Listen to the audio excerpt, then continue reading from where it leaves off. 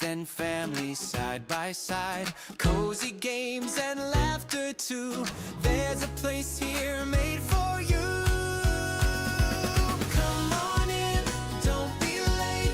Good vibes here, we celebrate. Faith and fun in every way. That's the Canadian Mountie Way.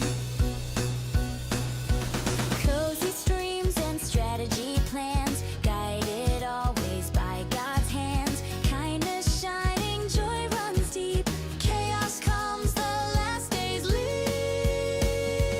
Come on in, don't be late. Good vibes here, we celebrate. Faith and fun in every way. That's the Canadian Mountie Way.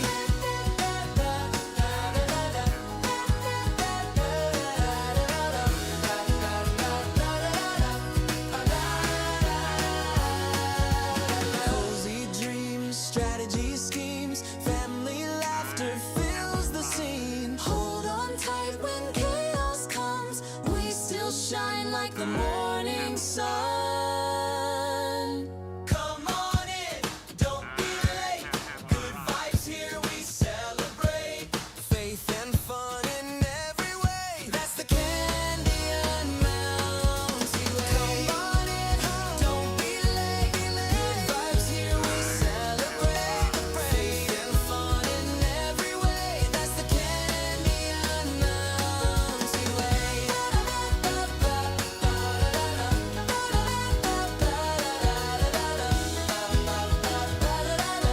The Canadian Mountie Way.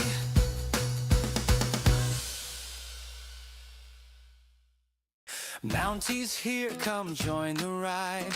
Faith and family side by side, cozy games and laughter too. There's a place here made for you. Come on in, don't be late. Good vibes here, we celebrate. Faith and fun in every way. That's the Canadian Mountie Way. Cozy streams and strategy plans, guided always by God's hands. Kindness shining, joy runs deep. Chaos comes, the last days leave. Come on in, don't be late. Good vibes here, we celebrate. Faith and fun in every way. That's the Canadian Mountie Way.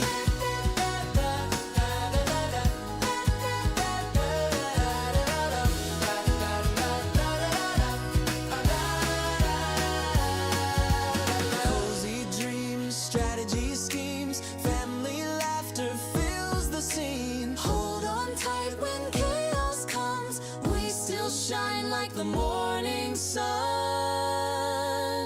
Come on in, don't be late. Good vibes here, we celebrate. Faith and fun in every way. That's the Canadian Mountie Way. Come on in, don't be late. Good vibes here, we celebrate. Faith and fun in every way. That's the Canadian Mountie Way.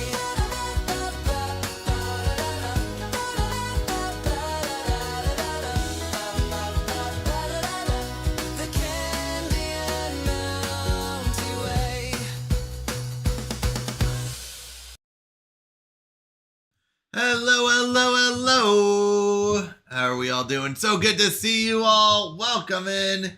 I love that you are all here. Thank you so much. I appreciate you all. We were hanging out in the pre-party chat before this. Hung out with Santi and Google Llama and Michael. It was so good to see you all. It was good talk. Really good talk. I really enjoy the voice talking way more than the text talking because like you guys know me. I try to keep up with chat as best I can, but it is so hard. So I appreciate y'all. Thanks for coming in and thanks for being here. We also got Broken here first. Let's go. And then we got Radiant with a close second. King said starting late. I see. I hit it. I hit it on time. I was not late, King. You're late.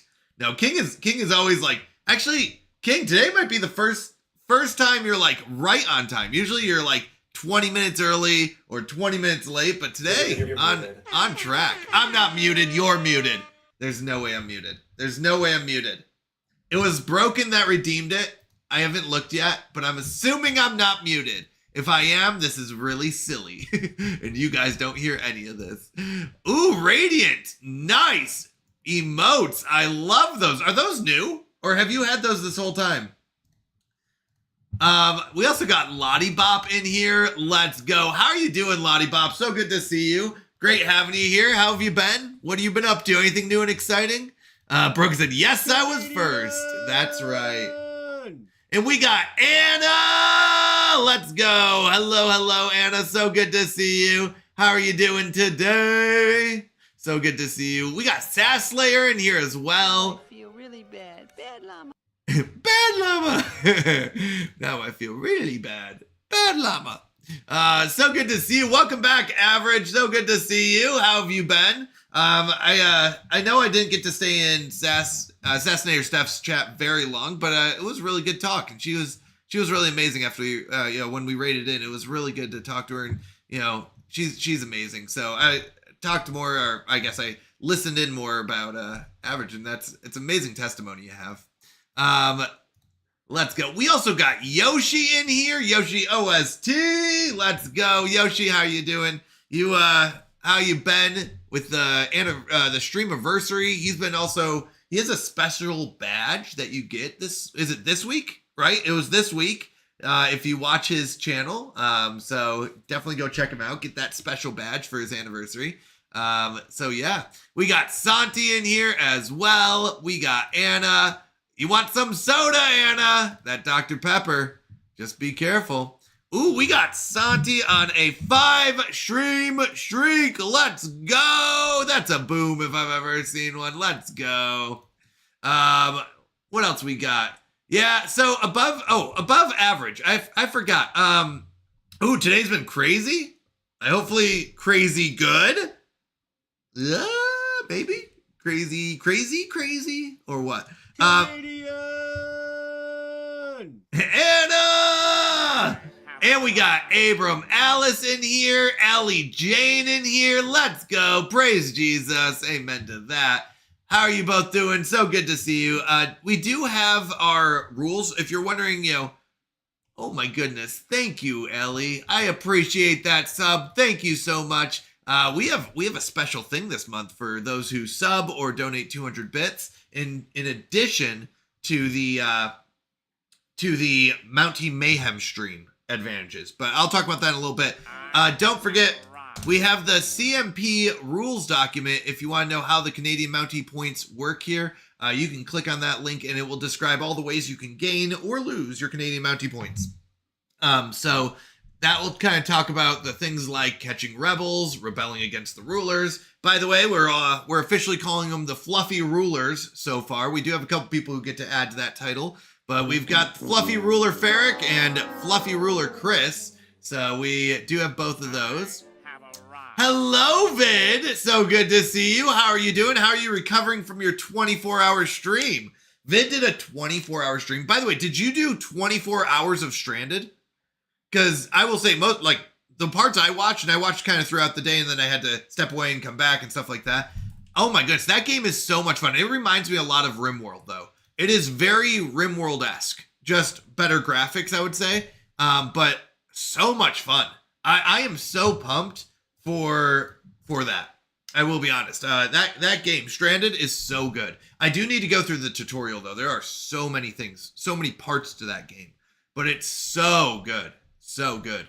Let me catch up on chat. And I gotta get her Dr. Pepper. Yeah. Hi.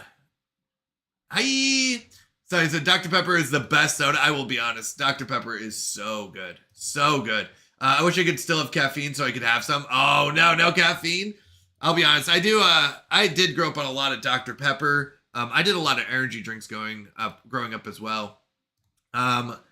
It's hard to be here earlier on the early on the mobile app. Oh, is it? Is there like a delay for the mobile app? I do try to send. There's a auto post as soon as I go live in the going live. But you're right that to be first, it's tough. No ads. Boom. All right, sorry, let me catch up. Woo! All right, CMP hype. Get those CMP hypes for that extra 1,000 points. Exclamation point CMP hype gets you that 1,000. Yes. Okay, I'm catching up.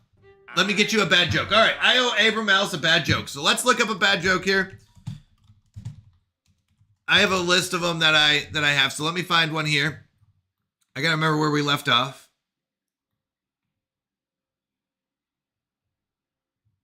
Ooh, these are good. Hold on, but I gotta figure out which one came next. Ooh,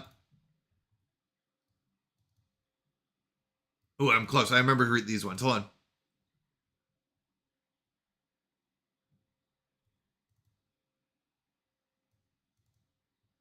All right.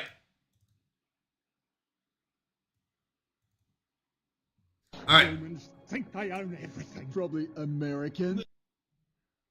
Thank you so much for the follow, Lance. So good to see you here. I know you and Abram Ellis. I've seen you in that chat as well. All right, you guys ready for your joke? Here it is.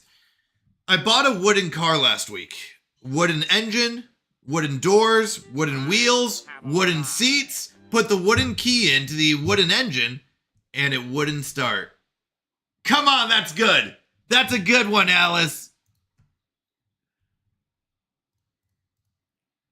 Thank you so much for the bit. I appreciate it, Lance. Appreciate it. Thank you.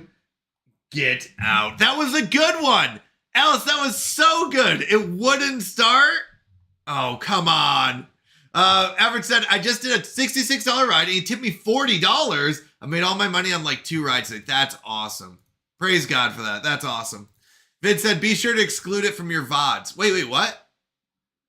Why do I need to exclude it from a VOD? Oh, the combat music on VODs gets you marks. Why? That's interesting, Vid. I'll have to, is there a way to maybe turn it off or something? Yeah, Average, you talked about that the first rider as well, yeah. Santi said, only Stranded games I know are the ones from late 2000s. That might be the same ones. I don't know if they are the same ones. And it's Wooden Drive. There's that too. Yep, there's that.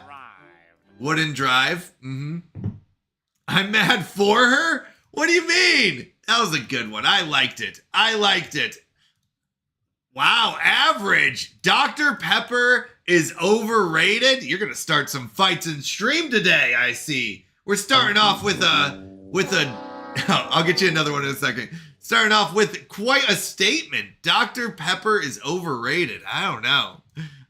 Delay, that is, yeah. There is a delay, yeah. And I don't set the delay, it just automatically is there. I've tried to fix it.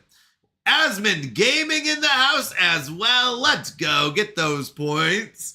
Santi said, wrong opinion detected. Lethal force engaged. Oh, that's funny. Oh, that's hilarious. You'd have to turn music off entirely. I might do it. I would love to stream it though. Whoa, oh my goodness, Vid, 115 stream streak. Let's get some party emotes in chat for that. Oh my goodness, 115 stream streak. Let's go. That is amazing. Oh my goodness. I have arrived. Oh my goodness. Oh my goodness. Above Average just gave out 5 community subs. Thank you so much. Oh my goodness. Thank you so much. That is amazing. Oh, thank you. I don't even know what to say. Thank you so much, Average. I appreciate that. That means so much to me. Congratulations to Jim Bim, T-Minus Mom, Sweets and Cozy, Purple Cat, and Shimmy Sham for the tier 1 subs from Average. Let's get some party emotes in chat for Average as well. Oh my goodness. Get some love emotes in there. Thank you so much. I appreciate that. Don't forget to get your CMP hypes in on every 5-minute counter to get that extra 1,000 points thanks to Average. That means a lot. Nobody deserves ads. I agree with that. Let's go. Thank you. And T-Minus Mom is here. Let's go. Hello, T-Minus Mom. So good to have you here. How are you doing today? So good to see you. I'll get your bad joke in 1 second, Alice. Stranded from 2000s was great. Survival game on an island. Okay, so this one's not an island, I don't believe, but it is survival in like a colony, a foreign world kind of thing. So I'm excited to play it. Easier just to exclude it from VODs? Okay. Okay, I might try that. Everett said that was awful. Well, that's the quality I provide here. I'm just kidding. All right. Thank you again. Let me catch up on chat. Make sure I don't miss anything.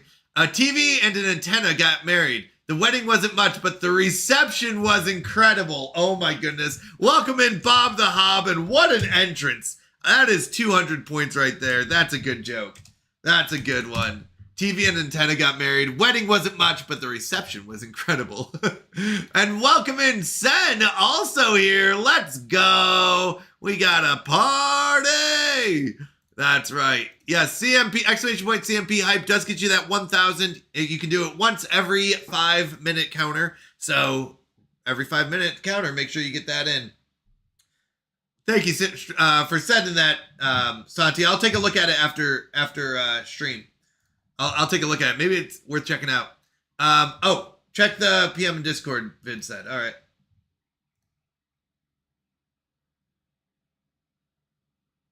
Oh, there's an exclude categories. Okay. That's great to know. Actually, that makes it really convenient. Thanks for catching that. I didn't know that's a thing. Thank you for the lurk, Average. I appreciate it. Thank you so much. That really does mean a lot to me. Thank you. We also got our fluffy commissioner, Chris, in chat. That's right. Welcome in, Chris. And Serpentina is here. Let's go. It's a party.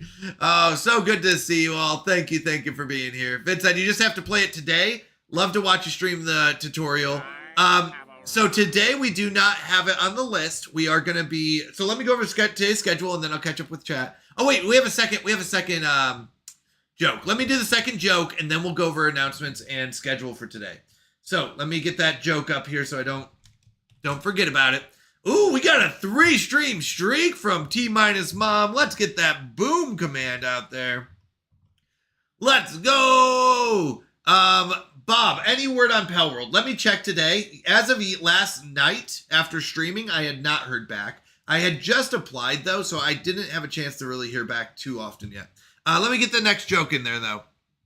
All right. What did the scarf say to the hat? What did the scarf say to the hat? You hang around here, I'll go on ahead. Actually, wouldn't that be what did the hat say to the scarf? I think that's backwards. What did the hat say to the scarf? You hang around here, I'll go on ahead. Yeah, that has to be backwards. That definitely has to be backwards. All right, no word from Pal World yet. I just want to see if I could bring them up. No word yet, but that doesn't mean a yes or no.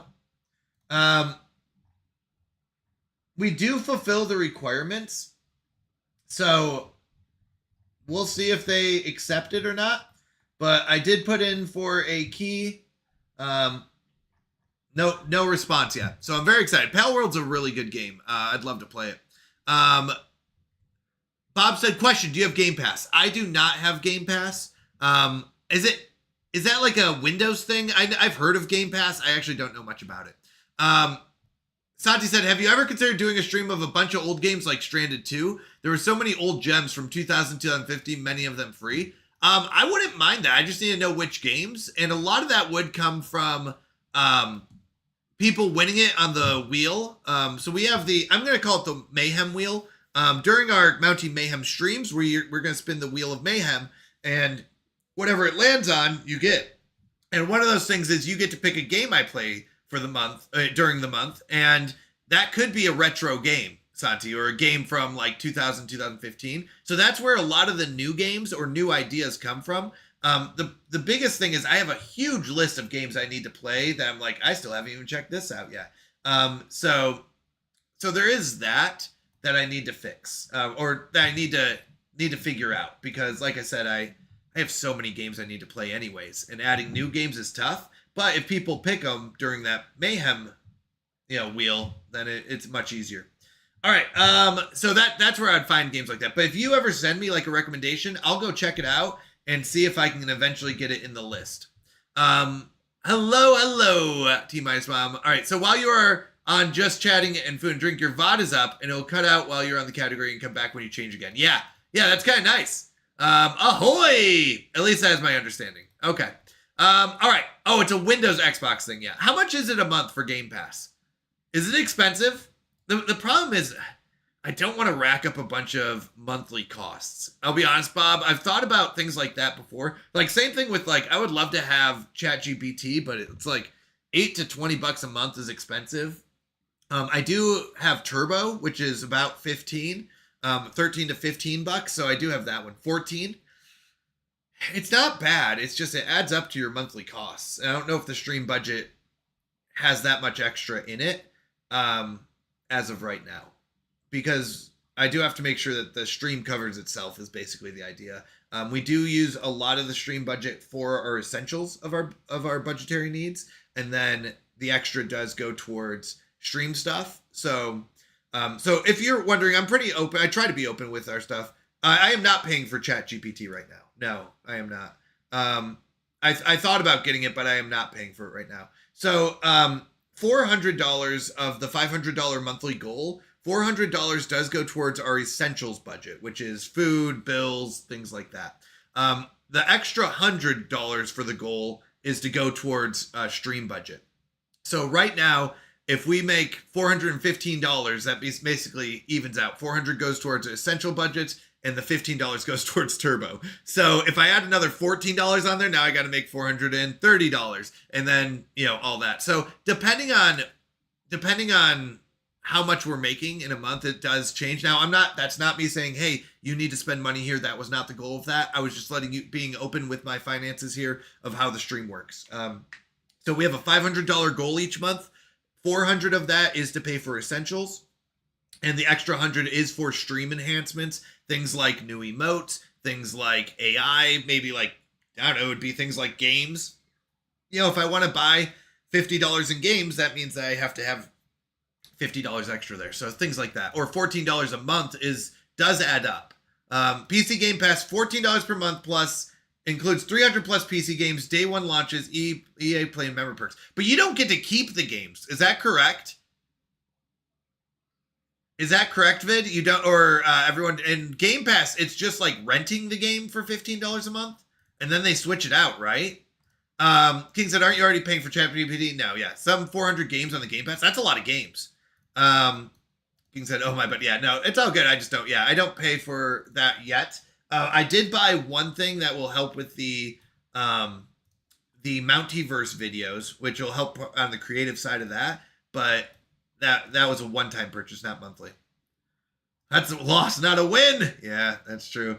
Wait, you doing collab on Mondays? Great question, Vid. So we are doing guest streams on Mondays, but in August, we are looking at possibly opening it up. So that is the August announcement that Vid is looking at on the screen. The bottom one that says August, depending on teaching schedule, we may be doing collab gaming on Mondays after the cooking stream. We may be switching it up from doing guest streams on Mondays to collabs. That is something that we are looking into. So that is something that we're thinking about implementing. Yes, great question, Vid. So in August, we're looking at doing collabs on Monday. And that would be something that you can expect. And that way it's like, we can look into that. King said, no with me or you, because we're not like, actually, King, you and Vid are actually big reasons why we talked about doing collabs in August. So it would be with people like you and Vid. We do like group games like Mecha Chameleon, maybe Goose Goose Duck, or something like that. So that would be where we do a collab stream and have a bunch of people on and things like that. Mr. Dave! Hello, Mr. Dave. So good to see you. How are you doing? Good to have you here. How's life going? Vincent, I don't know. I won't get it. Okay. Santi said it is renting, but you get a sale if you want to buy the game. Oh, okay. I didn't know that. King said, I'm in. Wait, collab or co-op? Well, it would be a collab stream. So in August, we're looking at opening it up to collab gaming just on Mondays. Now, once again, this is a test trial period in August. It is also depending on the teaching schedule because I am looking at picking up a cohort in August. So I don't know what my teaching schedule will look like. It could be a full-time cohort, which would be in the mornings, which would not affect my current schedule, or it could be a nighttime cohort, which would affect the Monday streams because I would have to teach on Mondays. Now, give me one moment. My monitor screen just went out. I need to unplug it and plug it back in. 1 second. Be right back.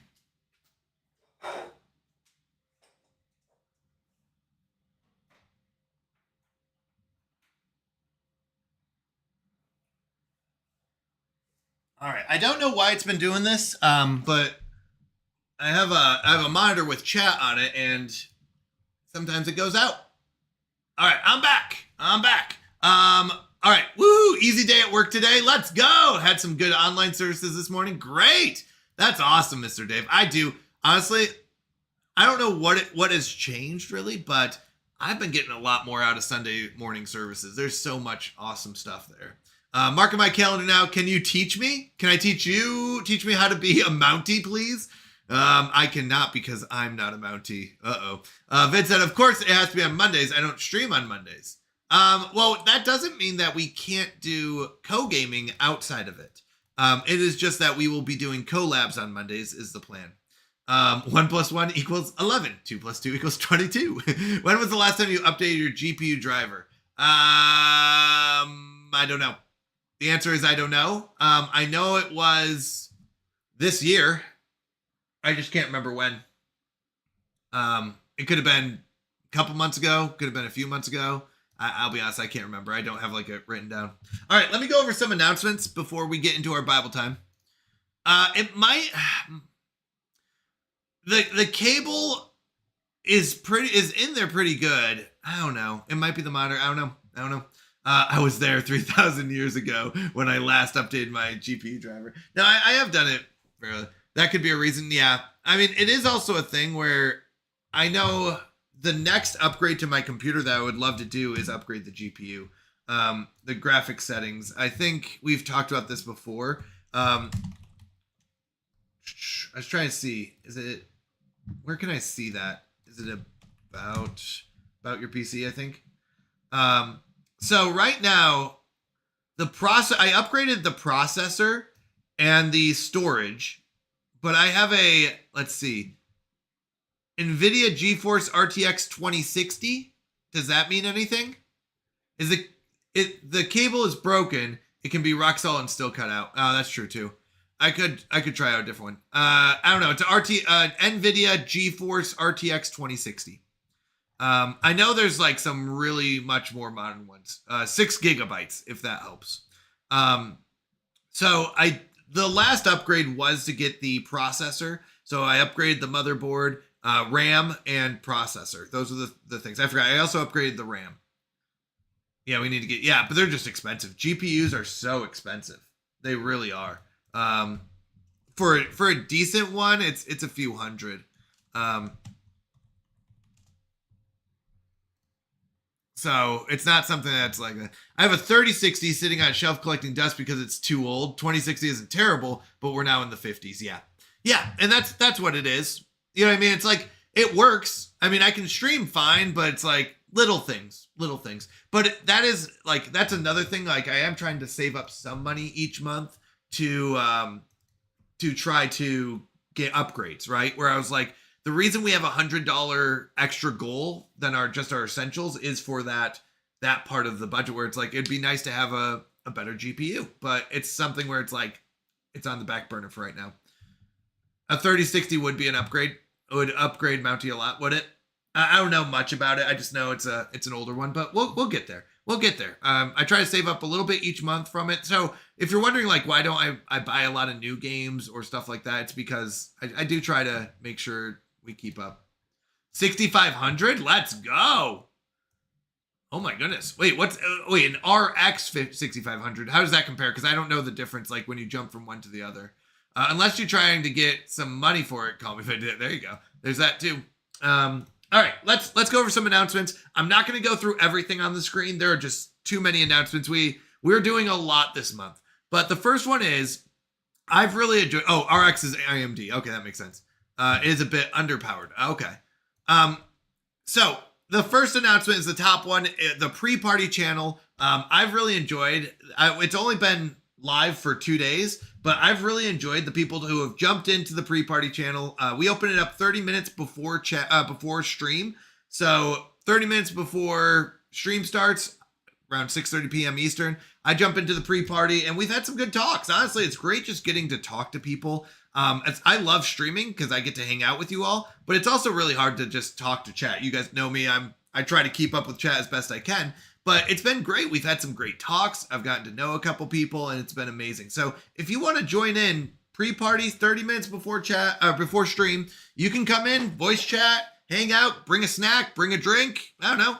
We'll get to know each other and hang out and build that community. So feel free. You don't have to, but it's just something we've added. That's what the pre-party channel in Discord is. I'll post a link to Discord so you have that. Discord. King said, I would have been there, but in this mess with my mom, and as her last day in the apartment is tomorrow, we still have so much stuff left. No, I get it. I get it. You've been busy. I get it. Not everyone can be there, but I've really enjoyed everyone who has come in and hung out. Second announcement is the second one from the top, July 20th. We're going to be doing a cooking stream because it's a Monday. Every Monday we do a cooking stream. But during that cooking stream, we're going to do a birthday celebration stream for all the July birthdays. Said, woo, pre-party. Will there be cookies? If you bring the cookies, there will be cookies. If you do not bring cookies, there will not. On July 20th, we're doing a birthday celebration stream. This is for all the July birthdays. It's not mine. Google's Llama's birthday is in July as well. But I think it'd be fun for once a month us to celebrate everyone's birthday of that month. So we're going to be, July 20th, we're going to be baking a cake during the cooking stream. And we will add 1 candle to the cake for every 200 bits and every sub from the month. So I can't remember how many subs we're up to right now. But for every sub and every 200 bits that were donated throughout the month, we will go ahead and add a candle to the cake. All right. I think it'll be kind of fun. We'll see how many candles we end up with. And maybe it will just be a cake of candles. I don't know. We'll see. All right. Also, last announcement is the Canadian Mountie bundles are live. Now, let me verify in the merchandise. So there's a merch channel under streaming where Google Llama has posted the 2 documents. The first document is a list of each of the bundles and what you get with each bundle. So we have the 3 monthly bundles, which are the Maple Bundle, the Beaver Bundle, and the Mountie Monthly Bundle. Those 3 bundles are things where you'd get unique items every month. You can sign up for as many months or as few months as you want. If you just want to sign up for 1 month, that's fine. If you want to sign up for 6 or 12, that would be fine too. But for example, the smallest bundle is $5 a month. You get 3 unique emote stickers. And each month you'll get 3 unique ones. So you can collect them all by, signing up for a year and getting 1 year's worth of those stickers, right?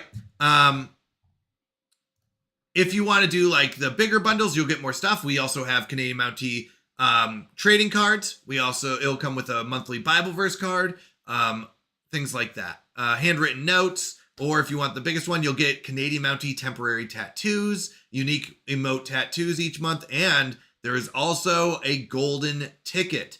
You will see some of the bundles come with a golden ticket. That golden ticket can be redeemed for 1 pound of fudge or 1 dozen non-specialty cookies, or 50,000 Canadian Mountie points, or 10 spins of the Mayhem Wheel. Oh no, my link doesn't work. Which link is that? I clicked both of them and they did work. In the merch one? Oh, I'm sorry. That's the merch link, but that one doesn't work? Oh, I'm sorry. Let me get that updated. Thank you so much for catching that. Sorry, that is not the bundles one. The bundles link is in the merch channel of Discord. or a brand new car. Thank you so much, though. I appreciate you catching that. Let me get that fixed. It will be very brief. I'm so sorry. Thank you for catching that.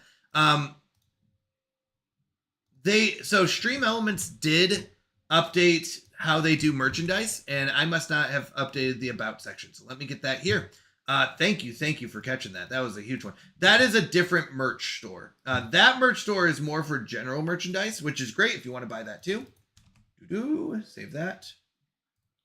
All right, that one should be working, Vid. But once again, the bundles are specifically in the merch channel of Discord. You will find the links there. But once again, there's monthly bundles, and then there's one-time bundles, which are things like shirts and hats, the things that you don't need 12 of, right? Where it's like 12 hats, you know, and they're a little more expensive, so they're not really like a monthly price. They're a one-time price, but we have things like mugs, hoodies, hats, trading cards, enamel pins.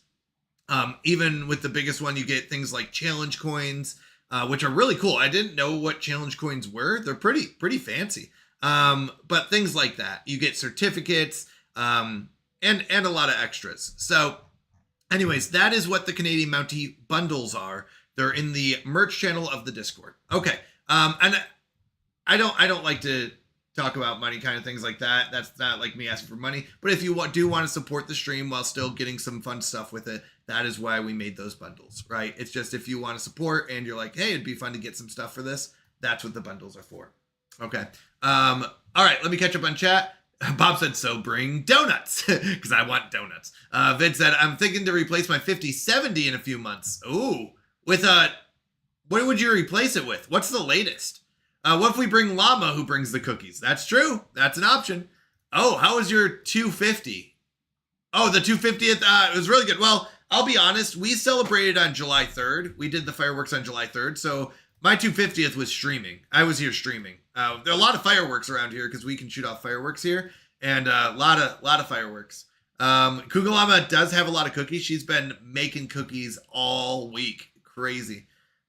I'm so that's funny. All right. Google said, "Oh, I forgot to add a monthly option to the form. I'll do that later." Okay, sounds good. Yeah, she's still making a bunch. She's got a bunch of orders, which is great. But it does mean a lot of work. Yeah, the link doesn't work. Sorry. Thank you. It should be working now. Thank you for catching that. All right. You need to talk about it so people know where and what they can buy. Yes. Dub4J, let's go. Cookies. Yes, the good old cookies. Google Llama does a lot of cookies, and my house is covered in cookies.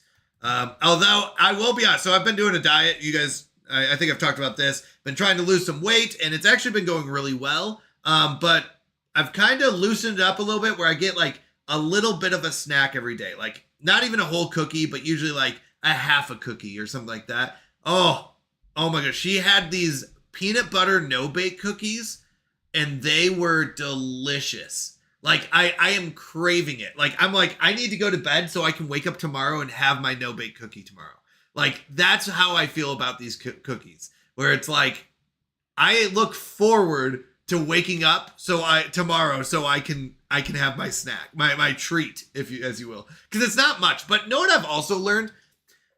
I've learned that I don't need, like, when it came to Christmas. Let me start here. When it was Christmas time and we had cookies, I would go like through the kitchen. I would eat like 10 cookies, throughout the day. Probably maybe even 20, right? You're just like, you pass by the kitchen, you grab a cookie. You pass by the kitchen again, might as well have another cookie. Pass by the kitchen, do another one. But you know what I have learned, where it's like, I've learned to enjoy the flavor of desserts, where I can have a half a cookie and get the flavor of it. Now, I definitely want more than that. I crave more than that. But it is one of those things where it's like, having that taste in your mouth and enjoying it does mean a lot. And I found this happens a lot during fasting and during diets, where you enjoy the taste of food more. When you get something good, you're like, oh, this is what I want, and you just like take it in, and you're like, oh, this is what I want in my life. Like this cookie tastes so much better when you have like access to like 25 cookies and you just down them, and like it tastes good, but it is one of those things where it's like, I don't know. I just feel like I enjoy it more sometimes. Biscuits. Dub says, stop. I'm waiting for the 60 series to come out. Ah, okay. Those are going to be pricey though. How much is like a 60 series going to cost? Like 1,000 plus? I don't know. I don't know how much they are, but I saw some for like 1,000. I was like, that's crazy. A GPU for $1,000. I way above my budget. Santi said, wait till you find out how much kilocalories biscuits. Oh yeah. No, absolutely. No, they have so many calories. Have arrived. We got Father Hunman. Let's go. I love the dab. What an emote. I love that. Hello, Father. How you doing? Vince said I'm expecting 1,050-ish. Yep. Yeah, $1,000. $1,300? Stop it. Stop it. $1,300 for a GPU. Oh my goodness. Sheesh. I agree. Duff said I'm gaining weight thinking about them. Yeah, it's hard to deny them, especially when they're everywhere. King said nothing wrong with that. You have to make the diet attainable. Yep. Well, that's what I've learned too, is like, you have to balance. Diets are tough because you have to give up stuff, but there are ways to balance it out. But all right. I am a little bit over, but let's go ahead and jump over. We're going to go to our prayer and Bible time. Remember, on Fridays, we're going to be praying through the prayer document. Saturday, Sunday, and Mondays, we're going to do a shorter prayer, and then we'll go into our Bible study through Luke. So we're going to be finishing up Luke 18 today. So that's what we'll be going through today. Remember, Fridays are a special stream where we will do a longer prayer time and we'll do a longer Bible devotional. We'll dive into things like who is God, what are the aspects of God, what does this mean to us, and things like that. So after this ad break, I just realized we're on an ad break. After this ad break, I'll go ahead and pray, and then we'll go into our Bible time. We're going to read through Luke 18, and we're going to be doing verses 30, I think it's 35 through 43. Yeah, 35 through 43. So these are shorter Bible times. There's not, like I said, we're only going through 8 to 10 verses, usually about an average of 10 verses. So we're not going through whole chapters at a time. We're mainly just breaking down, hey, what is this section telling us as Christians that we believe, and why do we believe that, right? That's usually what we're exploring. Dub said, pray for me not to think about the cookie. I know. I'm with you. Include me in that same prayer. Yes. Hello, Only Boo. Welcome in. So good to see you. How are you doing? Father said, can I get 20 maple syrup shots lined up, please? Because he's on a 20 stream streak. Let's go. I love it. So on today's schedule, I forgot to go over that. Today's schedule, we're going to be opening with prayer and Bible study as we always do. Then we're going to be going over to the librarian game where we're going to try to finish cleaning up the library, the Arcane library that the fairy messed up. And then we're going to be going into Stellaris at 10 p.m. So we're going to do about 2 hours of library time, and then we're going to go into Stellaris time after that. So that's the plan for today. As the Bible, for this specific Bible study, we're going through the book of Luke. We went through the book of John. We're going to go through the book of Luke, and then we're going to jump over to Acts, and then probably Romans after that. So we've got a ways to go. We're not speed reading through it though. We're diving in, and we're talking about, each section about what we believe and why we believe it. I do have a series of questions here that I'm going to post in our Discord. We have a Bible discussions channel in our Discord.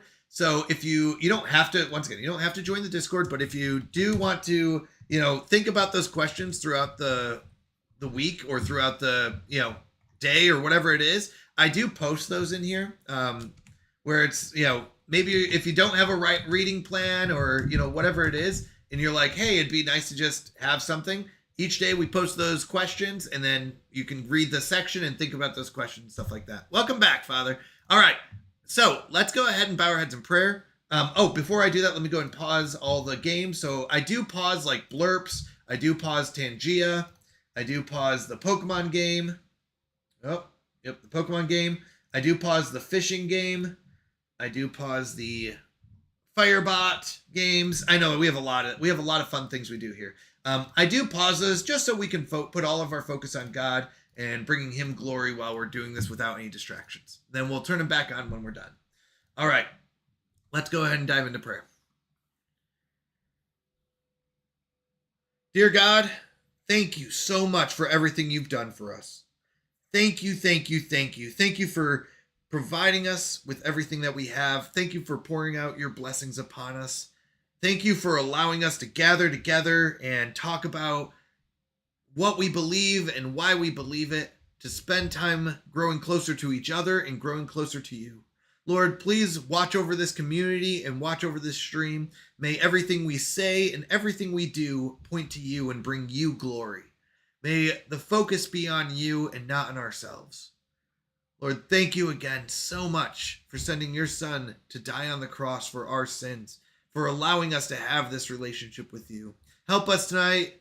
Please bless this stream and help us grow in our knowledge and grow in our relationships. As we read through the Bible and as we play games together, please watch over us. We ask this in Jesus' name, amen. All right, so we're going to go ahead and read through Luke 18, starting in verse 35, and just go to the end, which is 43. And then I do have some, I don't know, I'll say like bullet points that I'm going to talk about, but here's how this works. If you're new here or you don't know, this is a very open time, a very open discussion time. Where we grow together. I am not perfect. I don't know everything. There might be questions where you're like, hey, what about this? And I go, I don't know yet. I can, I'll explore it. I'll think about it all week and I'll try to get that answered. But I think it is good to talk about things and discuss what we believe. As Christians, I think it's one of the most important things is to know what we believe and why. Not just because we've been told this, but because the Bible tells us this here in this section or something like that. So I think it is really important. So feel free to add any comments, any thoughts, any questions as we read or talk about these sections. All right. All right, let's go ahead and dive in. So, Luke 18, starting in verse 35. As he came near Jericho, a certain blind man sat by the road begging. Hearing a multitude going by, he asked what this meant. They told him that Jesus of Nazareth was passing by.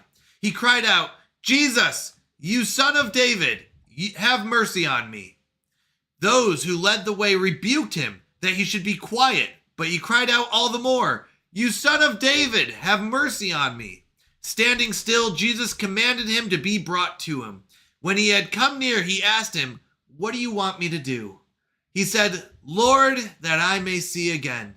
Jesus said to him, receive your sight. Your faith has healed you. Immediately he received his sight and followed him, glorifying God. All the people, when they saw it, praised God. Amen. Amen. This is such an important set of sections. I think there's so much here, and I love it. I love it. So let me go and break down each section. Once again, feel free to add anything. Let me send a message to Google real quick. Okay, sorry about that. So let's go and break it down. So the first thing, this first paragraph here. Let's go! It's a Nasiro raid! Welcome in, Raiders! How are you doing? How was your stream? I did see you were doing your Bible study. How did your Bible reading go today? Shout out to Nasiro. Nasiro's another amazing Christian streamer. So what were you up to? I think you were doing Bible reading, correct? Oh, I do see co-working and studying, so maybe I'm wrong. But what were you all up to? And welcome in. We're reading through the book of Luke. We're currently, and not like the whole chapter at a time. We're just doing about 10 verses a day and discussing what they're telling us we believe as Christians, why that's important, and how we can apply it. So that's what we're going through. So welcome in, Raiders. So good to have you here. So we just finished reading through it, but we're going to break it down here. This is a very open time to discuss, so feel free to add your comments. Nasir said, I'm good. Resentment is a difficult word to pin down for a topical study. Yeah. Ooh, resentment is a really good one. Oh my goodness. That's a very, very good one. That's a very interesting topic. So in this first paragraph here, Luke 18, 35 through 39, we see that as Jesus is approaching Jericho, a blind beggar hears the crowd passing by and learns that Jesus is nearby. He cries out, Jesus, son of David, have mercy on me. The crowd tries to silence him, but he shouts it even louder. Now, why does this even matter? Like, why is this here, right? Well, I really feel like the blind man recognizes that Jesus is the promised Messiah. The son of David is what he calls him, right? That's the promised Messiah. And he refuses to let opposition keep him from seeking Jesus. Now, his physical blindness is contrasted with his spiritual insight. He sees who Jesus truly is, while many others do not. So, even though he is physically blind, we see that he has a spiritual insight, an ability to know who Jesus is here. And he is seeing it more than other people, even though he is physically blind. So I would say, how can we apply this to our lives, right? Well, I would say we shouldn't let obstacles keep us from coming to Jesus. There are many things that can happen in our lives. And actually, I didn't even plan for this, but in the pre-party channel, we were discussing different cultures and different areas of, different countries and different things like that. And in America, I feel like we have different obstacles. I think there are obstacles. There are different obstacles than other countries face. So keep in mind, I think there are certain things. And in America, I find that things like time, things like distractions such as computers, TVs, phones, stuff like that. They're not bad, but are these all obstacles that we need to put aside and focus on Jesus? Now, I don't know. I don't know what, if you're dealing with obstacles in your life, but there are many times where we have to analyze, are there any obstacles in our lives that keep us from coming to Jesus? And some of those obstacles come with more pushback, right? When you think of it like, hey, I really feel like I should be praying more or something like that. Are there people that might be saying like, oh, look at that, that guy trying to be a Christian or something like that? Or, is it something where it's like not something that is socially acceptable? So just things like that, I would say it's tough being a Christian sometimes. It is, because we want to almost blend in with society. But the truth is, I don't think we should let obstacles keep us from coming to Jesus. And it's very important that we don't. And just like this blind man who was, they were like trying to silence him, and he said no. And if we see verse 40 through 43 here, the ending, Jesus stops and asks the man what he wants. The beggar asks to receive his sight. Now Jesus heals him, saying that his faith has made him well. The man immediately follows Jesus, praising God, and the crowd joins in worship. So, why does this matter? Well, because Jesus responds with compassion to sincere faith. The blind man showed sincere faith, and Jesus responds with compassion.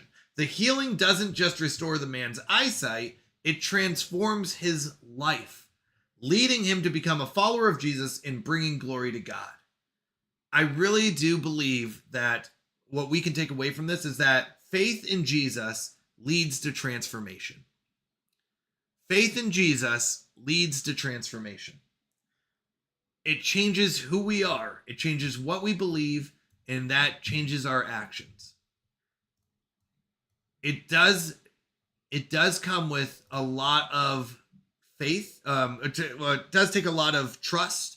It does take, I would say, a leap of faith, because it's something that isn't natural for us, I would say. And I want to say that it does, in my mind, really change your life and your way of seeing things and your way of thinking. Vid said, I see a touch more faith and self-advocacy. Yeah, I would agree with that. I mean, I think it is something that we need to make sure that we are putting it in a priority for ourselves to be going to Jesus, right? And putting our faith in him and asking him for what our wants, talk about our wants and our needs with him. We are called to bring those before God. So absolutely. Sometimes I think we do try to either blend in or we do try to not offend other people. And I don't think it's wrong. I don't think we should go out there purposefully offending people, but I don't think it's wrong for Christians to have that self-advocacy, to want to be close to Jesus. It shouldn't stop us from praying. It shouldn't stop us from reading the Bible or seeking out Jesus. And I don't see why that would be so offensive to want to be able to do that. Vid said you need to say to God what you want, not just make stuff better. Well, along with that, Vid, I would agree with that. I would also pray that we align our wills with God's will. You know, basically align our wants with what God wants, right? Not just, hey, I want a pony, or hey, I want $1 million, but really say, God, what do you want? And how can I, can you align my wants with what you want? How can I praise you and bring you glory, right? I don't think it's wrong to say, this is what I want, but understand the true thing is wanting what God wants for us. And I will say, a lot of times what God wants for us is not always what we want. There is something that I've been seeing more and more. And this is one of the hardest things I think for Christians is that the more I read the Bible, the more I see scenarios where God, where people are in scenarios where they are in deep holes or deep darkness. And so much so that the only way out is God providing for them. And accepting when he says no, absolutely. T-minus mom, you're absolutely right. It is one of those things where we should want what God wants, and that might be not what we want. Absolutely. We need to accept that. But there are times where you look at, we were talking about Abraham. Abraham and Sarah, basically the story of Abraham and Sarah is that they are getting old in age. Now, God promised Abraham that he would be the father of many nations. And if you know how that kind of works, you need to have children. In order to be a father of many nations, or to have, generations underneath you, you'd have to have at least kids. Now, they're getting up in age, like in their 90s and hundreds, maybe, I don't know, somewhere around 90s, I think it was. And as you can imagine, 90 is not exactly the time period where people are giving birth.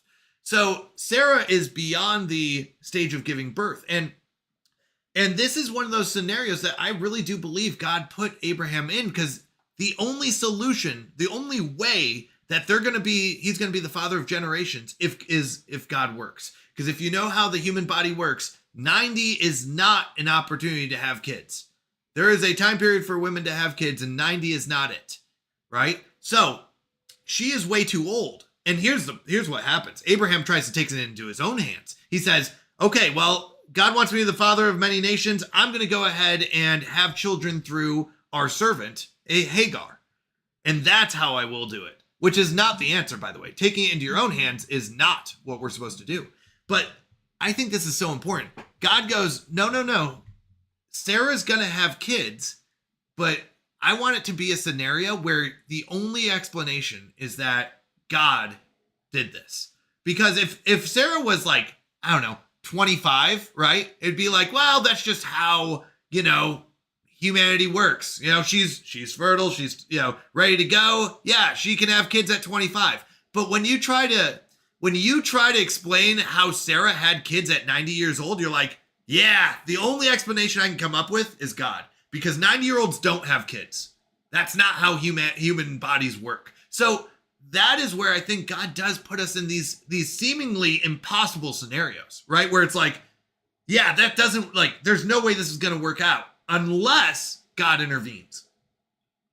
And I think a lot of people hit those moments where they're like, yeah, I don't know how we're going to pay our bills. There's no explanation. I don't know how we're going to pay our bills. But then God intervenes. And the only explanation we have is, yeah, the only way that could have happened is if God was there, because I did not have a scenario where I was going to be able to pay my bills. Or I have this scenario where it's like, yep, it's the end. I don't know how I'm going to get past this. Maybe it's like school. For me, I went to a boot camp to learn how to become a software engineer. And it's a very intensive program. And they had a gating assessment halfway through.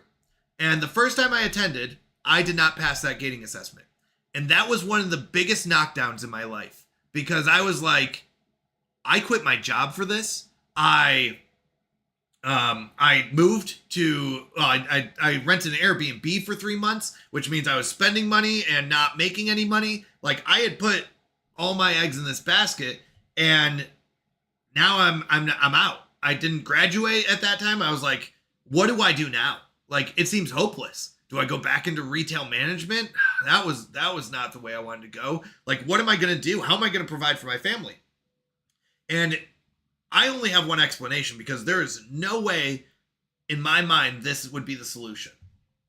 There is no way. But what happened was, the owner of the boot camp, the guy who created it, he is a co-owner, came up to me and said, hey, I know you worked really hard and I know you put everything into this. If you're willing to try it again, I can give you housing. So I was given free housing for the next 3 months to retake the program. They did refund half the tuition, so I only had to come up with another half. Back from those ads. Sorry, I forgot there was ads. But the only solution I have would be that God put that in place. Because in my mind, that was over. I did not graduate. I did not pass the gating assessment. I don't cry very often in my life. That was one of those times that I called my dad and I was crying on the phone. I was like, I don't know what to do here. I didn't pass. I don't know what to do. And it wasn't because I was just joking around or anything. I'd put so much effort. But I really do believe that God brought the owner into my life and said, hey, I saw how hard you were working. I saw that you put everything into it. I can give you free housing. I can, we can, and I had many late night discussions with him, which was amazing. Like, it was so helpful. And that was amazing. I never even thought that would be possible. It was not a way on my thing. So all that to say, I think God puts us in these situations where we are called to rely on him, where the only solution is him. If it's the blind man here, he probably expected to be blind his whole life, as you can imagine, right? If you're blind, I imagine you're not like, well, any day now it's going to come back. But then the only solution is Jesus comes along and he can heal you. God is that thing. And I think that does happen. I think it's really important. It's hard being in those dark times. And it's hard to trust God. But as Google Llama said, Abraham and Sarah were trying to help God out with his plan. That's not what we're supposed to do. We're not supposed to try to be like, well, God said I'll be the father of many nations. Maybe he meant through someone else. No, he said through Sarah. They knew what he said. And it was eventually true. She did have kids at 90, or older age. And she was barren before that. So, yeah. Welcome in, Mr. Nathan. So good to see you. Can't do redeem, but Canadian. Yes. Sorry, we're not during prayer and Bible time. And then afterwards we'll allow him. Nasira said, God has instilled good and proper wants into each of us. Peace, wholeness, fellowship, family. These are all good and God-given. Amen. Amen to that. Absolutely. Mr. Nathan on a 30 stream streak. Let's go. King said 100% a God thing. Yes, I agree. The only explanation I have is God, because my thought was, yeah, it's over. I didn't pass. I'm done. But God provides a way. And there are times where it gets dark, it gets hard, but God will provide a way. So anyways, to kind of wrap up what we talked about,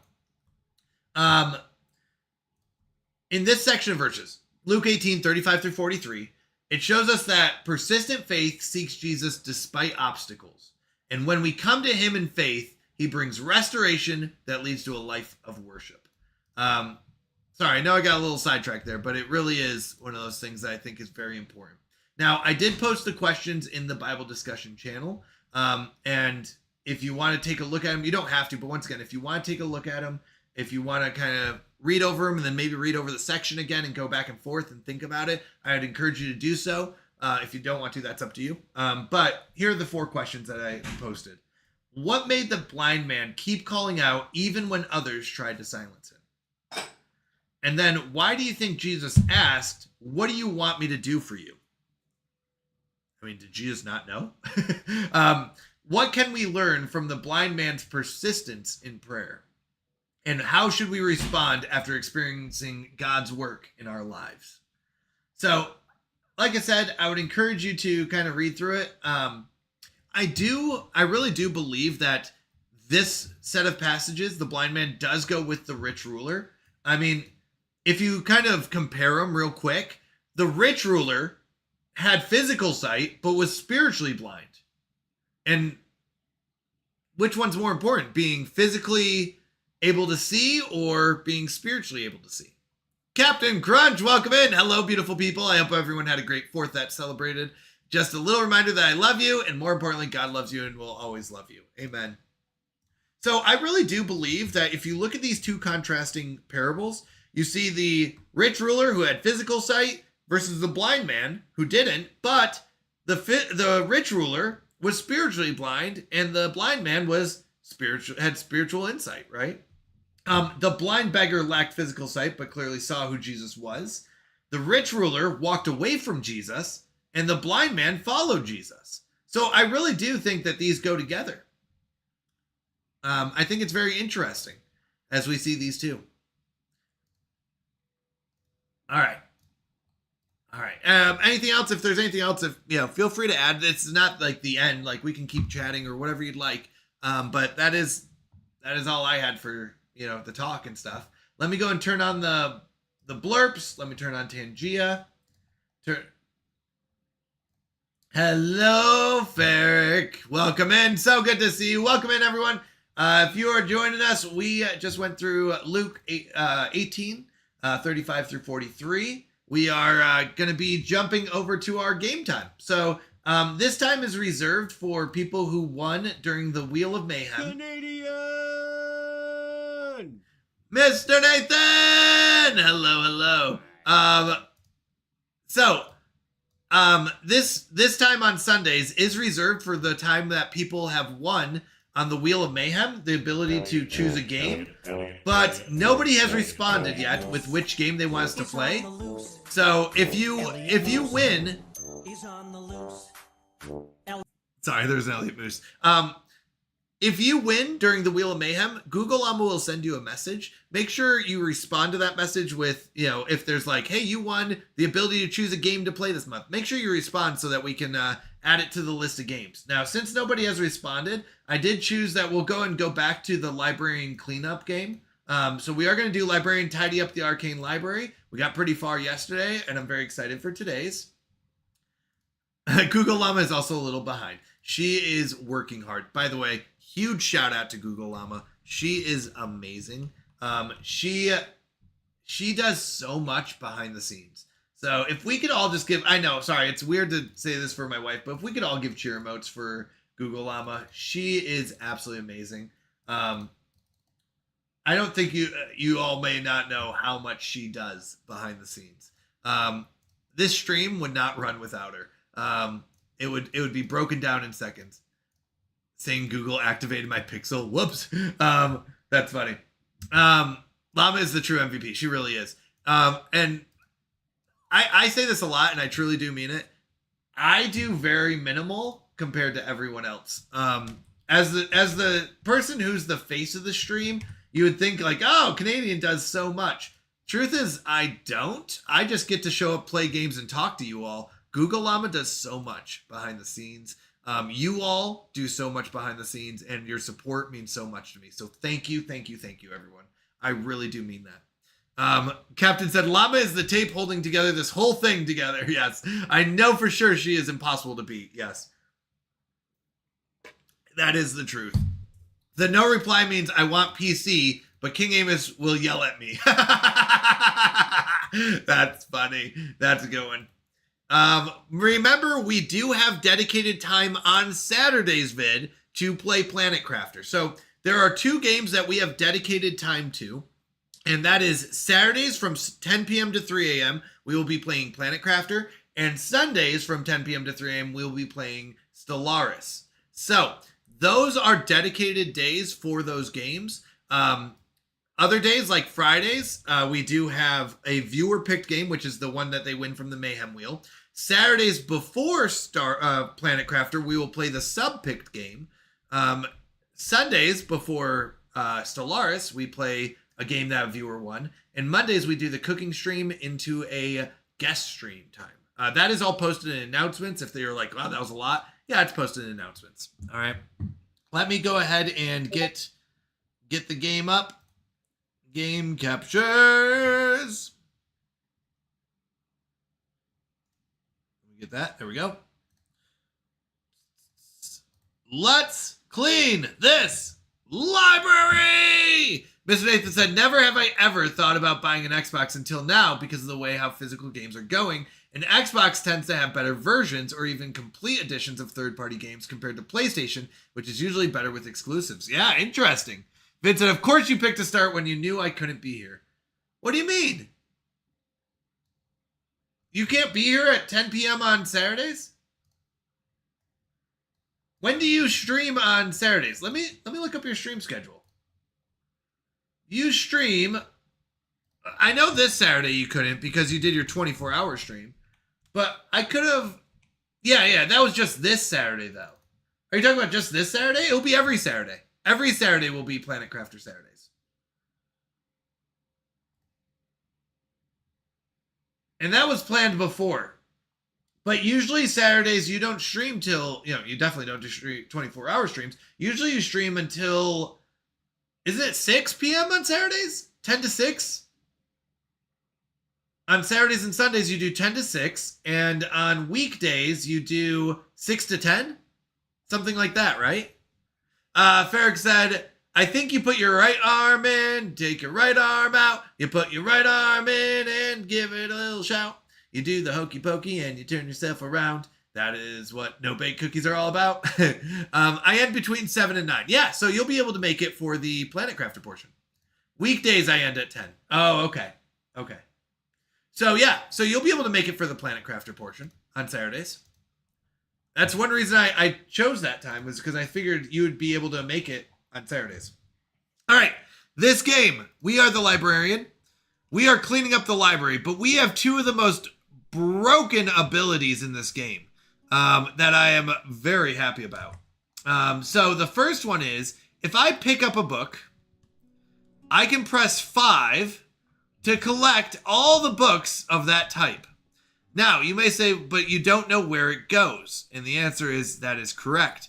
That's where my second ability number 2, starts. Although, usually that should be already available. I don't know what's on cooldown. As soon as I get the ability number 2, it will tell me where it goes right here. So I put it up here. I go number 2. I go number 1. I go number 4, 10, 9, oops, wrong spot, 7, 3, 8, 6, 5. Then I pick up another book. I hit 5 and the cooldown on 2 is still going. So it's over there. And the cooldown is so short. So I come over here.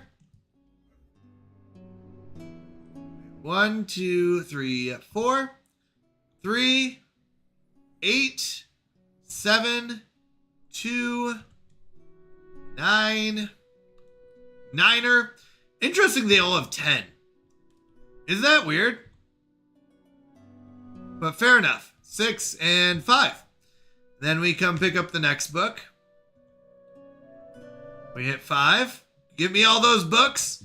Wait a couple seconds. Now, I do want to see what's in here. I need to find some keys to see what's in them. So I'll have to find them. No, that is correct, Minus Mom. You are correct. Some of them only have 3. But it is really cool to be able to just come in here. I think these are the 2 most broken abilities I've seen, though. 3, 9, 4, 1, 5. There is one that organizes it, so I might take that one as well, where it organizes the ones in your hand. But do that. Pick up the next one. Give me all those. And that goes up there. Use that jump to find keys. I did find 1 key by jumping. 4. 1, 2, 3, 4. 2. 10. I like how I just chuck them up there. You're right on the organization, Nasiro. Nasiro was the one, whoops. Let's put 7 back. 8. It is kind of nice to organize them. I think we do level up on that. Should I get, This one I found useless. Insight I found useless because of Assemble. Now, the organization one might not be bad. I do like the 10-second cooldown on this. This one would be, and the active time will go up. The sorting would be nice, but it's only good for like once. So I'm going to do this instead. I'm going to keep this one going. It can go down to 5 seconds. That's insane. I found one key up here. Wonder if there's a second key up here. There is one key up here.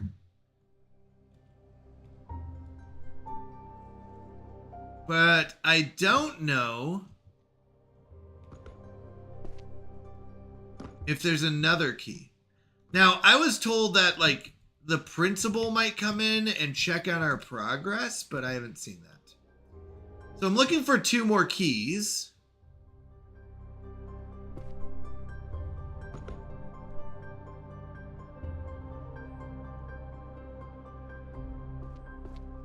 Only one up there? Yeah, okay. We found one here. Maybe it's buried?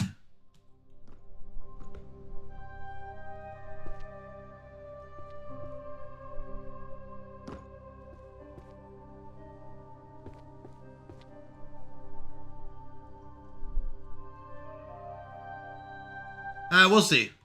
It might be buried down here or something, but let's gather all the books. This one goes here. So we've got 7. Oh, that's a bad number. Let's go with 9. 9 is easier to pick up. 7 would be here. 5, 6 goes between 4, 10, 1, 8. Whoops. Nope. Stop it. 4, 3, 2. Pick up another one. 5. Where does this go? Up there.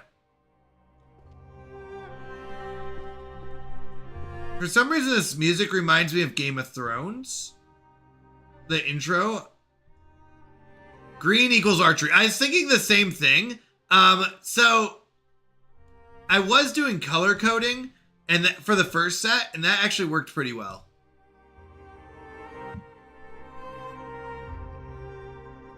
I don't see any other keys though.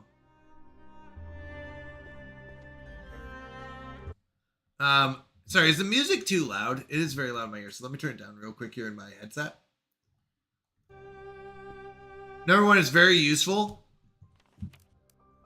Automatically arrange the books. Yeah, that's what I was going to say. Oh, wait, what's this one?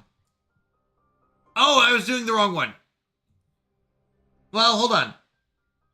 Instantly shelves the books in your hand.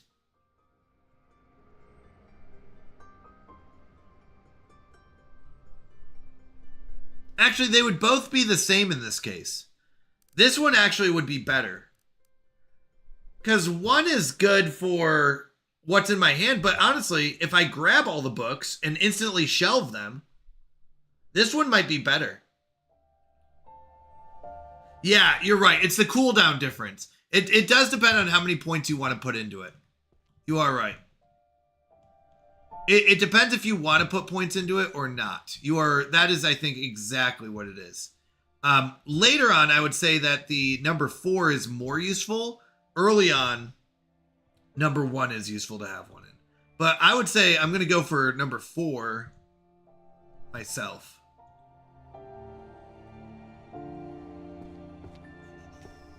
Eight should be here. Question mark. 5, 7, 2, 4, 10, 3, 9. Now it does take more sets. Usually it's not this many sets. There we go.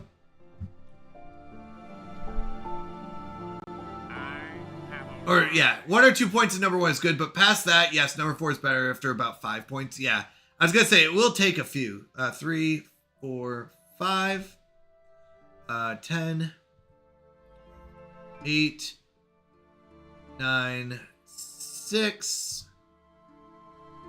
3, 2, 7, and we gotta do 5 more rows. This is just so convenient to be able to pick them all up, chuck them all in.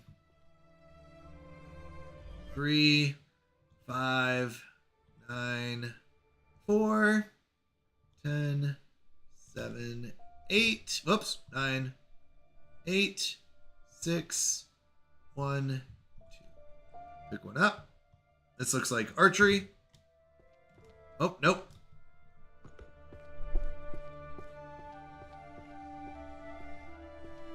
4, 5, 6, 7, 2, 9, 8, 3, 10, 1, 5, 6. And that one there. And while 2 cools down, we can go deliver this. 1, 2, 3, 6, 1, 2, 8, 7. I feel like this game gets like exponentially faster. At first I was like, this will take forever. Did someone say 6, 7? Oh no, stop it, King! None of that here. I want this game so bad. Toby does! Welcome in. It is a lot of fun. I will be honest. I am very much enjoying this game. I thought this game would take me like years to finish. Oh, I'm on the wrong one. I really did think this was one of those that would take me years. Let's do this.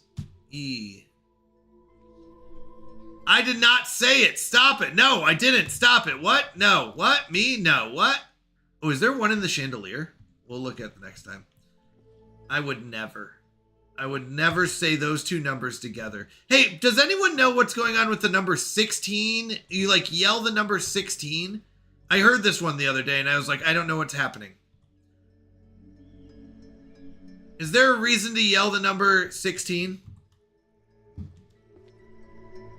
It got an exponential progressive curve. Yeah, which isn't bad, but it does take away a little bit. I think the abilities are a little too strong sometimes. Let's go! It's undrafted! Hey, hey! How was your stream? Let's get you a shout out. The Undrafted is amazing. It plays a variety of games, but honestly, just so much fun. You're back to Fallout. I love Fallout. I met Undrafted when he was playing Fallout. I love the Fallout series. So welcome in, Raiders.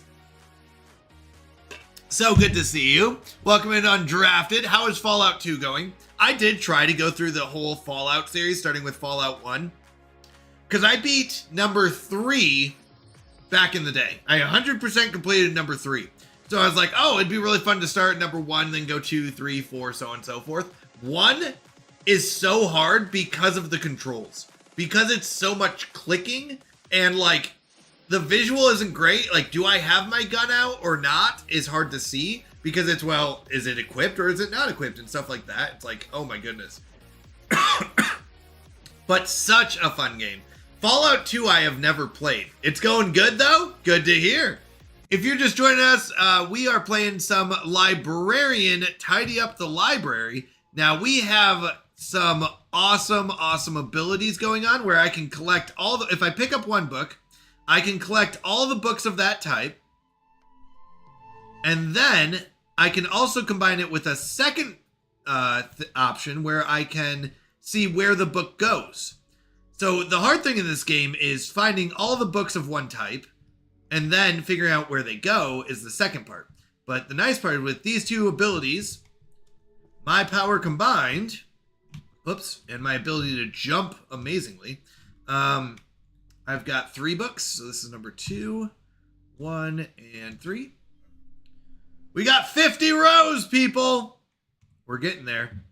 These ones go down here. So these are 2 abilities. One is to collect all the books of that type. And the second ability is to see where it goes. And when you combine these 2, oh, it's so strong. Now, it did take us a little, especially the first round. It took us so long to find the first row of books. And that's how you level up, is getting the books. So in the upper left, it says 4 more rows and you get another level up. Now, oh, I have 3 points. I didn't even notice. I've just been having fun. Undrafted said, once you get a good character build, the game is very easy. It's a baby game made by babies for babies. Yeah. I don't know why 16 is such a thing, but I have seen it. You've seen it too? Okay. So we're going to go with this one. This is our ability to see where it goes. So we maxed out Assemble, which took us, I think, 10 levels to figure out, to be able to gather all the books of one type. That's our first ability. Then we started leveling this one up, which was telling me where it goes.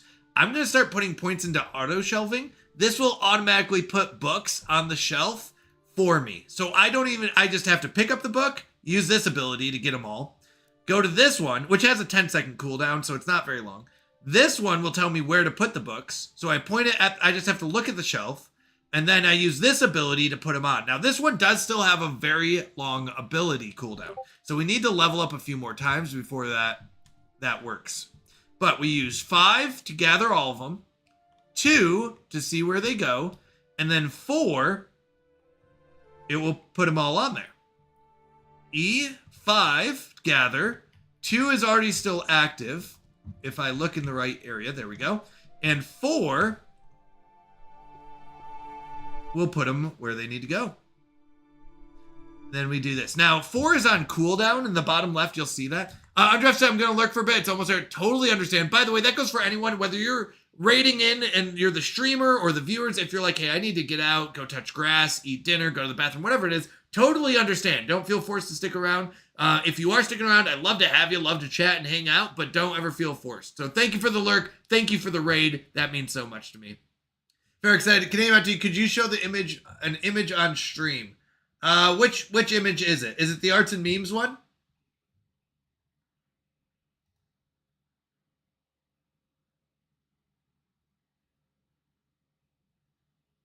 The food one? Here, I'll encourage people to go see it. I just posted it. Yeah, not a problem. Let me go and encourage people to go see it. So if you want to join our Discord, there's a link to our Discord. Ferric posted by the way, Ferric always makes my day because he always posts the best like memes and arts and things about it. Yeah, so he's got a post here with the face. The face that Google Llama makes when I make something that is edible. Google Llama does his face when Canadian Mountie makes something fit for human consumption. It's a shocked face. It's really funny. Grr! I know. I'm sorry. I do try to be careful in what I do have on stream and stuff like that. And I don't think it's bad, but it is one of those I have to be careful about. I clicked the wrong button. Cute. Okay. So yeah, I apologize, Ferric. I know you've got some really good stuff. If you join the Discord, I will say Ferric has some amazing things to share, and I would encourage you to join and see what he's got. But once again, I do try to be very careful in what is shown on this stream. Bottom. I'm hearing that magical sound, and I don't know what it means. I don't know if that's like a key is nearby or something like that. Oh, R does that. That's what I don't want. 7.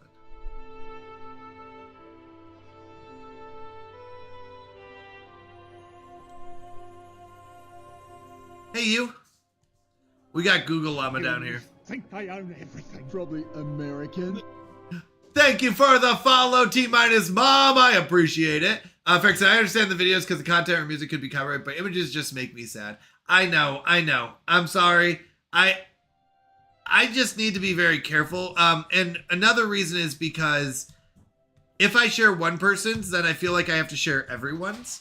And there is a point where I have to be very careful on at what point I do say no. So that is what a lot of it is, Ferric. I'm sorry. Thank you so much, Ferric, for the sub. You are amazing. Thank you. That is huge. Let me add the spins now before I forget. So you do get extra spins because of that one. Incentive to be the commissioner. Yes, there you go. Well, we do have Fluffy Commissioner Ferric and Fluffy Commissioner Chris, who are our rulers this month. So usually the title is Commissioner if you win the Canadian Mountie points, but we do have a item on the Wheel of Mayhem that allows you to add that title, and one of the people chose Fluffy. So we've got Fluffy Commissioner Ferric and Fluffy Commissioner Chris. All right, add. So fluffy. You're so fluffy. It's so fluffy I could die. Add spins to Ferric. And I believe we said it is 10? Yes, 10. So 9 more spins because it does one automatically, but I need to get you. Oh, wait, no. Sorry. Sorry. Let me fix that. That was not correct. Add spins. Ferric, but actually that should have still added it. Let me go and check your spins real quick. Ferric! There we go. So it adds 200. We need to do 9 spins. So that would be 1,600 more plus 450. So 2,059.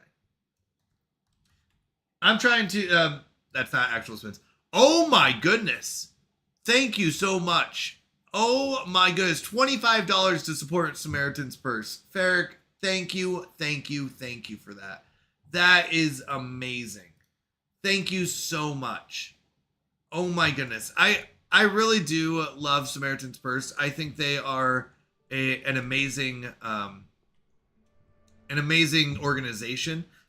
It also means a lot to us because Google Llama's family always chose Samaritan's Purse every Christmas, and it was one of those that her dad really liked as well. So and her dad passed away, so it really does mean a lot to us. Thank you for that. John Deeds, did we do church today? We did. Church was really good. We're going through the book of Galatians. Wow, we got a 25 stream streak from John. Let's go. How do you sub to this stream? Yeah, the sub button below the video. That's the one I know. But honestly, thank you so much, Ferric. Galatians here too. I do love the book of Galatians. It has been really good. Oh, I didn't realize we could level this up. Cooldown's going to go on a shorter cooldown. Yeah, Galatians has been really good. It really helps me focus on what is important, you know? And actually, another big part is how it just talks about freedom. I think sometimes, this was something that was talked about today, and I really like how it was stated, where sometimes we focus that we have been forgiven of our sins. And I think that's great. We have. That's awesome. But I don't think a lot of times we focus on like what that means, that we are like truly free to do what we want. And that doesn't mean continue in sin, but to continue like to do work through God, right? Like, I just think it's so awesome. I really do. Like, we are free from sin, you know, and it's something that I think we don't think about a lot. All right, what do I got? 3 of these? 2. You know, we kind of keep going back to the law. What I mean by that is we keep going back to the law when we're still like, we're free from it. Why do we keep going back to it, right? We're free to, like, from the law because of God's forgiveness. And I just think that's so amazing. Ferric said, sorry, Monty, really struggling now with life, health, and just mood. It is very hard for me to focus. I just want to sleep. That, I'm so sorry, Ferric. I am really sorry about to hear that. Here, let's just take a moment. Let's go and, if that's okay, I'd like to just pray just for a moment. I think it's always good to pray and lift each other up. So if that's okay, Ferric, I'd like to just take a moment to pray.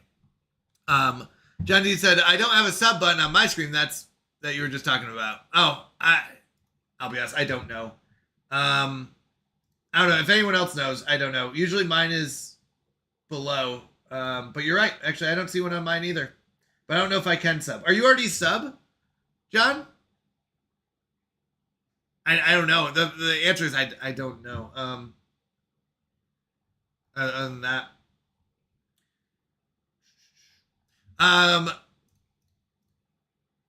Ferric said, Romans 6:1. What shall we say then? Shall we go on sinning so that grace may increase? Exactly. So we're free to do what we want, but that doesn't mean that we should go on sinning. Exactly as Ferric said. It's not something that we should focus on, right? Because that's not what God wants. Thank you, John Deeds. Oh my goodness. Thank you so much for the sub. I really do appreciate it. All the support you guys bring here is so amazing. I appreciate you all so, so, so much. I really do. Thank you for that. That really does mean a lot. It really does. You guys have done so much for us, and I can't say how much I appreciate that. Thank you. Oh wait, Farrick gifted it. I'm so sorry. I misread that. I'm so sorry. Farrick, thank you so much. You have done so much for this stream. All of you have. Thank you so much. Thank you for the gifted sub.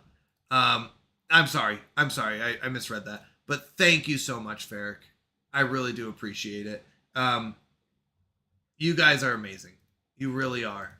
I really appreciate you all. Lots of love.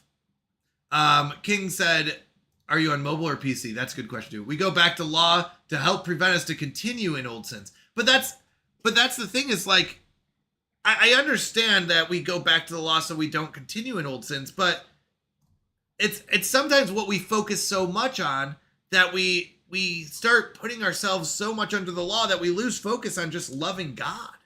And that's what I've seen so much of lately, is just that people are so focused on the rules.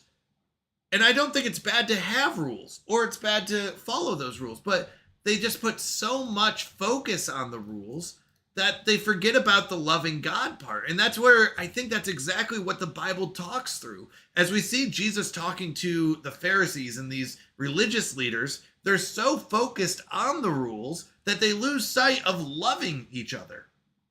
They're so focused on following the rules. And my thing is, the rules are there to show us that we have sinned against God. These are the rules that we were to follow, and we can't follow them. That's the truth. But we need to focus on loving God. It's not bad to have rules, but when it becomes so much about following rules that you forget about loving and helping each other, that's where I think the problem occurs. PC, okay. King said, you have to click the drop down next to the donate button. Oh, you have to hit the drop down next to the donate button? There's a donate. Oh, support? I don't know. I was trying to figure out how to do it. Oh, there is. Yeah, it's at the top. Interesting. Okay, so it's the donate, and then there's the support Canadian Mountie at the top. Interesting. Look under the donate to channel button. On the PC app, the donation's blocked by the Samaritan's Purse. Ah, okay. We need to have rules to love both. Christianity is a system of structure. Let me think about that real quick. So we need to have rules and love both. Well, yeah, I mean, if you love, you would naturally follow the rules. Having structure is love. Interesting. We love because he first loved us. Right, which I would say that is not the structure. We're not loving because we followed the rules. My gifted sub was denied. I don't know what that means. I mean, I don't even know how that works. Oh no.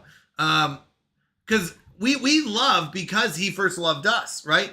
We're called to forgive and unconditionally love each other because that is what God has given us. Oh, someone beat me to it. I see. That's funny. Having structure is love. Having structure is love. I don't know. What does that mean? That's an interesting statement. I'm not sure what that means. Having structure is love. You have to have rules for your family, your children, your wife, and yourself. That's how Christianity works.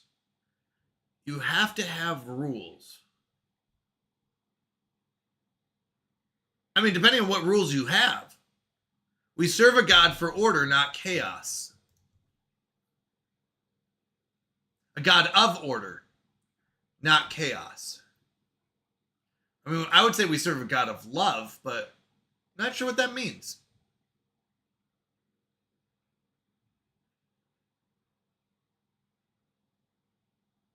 I think we serve a God of love. You have to have rules for your family, your children, your wife, and yourself. Interesting. Depending on what rules are you talking about?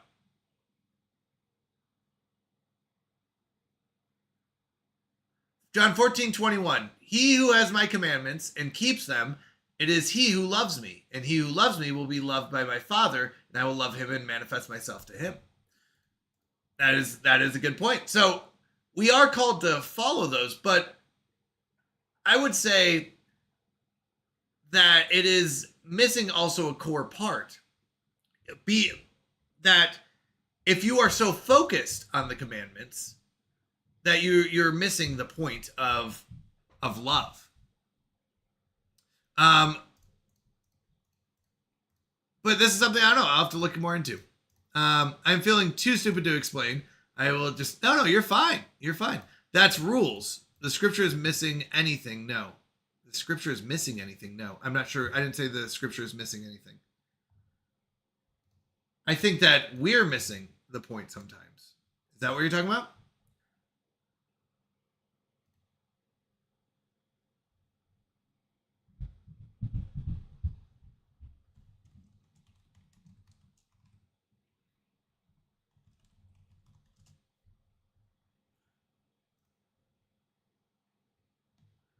We need rules.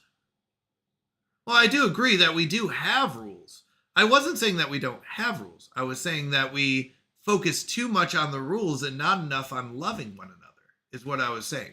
That was the only part I was saying. That's all. I don't know. Maybe I'm off a little bit.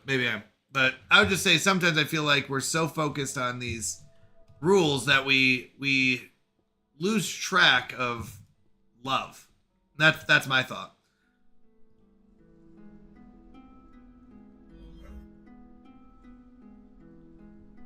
We have rules for a reason. Since in 1 Corinthians 13, 1-3, if I speak with tongues of men and of angels, but do not have love, I have become a noisy gong or a clanging cymbal.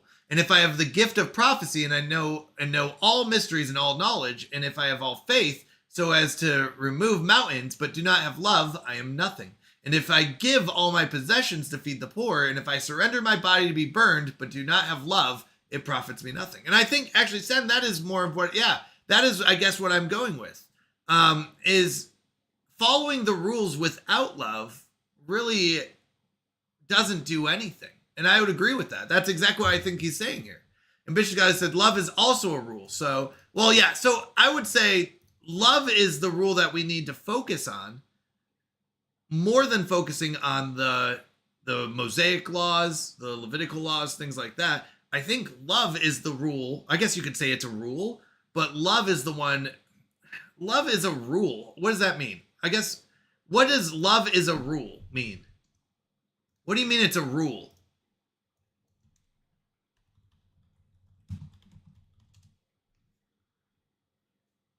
I mean, if you're just talking about instruction, then yes, that's true.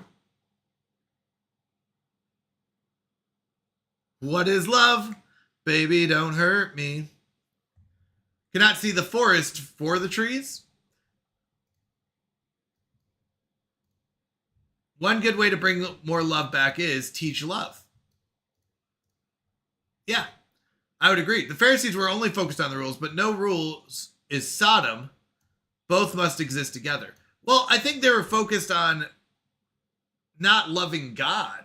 And I guess if you want to call that rule, I guess that's what, I mean, is it instruction or something that we're given? So yeah, I guess you could say love is a rule. Love is a choice for us anyway. I would agree with that too. The Pharisees followed rules but did not understand the heart of the law, which is why they could not recognize Jesus. And I would agree with that. That's what I guess my point is. So I don't know, if you want to say love is a rule, is something that we're commanded to do, yeah.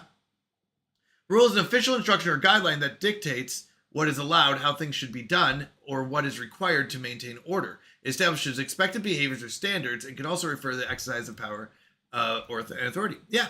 Then yeah, I guess according to that definition, yes, it is an instruction we're given. Yeah, I would agree with that. According to the Bible, love is not merely an emotion, but an unconditional, selfless choice to act. Yeah, so I would agree with that. Now, when you say rules, then what are you referring to? Rules?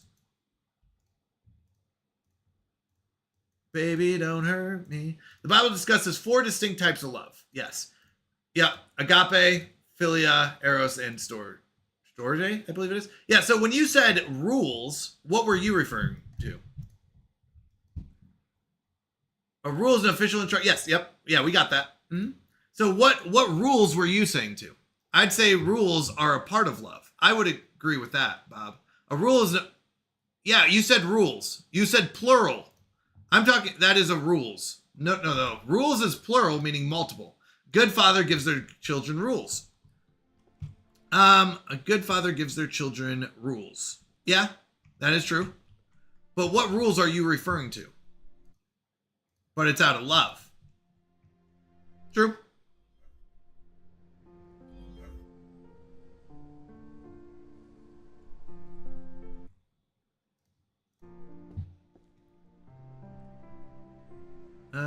Where do these go? Oh, right next to me. Toss them on. So you believe that we should only practice one rule. Well, I think that everything else will follow when you do that one rule. So if you love, then you will not murder. So you don't have to focus. The focus does not have to be, okay, did I murder today? If you focus on did I love today, then you don't have to worry about the other rules. If you love today, then you're not worried about did I lie? Did I murder? Did I covet? Because the answer would be if you loved, then you would have done those. So I would say our focus a lot of times is doing check boxes of did I do these things today, when really it should just come down to one question. Did you love the Lord your God with all your heart, soul, and mind, and your neighbor as yourself? Because if the answer is yes, then don't worry about the other rules. They will come with that one rule. So my thing is there is more, I would say, one rule than there is a million rules to follow, in my mind. You submitted a Tangia. All right. Sorry, Mountie. Again, I am hurting and having trouble focusing. What is meant by cannot see the forest for the trees was a statement of agreement with you. If someone is so focused on the law, they fail to follow the spirit of the law, is like a man who is unable to see the forest for the trees. I'm getting that. That makes sense. I was trying to figure out what you meant by it, but yes, that would be exactly what I would say. I see what you're saying now. I'm sorry. That was my bad. I just didn't know how to interpret it, so I kind of read it and moved on. One rule only, love? Yes. That would be, love the Lord your God with all your heart, soul, and mind, which is a big rule, I would say. But that would be the thing. So, back to the game. Does it matter which level shelf you put no, it does not matter which level I put it on. It only matters that it is on the correct case. I'm going to manually do these ones. Did I level up yet? Oh, I've got 2 points. All right, our cooldown is down to 60 seconds. That's huge. Dumps 55 gallons of salsa out of love. In the name of love, you became obedient out of love. Yeah, I would agree with that too. You can be loving and still break rules. Well, that's, okay. So my question is, when does that occur? That is a great point. When does that occur that you are loving God and breaking rules?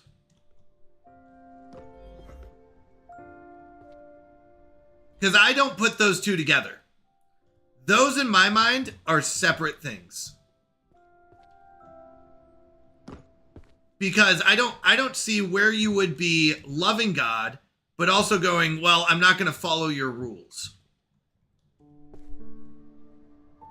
Those don't go hand in hand. My brain is not comprehending that.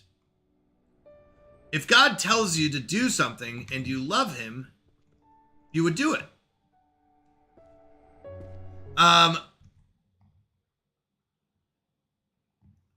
Matthew 22:37-40. Jesus replied, love the Lord your God with all your heart and with all your soul and with all your mind. This is the first and greatest commandment. And the second is like it. Love your neighbor as yourself. All the law and the prophets hang on these two commandments. Yeah, Farrick, I would agree with that. Lots of loving people breaks rules. Love this. Love this discussion. Yeah. So before you get the spell to find the shelf, how do you know? Oh, you'd have to use the map. So you'd go to the map. There's two maps. One's for downstairs, one's for upstairs. So I would say, okay, in the upper left, it says I've got Book of Spells Earth. And you look on here and you'd see, okay, Book of Spells Earth. Take Jesus as the ultimate example. Like a Marvel Comics hero, we have Ultimate Jesus. Jesus did break the rules. He broke the oral tradition of the Pharisees, like healing on the Sabbath. Yeah, exactly. And actually, that's a good point, Farrick. That's a very good point. Okay, so Book of Spells, Earth. Actually, I don't know which one this goes under. You'd have to find out here and be like, okay, well, which one does Book of Spells, Earth go on? Illusion, Summoning, Healer, Holy, Destruction, Alchemy, Artifacts, Transfiguration, Bard, Curses and Dispels, Astrology. No, it wouldn't be any of those. Warrior, Archery, Daily Magic, Earth Novice, Mathematics, Art, Management, Economics, Sociology, Psychology, Philosophy, Jurisprudence, Romance Novels, Mystery, History, The Travels of Otherworld, Dungeons maybe? Probably Dungeons.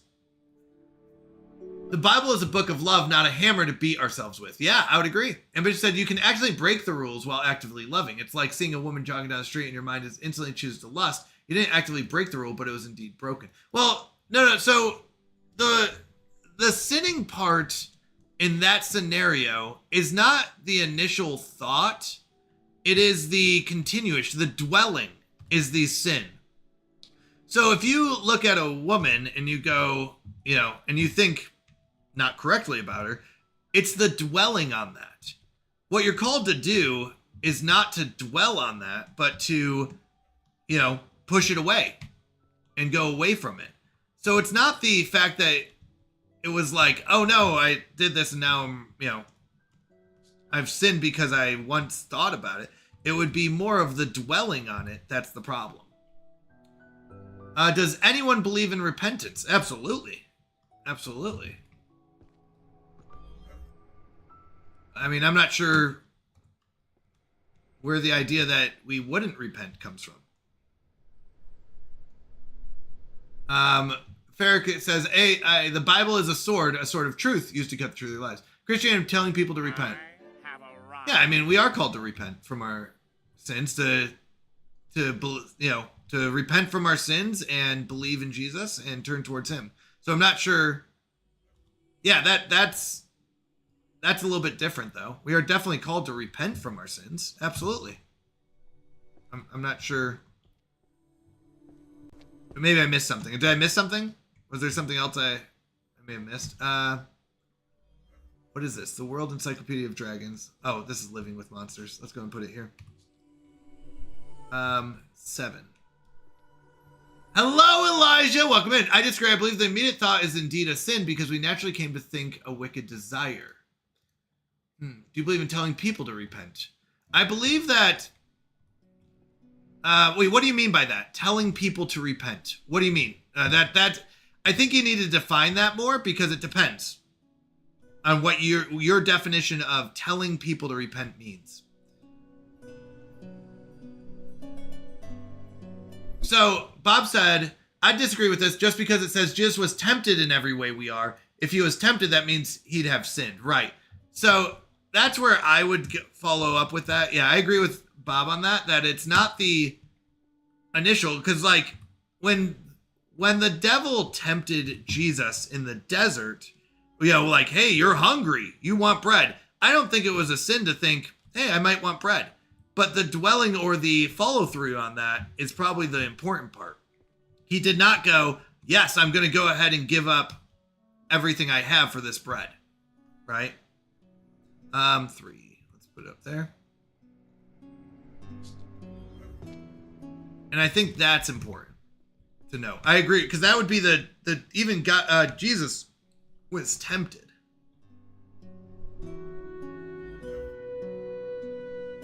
I'm referring to lust. Well, lust is the dwelling. Let's hear your response on what? Do you believe in telling people to repent? I need you to explain more what you mean in telling people to repent. That's a very generic and open statement. I think we should tell certain people to repent, but if you're not a Christian, repentance doesn't make sense. If I go up to someone who doesn't believe in God, then repentance doesn't make sense. We have to get the core foundation down first. You have to understand the foundations of Christianity in order to follow the rules of Christianity. Repenting, I mean, if you're like, okay, I'll repent, but you don't believe in Jesus, then what does repentance do? Nothing. If you're like, I don't know who God is, but yeah, sure, I'll repent. I've messed up. Okay, I guess, do I go to heaven now? No, that's not how that works. Repentance is a step along the way.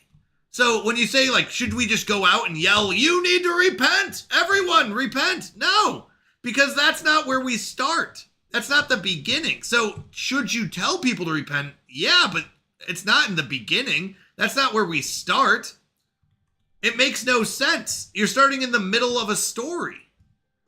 The story of Jesus and Christianity. If you don't believe in the first part, repentance doesn't do anything of that. If you don't understand that you're a sinner, then who cares about repentance? In my mind. If I see someone in the act of sinning, I do not stop them and call them to repent. Right. I mean, I will say we are called to hold other Christians accountable. But even then it's like, what do you know, in a proper way? It's not just oh, I see someone sitting on the street, I guess I just need to go yell at them. Well, that's not what we're called to do either. It does depend on what you mean. That's why I'm saying, are we called to tell others to repent? Yeah, but not everyone, because they have to start, you have to start at the beginning. Because if you don't start at the beginning, no one understands. Why are you yelling? Or why are you telling me that I'm a sinner? What does that even mean? I'm not a sinner. I'm a good guy. I donate money. I love people. You know, I'm nice. So what do you mean I'm a sinner? And if you don't understand the sinner part, then you're not going to understand the repentance part, which means that you're just yelling at that point, or you're just telling people that they're messed up and they're not understanding why or any of the reasons. So to answer your question, John, once again, when you say, hey, do you believe in telling people they need to repent? The answer is depends. Depends on the scenario. Back from ads. Welcome back. So that's my answer. John D, how do you get the core foundations out there to people?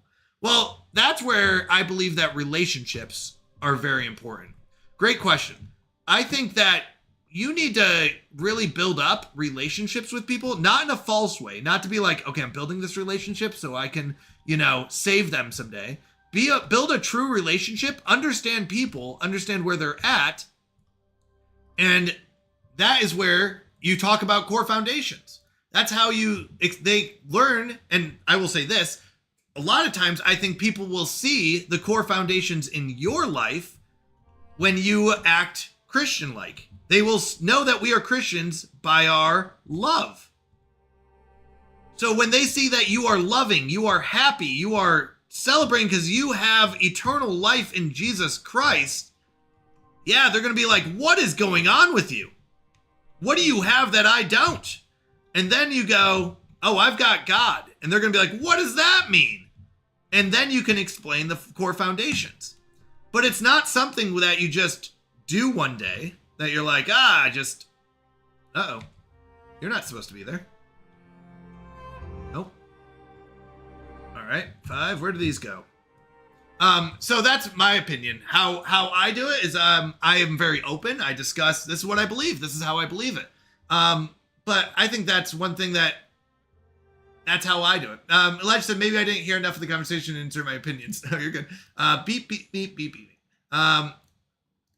How do you tell people that they are sinners? I think that's not the beginning of the conversation.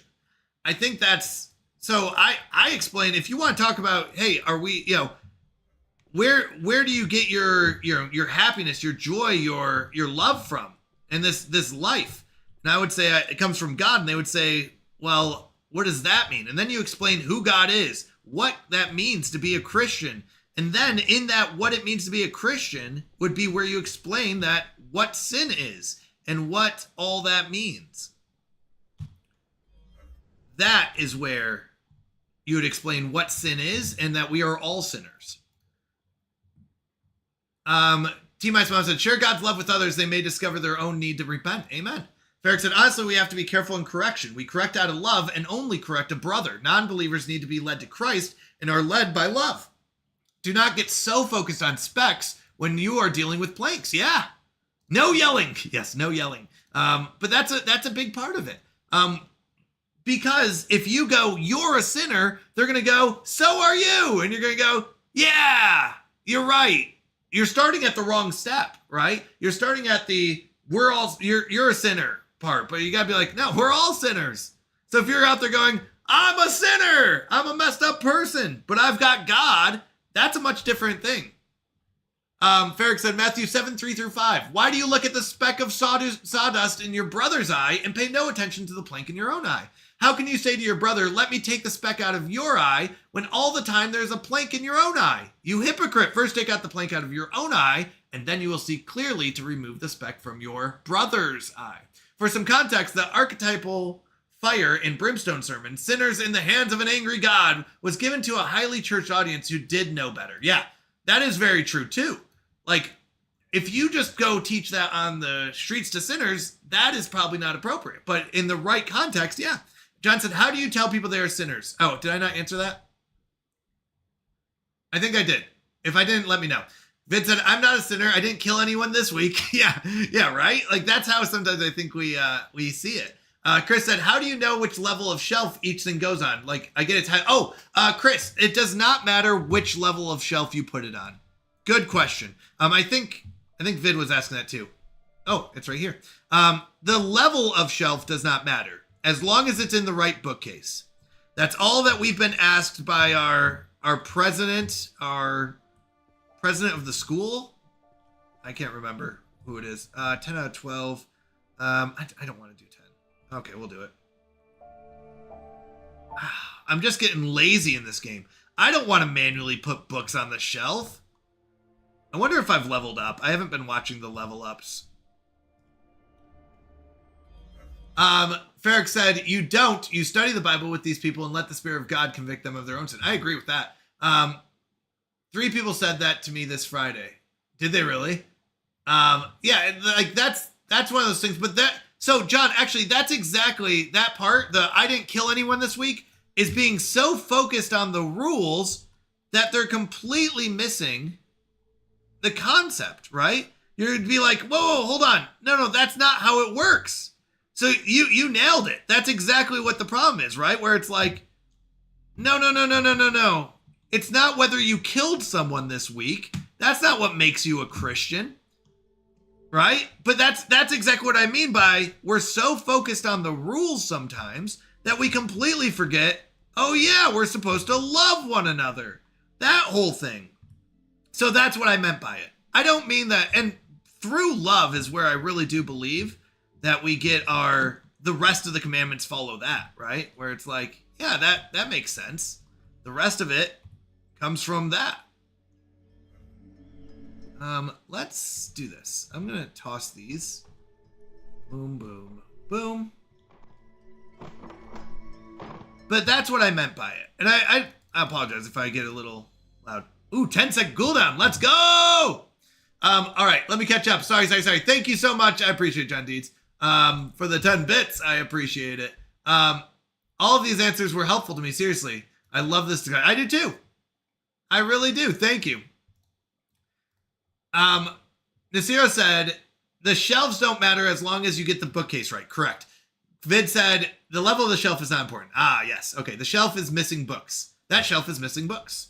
Yeah, so I'm going to just grab this one. Boom. And then put these on here. 10, 2, 1. Victory screech! We got a 10-second cooldown, people. This is going to be awesome.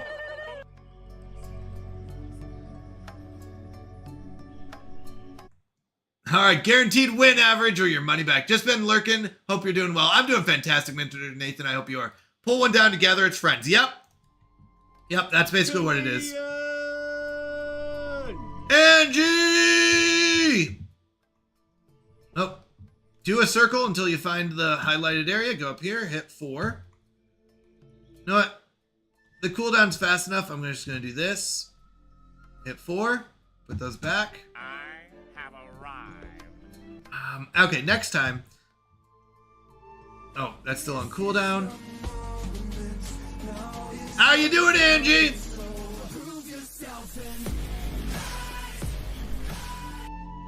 Rise! This goes down here. 5. Oh, shoot. Can I do it here? No! Oh, boo.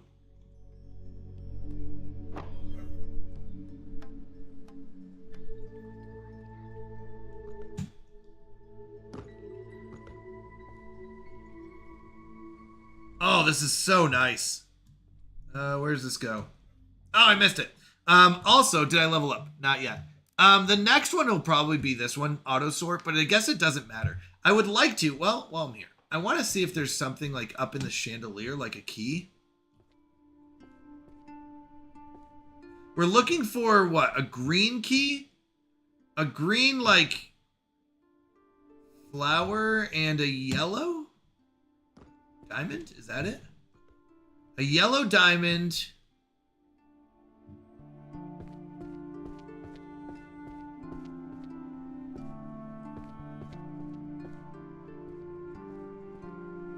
I was trying to see the chandeliers, but I don't think they're up there now.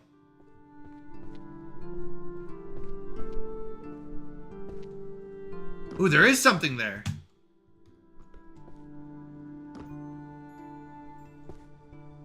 No, maybe not.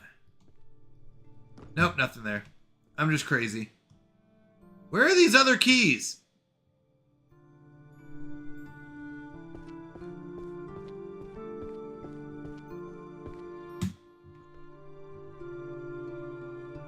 Keys! Oh, keys!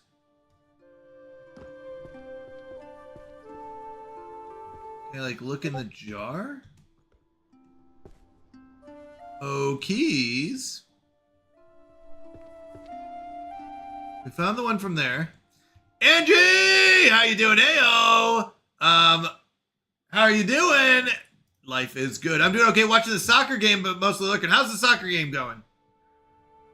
I hope it's going well. All right, I don't see the other keys.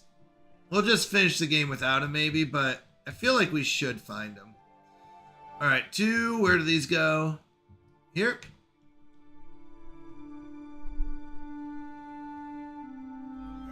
5, where do these go? Up there. 4. Actually, I want to get these loose books. Lemon Cheesecake Frog! How you doing? Good to see you. Down here.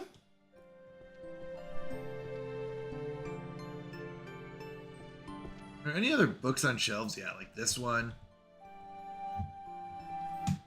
Over here, there's only 3, so it goes on the side. Whoa. Up you go. 5 and 4. There's some other ones over here that I kind of want to get. Oh, whoops. Mexico versus England. Let's go. 2.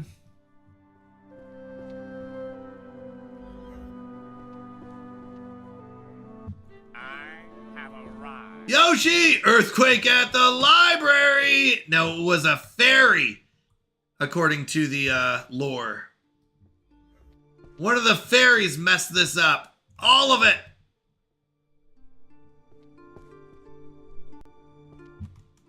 Apparently that's a thing in this game.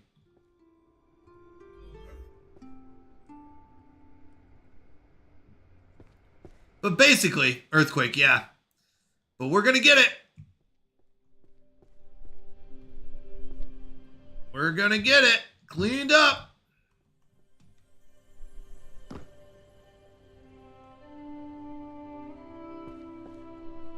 That's my job. I'm the librarian. Oh, wait, over here. There we go. Yee! John Dean said, pretty much, I'm a person that loves rules, structure, instruction, and guidelines. Feel that being legalistic like myself is okay as long as it is used with great discernment. All of these things assist me to love on people like Jesus commanded us to. I do this more than I naturally would because of structure. Everyone is totally different. Sure. Yeah. Yep. Oh, let's get these books. All right, let's do 4. We'll E 5 2. I will be honest, I thought this game was going to take me forever, and it kind of does. But it's much, much easier than I thought with these abilities. I was trying to think if I could do this game without these abilities, and I think I could. It would just obviously take a lot longer, and it might even be just as fun to try to do it without the abilities. I just wonder how fast someone could do it. Because when I first saw this game, I was like, there's no way anyone ever beats this game. But then I was like, oh, this makes more sense. There's way, like, these abilities are super strong.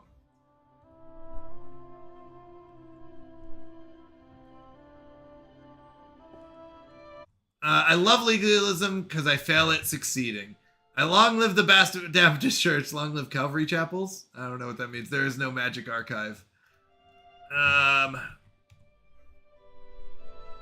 Yeah, I'm not sure what you meant by that, but all right, that might be above my head. Dude, where does this go? Over there. Okay. Over here. Get over here. Or let's pick up this one. Grab them all. Jump. All right, Nasiro, because I feel like I could beat this game without them, and I really, really do want to find the other keys, would you be willing to give me a hint?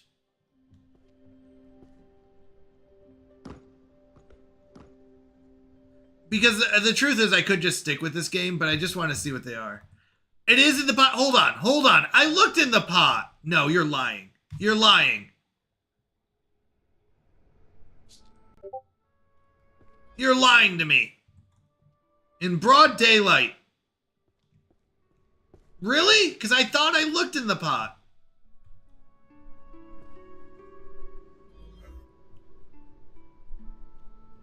Oh, it was down here in the corner. I saw it before. Thank you so much, John Deeds. I appreciate it. What'd I miss? Love you. That's too many books. That's too many books. Pot and bench. Okay, I'll have to check the bench. John Deeds felt it. Looks like my study. Yeah. All right. 2. Yeah, it is this one. Oh, whoops. I forgot 4. Okay. Hold on. Which pot? I checked this one. I checked that one. Which pot?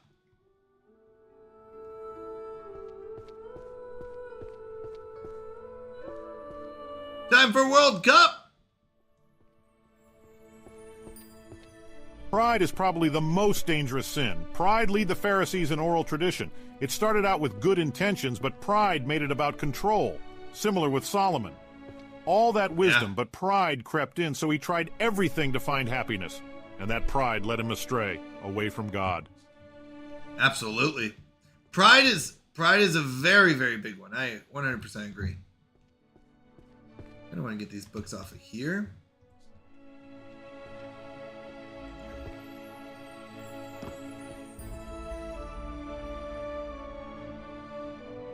Oh, I don't want to organize. I'll just wait. I like Plant Crafter more than Cleanup Game. What? Death to England? Whoa.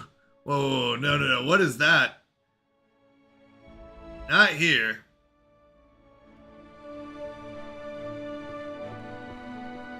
That seems a little extreme.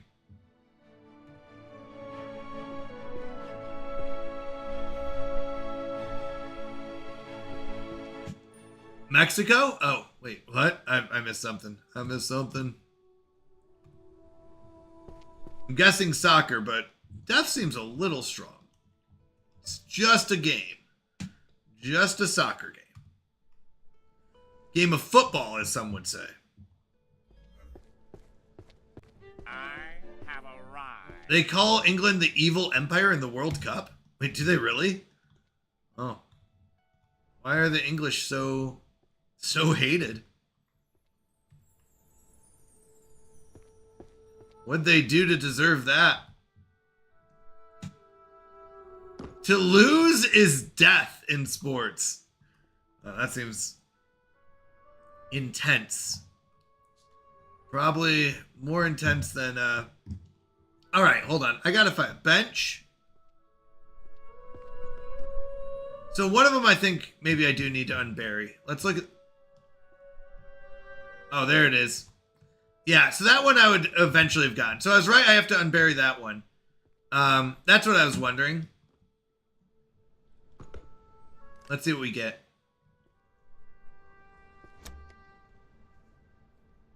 Two librarian. Oh, wait. Sorry, let me catch up real quick. No, I'd agree with the pride thing. Look in the pot. You didn't even look in the pot. You just pointed at it. Oh, I have to go inside of it? Just begged for Planet. I know. King just begged for Planet Crafter. What? Mexico. I'm a changed man. The world of soccer is stressful. They call England the evil empire in the World Cup. The pot is on the table. To lose is death in sports, not the stare. Oh, it's on the table. Canadian, why don't you just buy your own books and have Google Llama throw them all on the ground for you to organize? Because I don't have magic powers like this. This game is fun when you get the magic powers. Sports. I suggested that last night. Yes, it's because I don't have the magic powers to like automatically gather them all when I'm bored.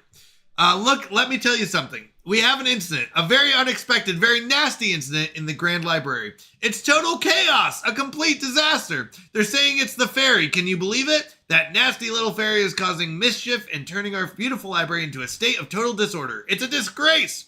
But I'm a man of action. I see a problem and I fix it. So in response to this emergency, I am hereby granting immediate and unconditional permission for you to run within the Grand Library. Normally, you can't run in the library. Everyone knows that. The rules are very strict. But I am changing the rules to make things happen. This executive order applies especially to the librarian. You need to move fast, you need to be strong, and you need to get the library books back in order. So run! Run like you've never run before. We're going to clean this mess up. Oh, clean up this mess, and we're going to do it lightning fast. How do I run? Oh, if you were expecting a trap, sorry to disappoint.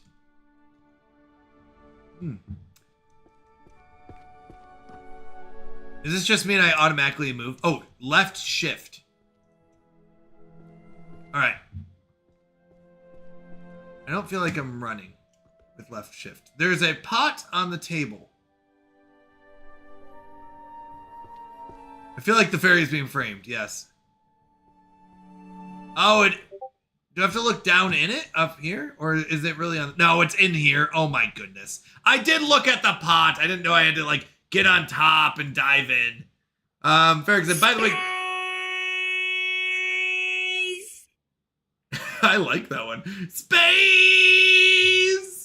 By the way, Gillian, what do you think about the dog burgers link I posted yesterday, I believe? Yes, leaving now. All right, have a good one, John. Thanks for being here. Can you shout in this library? Well, I'm the only one in it, so I believe I should be able to. I don't think that I will get in trouble because no one's here. It's all the principal's fault. They prefer the title Fae. A magic potion that increases your maximum book capacity by 3? I will rule this library. This library will be mine. I'm the librarian. I will do whatever I want. I will run. I will dance. I will sing. Oh, whoops. Oh my goodness. Let's try again. E, 5, 4. There we go. You can dance if you want to. You can leave your friends behind. If they don't dance, then they don't dance, and they're not friends of mine. Where's this go? Over there.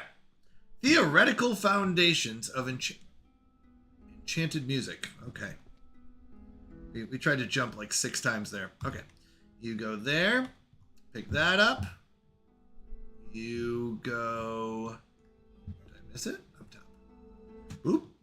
5, 4. Oh, this is beautiful. Actually, do we have points? Oh, we have 5 points. Just in Canadian librarian dies in freak accident, crushed by giant ego.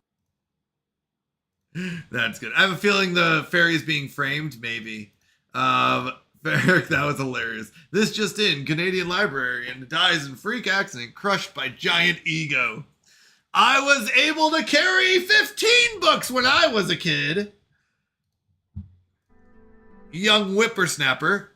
This is the most useless one. So we're just going to put 5 points in here. Oh, that's maxed out. Nice. So we do this. Yeah, no, we still want 5, 2. We don't really need 1 because it's just going to auto sort. Uphill both ways. That's right. You're getting it now. Oh my goodness, that's so funny. That's the one my dad used to say. I used to have to walk uphill both ways in the snow. Okay, Dad. Okay.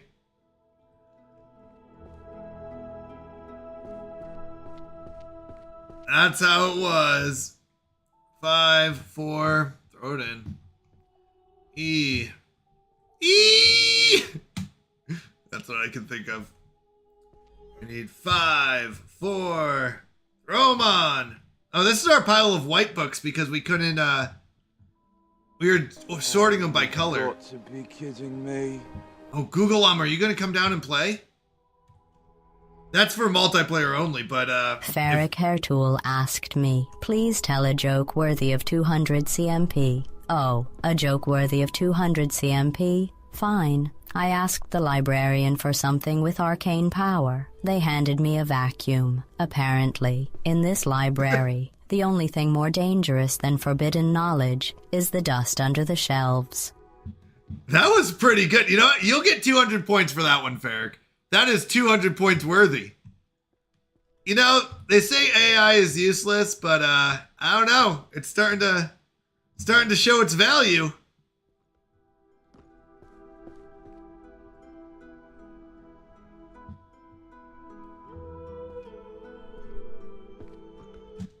$200 Canadian Mountie points now. What will it be next time? All right, let me get you a 200. That was a good one, Farrick. That's hilarious. In the snow, 15 feet? Yeah, they had to dig themselves to school. With no shoes.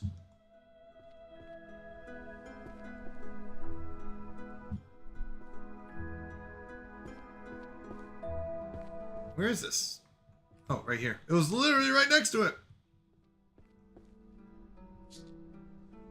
Wait, what is this one? Formation, large-scale sacred barriers? Back when I went to school, you needed at least a foot of snow to consider maybe closing school. That's a good one, yeah. It is nice to know that Gladys has got my back, yes.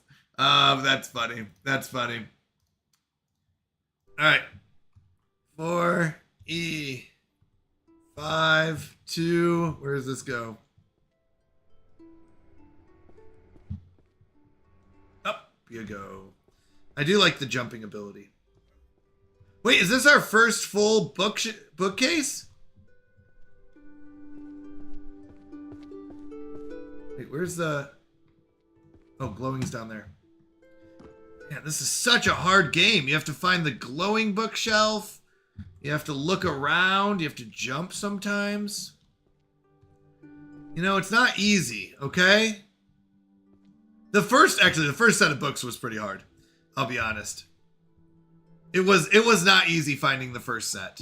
After the first set, it became significant. I think that was upper left. There we go. It just got...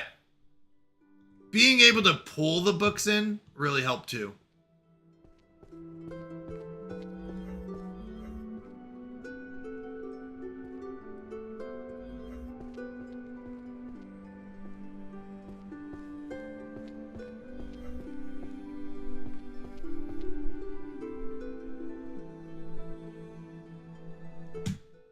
How many books? I was trying to figure out, like, how many books did they put on the wrong side of the library? That's a romance novel if I've ever seen one.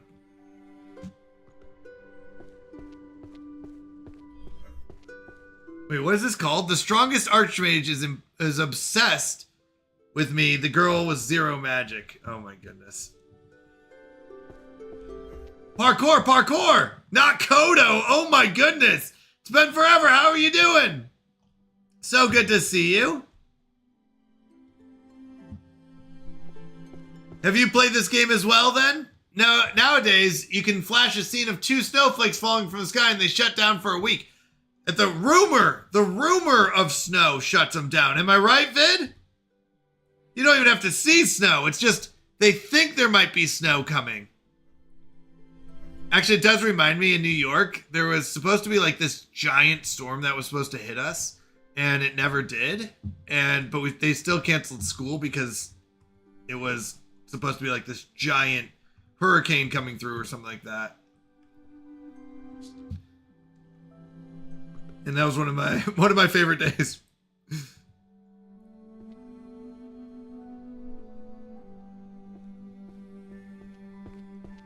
Wonder what the speed run is for this game. But actually, I really would be interested in the speed run for this game. No abilities. No abilities would be tough.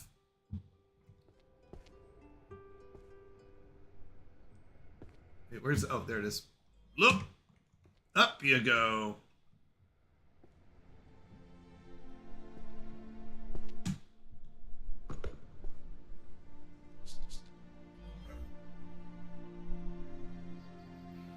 We do need to get the ones that are blocking shelves, but...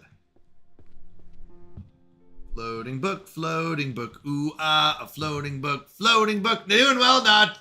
But I've seen many people play this. Yeah, it's a fun, I like it. It's my style of game though. Like, I understand if people are like, this is not my style of game. I'm like, I get it. This is my style of game though. I love it.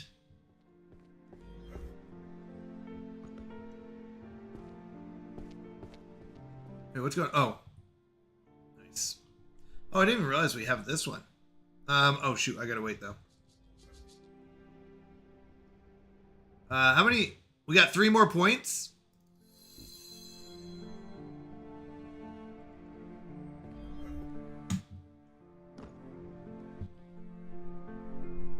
Oh, not there. I have to toss these.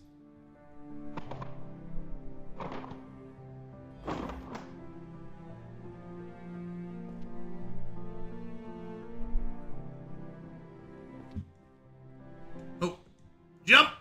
Up you go.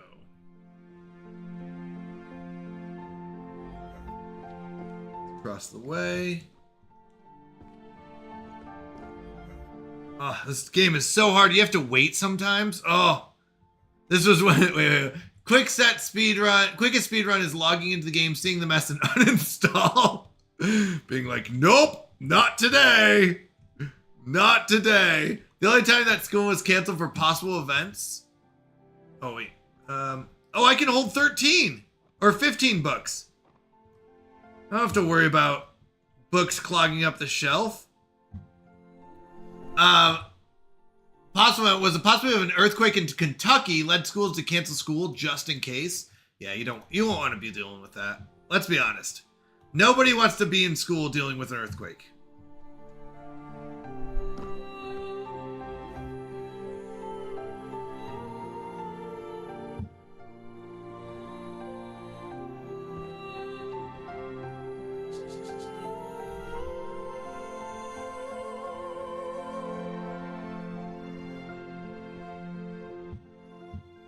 Kentucky has earthquakes, by the way? I know that's a weird question, but...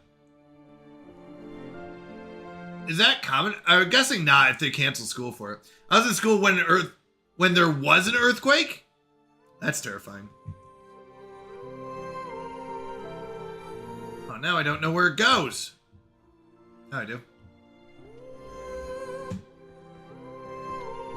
They're the only earthquake around here since the 1800s. Wow. Stay away from earthquakes, you'll end up in Oz. Everywhere. Oh, can they really? Like, well, okay, it's going to be a weird question. I thought earthquakes occurred on fault lines. Like, isn't that why California has so many earthquakes? Because it's along the San Andreas Fault? Or am I just making stuff up that I heard once and don't know what I'm talking about? Is that how that works? Oh, earthquake in the past caused the Mississippi River to flow backwards? All right. I might be wrong then on how earthquakes work. I've never really done a full study on earthquakes, so I guess I should be careful.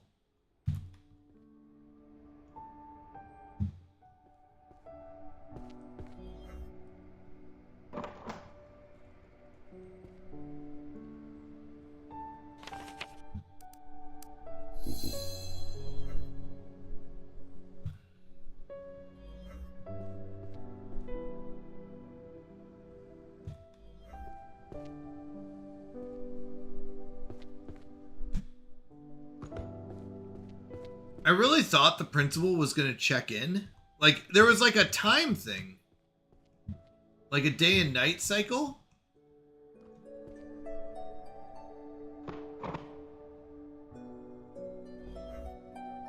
And I thought he was going to check in and give me like a report. Ferric Hair Tool asked me, could you tell us about the time the Mississippi River was caused to flow in reverse? Ah, yes. A delightful little geological tantrum. In 1811, 1812, the New Madrid earthquakes shook the central U.S. so violently that the Mississippi River was briefly forced to surge backward in places. Landslides, ground uplift, and seismic waves distorted the channel enough to make it look like the river had forgotten which way was down. Briefly, nature does enjoy a dramatic entrance. That was good. That was good. That's pretty crazy. That was a tornado in Oz. I mean, Oz from the Wizard of Oz. California has so many faults, they should have earthquakes 6 times a day. Fault lines and built up pressure. No Mother Nature events where I live beyond Haboob's massive dust storms. Yeah, we had those in Arizona a lot. Oh yeah, as Google said. King said, yes, earthquakes can happen anywhere on Earth, and as seismic activity is not limited to specific regions or countries, while tectonic plate boundaries are the most common locations due to the movement and friction of crustal plates, earthquakes can also occur in the interiors of plates, intraplate earthquakes, far from those boundaries. I didn't know that. Told you Glass got my back, yeah. Yeah, Glass always got it. If you tell Glass to have your back, she'll have your back. Just kidding. I'm just kidding. No, you were right. I'm just kidding. Sorry, I'm brain dead doing multitasking. No, wow, still no points. You hate me. Yes. Get something real and good. No, I'm just kidding. Call it vid. I'll give you points. I forgot about points. That was a good one. Actually, that was a good one with the California. My bad. My bad. I was going with the flow. I was in my book mode. I was so excited that my library is getting cleaned up. Wait, this also goes right here.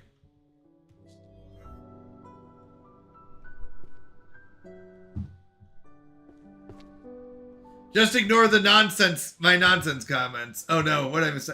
Wait, what did I miss, not Kodo? I may have missed it. I mean Oz from the Wizard of Oz, yes. Actually, I'll give you points for that one. That was a good one too. I'm sorry. Not Kodo, I should have given points. I wasn't on the points mindset. Honestly, Glass is so great. Having my back has made me spineless. Yeah, that was a good one.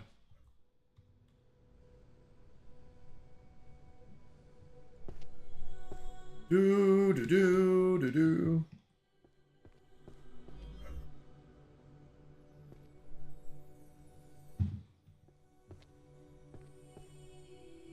Oh man, this cooldown is killing me. I think they should have eventually an upgrade part where you no longer... I think it was right here. What is this called? Romance. Yeah, this is definitely here. They should have one where you don't have any cooldowns. Don't encourage my bad jokes, sir. I encourage all bad jokes. All right, let's get a dad joke for Sen.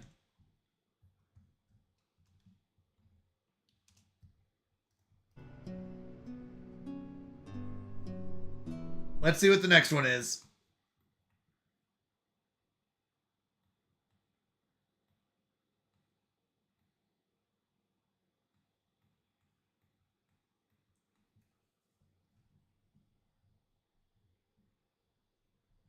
All right. A man goes to a funeral and asks the widow, Mind if I say a word? The widow replies, please do. The man clears his throat and says, bargain. The widow replies, thanks. That means a great deal. Come on, that's a good one. That's a good one. Don't act like you're not impressed. I caught a drum that's red. A red drum? Oh no. That's not good.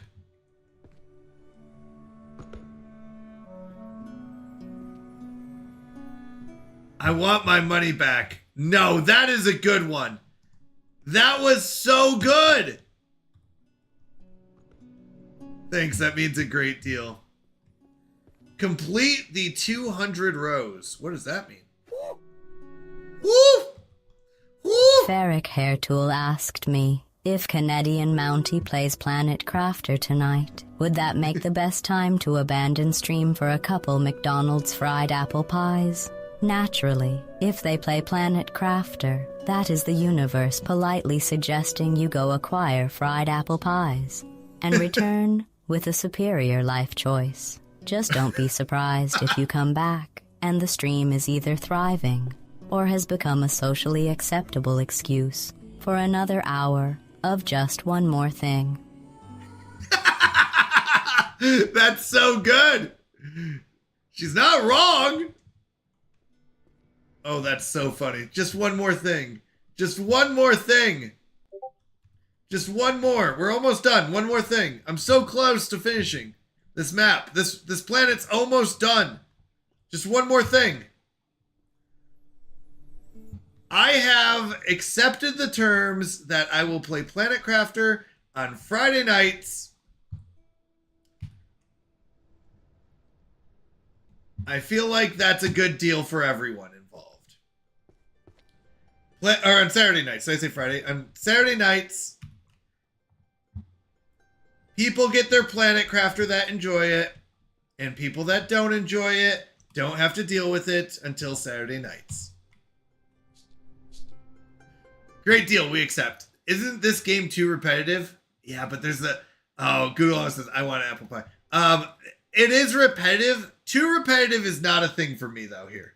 Oh, yeah, Glass never played Planet Crafter at all. You can just tell. One more thing. Are you a Mountie or a Columbo? I mean, detective. One more thing.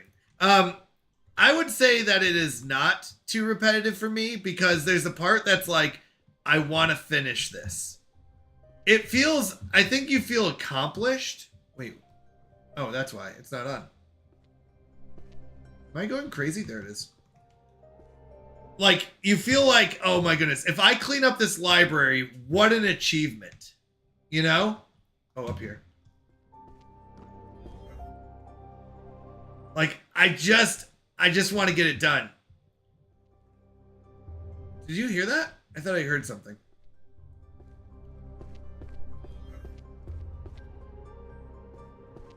Can you finish it, though? I can, and I will. Is that a challenge, Scar? I wouldn't dream of challenging you.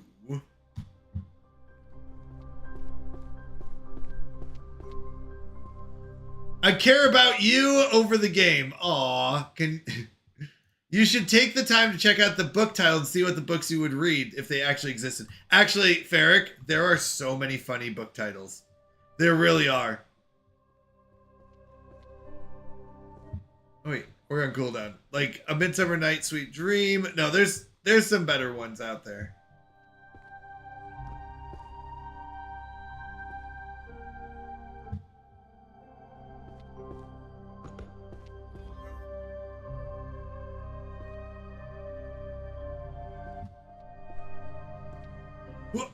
Up you go.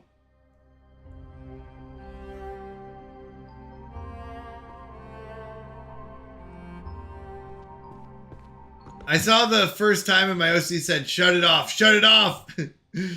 I can give you some IRL things to do so you can feel accomplished. No, but those are ones that like I get so frustrated while doing. This one I don't get frustrated.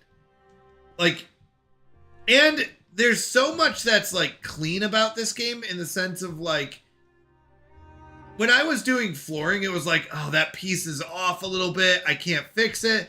In this game, it's like, no, the books just automatically go in the spot that they need to. I don't have to think about it. They just do, you know? Like, they all come to you, they get that done. There's a large amount of accomplishment while also being not having a lot of work.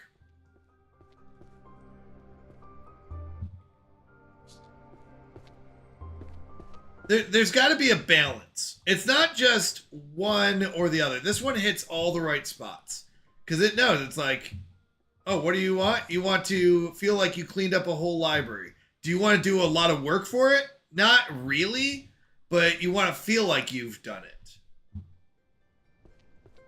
Because, like, I know I'm not doing a lot of work here. I'm literally running around, pressing 5, and then pressing 4. Like, I haven't done anything about this. Like, it's not like I'm working hard. I'm not sweating. Like, it's like, pick up a book. Figure out where it goes. A honey-do list? I was curious how long it takes to finish this, and it looks like 5 to 6 hours on average. Apparently about 21 hours if you do... Oh my gosh. 21 hours? That's crazy. Oops, not 1. I want 2. I don't even remember. Oh, 1 sorts the books. Of course, you are not sweating. You are a VTube. I never sweat. I get angry, though. I don't sweat. I get sad. I blush. I never sweat.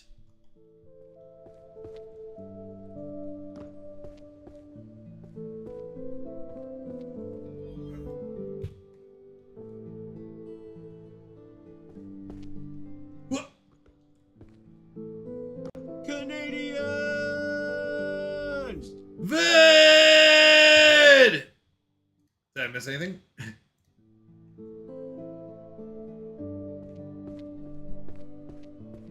Call me Vid!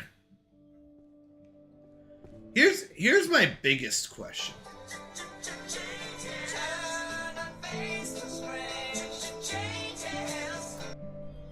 What are we going to?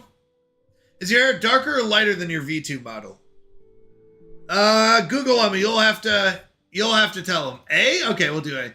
Ferric said, but, Canadian Mountie accomplishing a task from Google Llama earns you the respect and admiration of one Google Llama. That is an accomplishment no game will make you feel. That's true. Darker? Darker. If you ever play League of Legends again, then you'll be sweaty. Well, that is true. A? That is very true.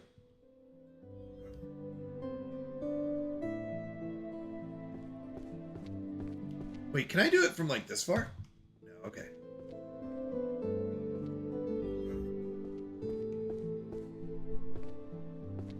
Wait! Oh, we missed.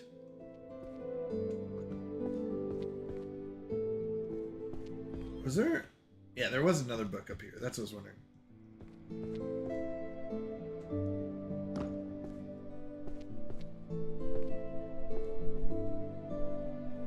Guys, we're gonna make this work.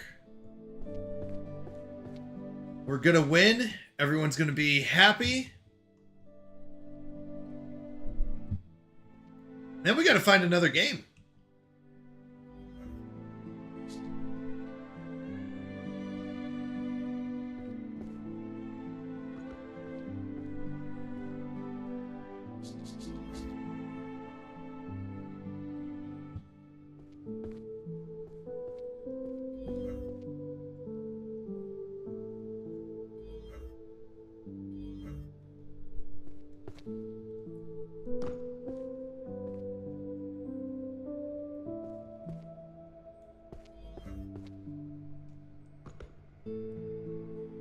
Oops, press the wrong button.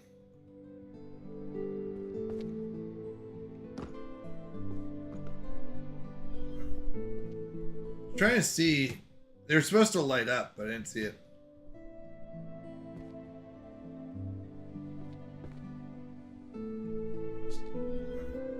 Yeah, I don't see any of them lighting up. 3 was supposed to light them all up.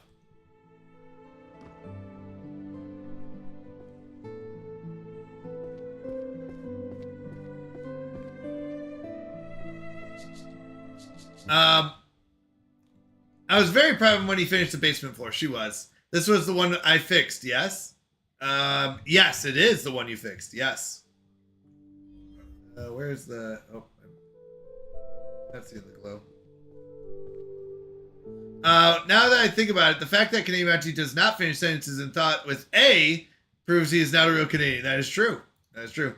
Yeah, based on the stats on your top, you're almost exactly 2/3 done. Oh, I forgot their stats. Yeah, on top. You're right.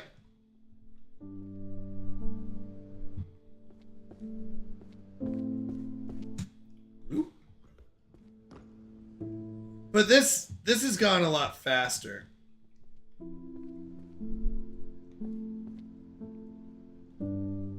Because we're basically doing 10 books, 3 to 10, depending on how many there are. But we don't have to go like searching for them.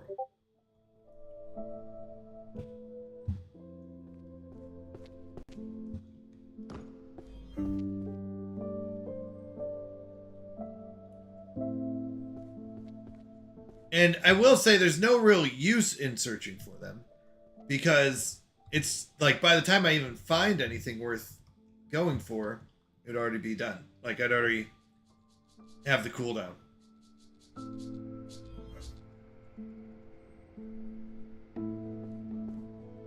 missed it. I didn't see where it was. Up top. 5. 4. Oh, wow. We actually do have a lot of books left. But the bookshelves were significantly closer on. Feels like. Maybe I'm wrong.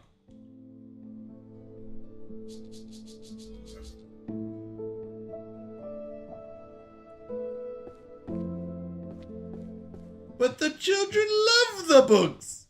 Maybe I should get that as a blurb. The children love the books. You're taking the books from the children? But the children love the books.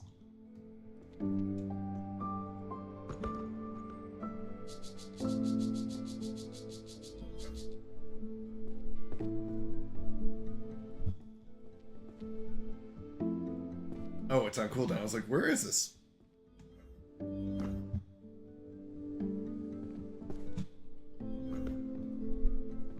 There is magic in books. There is, I will say, books did shape a lot of my early life before I stopped reading them. There's a lot of good books out there that changed my, like, that got me so excited about, you know, stories and stuff like that.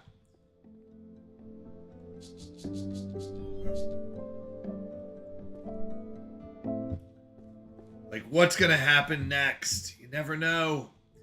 But I think the problem is books became too predictable after a while. And that was kind of the thing where it was like, oh, superheroes. Guess what? They saved the day again. Shocker. You know? And it wasn't like they were coming up with new ways to save the day. That was kind of the problem. It was like always the same, just slightly changed, I guess.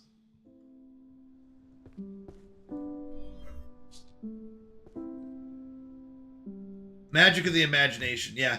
I mean, growing up, I did have I would agree with that too. I had a much better imagination.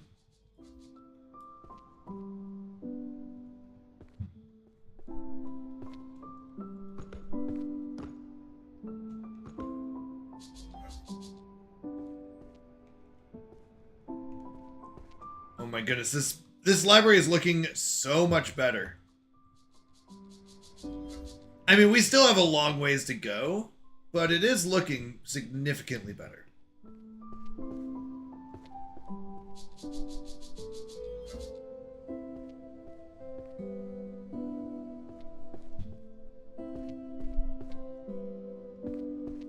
No!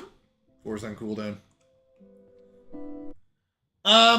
If I can finish in the next 10 minutes. So at 10 o'clock, we're going to switch over to to Stellaris. So if I don't finish tonight, then it will most likely be next time, because I feel like we should get most of it done. Now, once again, I do have this problem where it's like one more, and then, you know, we're so close, so I don't want to stop. So I do run into that problem sometimes.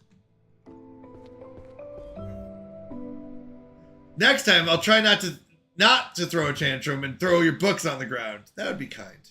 Thank you. Thank you for thinking about others. How kind of you. Next time on Dragon Ball Z. Actually, it's exactly like that. Oh my goodness. So, I didn't watch a lot of Dragon Ball Z growing up, but I heard there's like, sometimes it's like they're going to be fighting for like 6 episodes. They're just like sitting there like, next time, will they actually hit each other? Next time, they're still facing off in space for the 16th episode in a row. And you're like, when is this gonna happen? They're like, I'm gonna get you someday. Just you wait. I'm the strongest in the world. You're like, yeah, if you guys actually hit each other, it might accomplish a little more of the whole, like, fighting aspect of Dragon Ball Z. Do we know why they're fighting? Did that question ever get answered? Like, I know you're supposed to want to collect all the Dragon Balls. Kai speeds that up a ton. Oh, does it? I've been summoned by a Llama Mithy! Hey-oh! You threw the books on the ground, and here I just thought you just sneezed. People might say this is heresy, but DBZ Kai is better in most ways than the OG because of that. Maybe, I don't know. I've been summoned by a llama. Well, welcome in. I'm glad the llama brought you here. Not because I'm not that powerful. What would a Canadian-themed power be in this game? In this game? The ability to...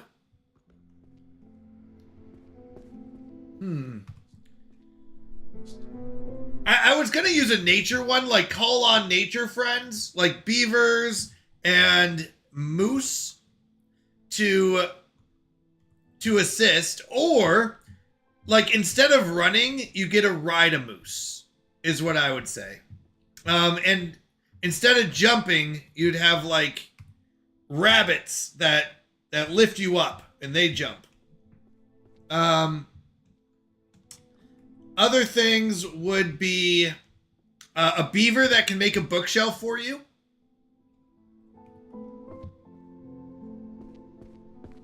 I would like that one, like a magical bookshelf beaver that, like, you don't have to go find the bookshelf. It makes one for you that you can throw books on. Or animals that deliver for you. Let's see, what else could we do? I mean, like I said, a lot of them were animal themed because maple syrup feels like this would make it an even worse situation. I mean, or it could be a syrup chug that gives you energy. Like you chug some syrup and then you get like a super boost of speed.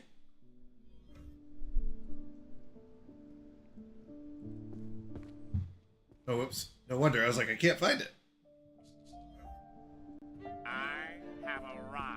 Ange the Frog, let's go! How you doing, Ange? So good to see you. We got the official screen cleaner here. Let's go! Thank you for the sub, Ange. That means a lot. Don't forget that subs and bits this month not only count for the Mountie Mayhem stream where you get to spin the Wheel of Mayhem, but it also adds a candle during the July birthday stream. So every sub and 200 bits will add another candle to the cake that we're making on July 20th to celebrate all July birthdays. So thank you so much to all those who have been subbing and donating bits. It all helps out a ton, and it's a lot of fun to be able to add more candles and stuff like that. So thank you. Thank you for that. Wait, you're a July birthday? Let's go! Yeah, we have a lot of July birthdays, interestingly enough. Ferric, thank you for the gifted sub to Assassinator, Steph. Oh, that's so kind. Elliot Moose is on the loose. Elliot Moose is on the loose. You are part of the Rebel Alliance and a traitor. I love the Elliot Moose redemption. Once again, I didn't even know what Elliot Moose was until I just found it on Blurps randomly. And I was like, what is this? And I was like, yes. And then I found out it's a real kid show. It was amazing. What do we got? That would be interesting.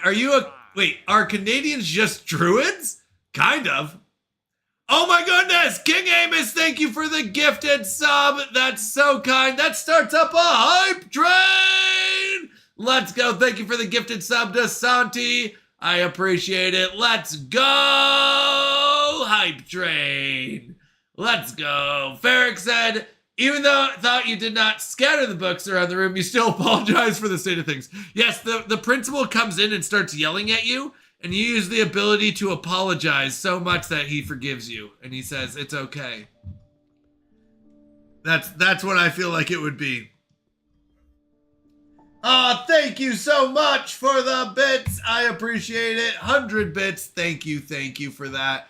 You're amazing, Ange. Thank you so much. Don't forget to get your CMP hypes in to get that extra 1,000 points thanks to all these subs. That was so kind. Someone made a mess. Oh my goodness, it's Barry Allen! Oh my goodness, Barry Allen! Oh my goodness. I haven't seen him forever. We got a level 2 hype train? Let's go! Choo choo! Barry, have you played this game? Oh my goodness. Methy gifting 10 more subs! Let's go! Thank you so much, Mithy. Oh my goodness. Wow, that had to jump us up. Level 3 completed for sure. And we got Bob the Hob. Let's go. Addie says hello. Hi also. Hello, Addie. Welcome in. Wow, that jumped us to a level 4 hype train. Let's go. Huge shout out to all the supporters out there. You are amazing. Oh my goodness, Bob, that emote with the burning fire. Oh my goodness, it's so good. I just scrolled up to catch the chat. Oh my goodness. This is amazing. Thank you so much, you all. I really do appreciate it. Thank you. That gigantified emote, behold this. So good, Bob.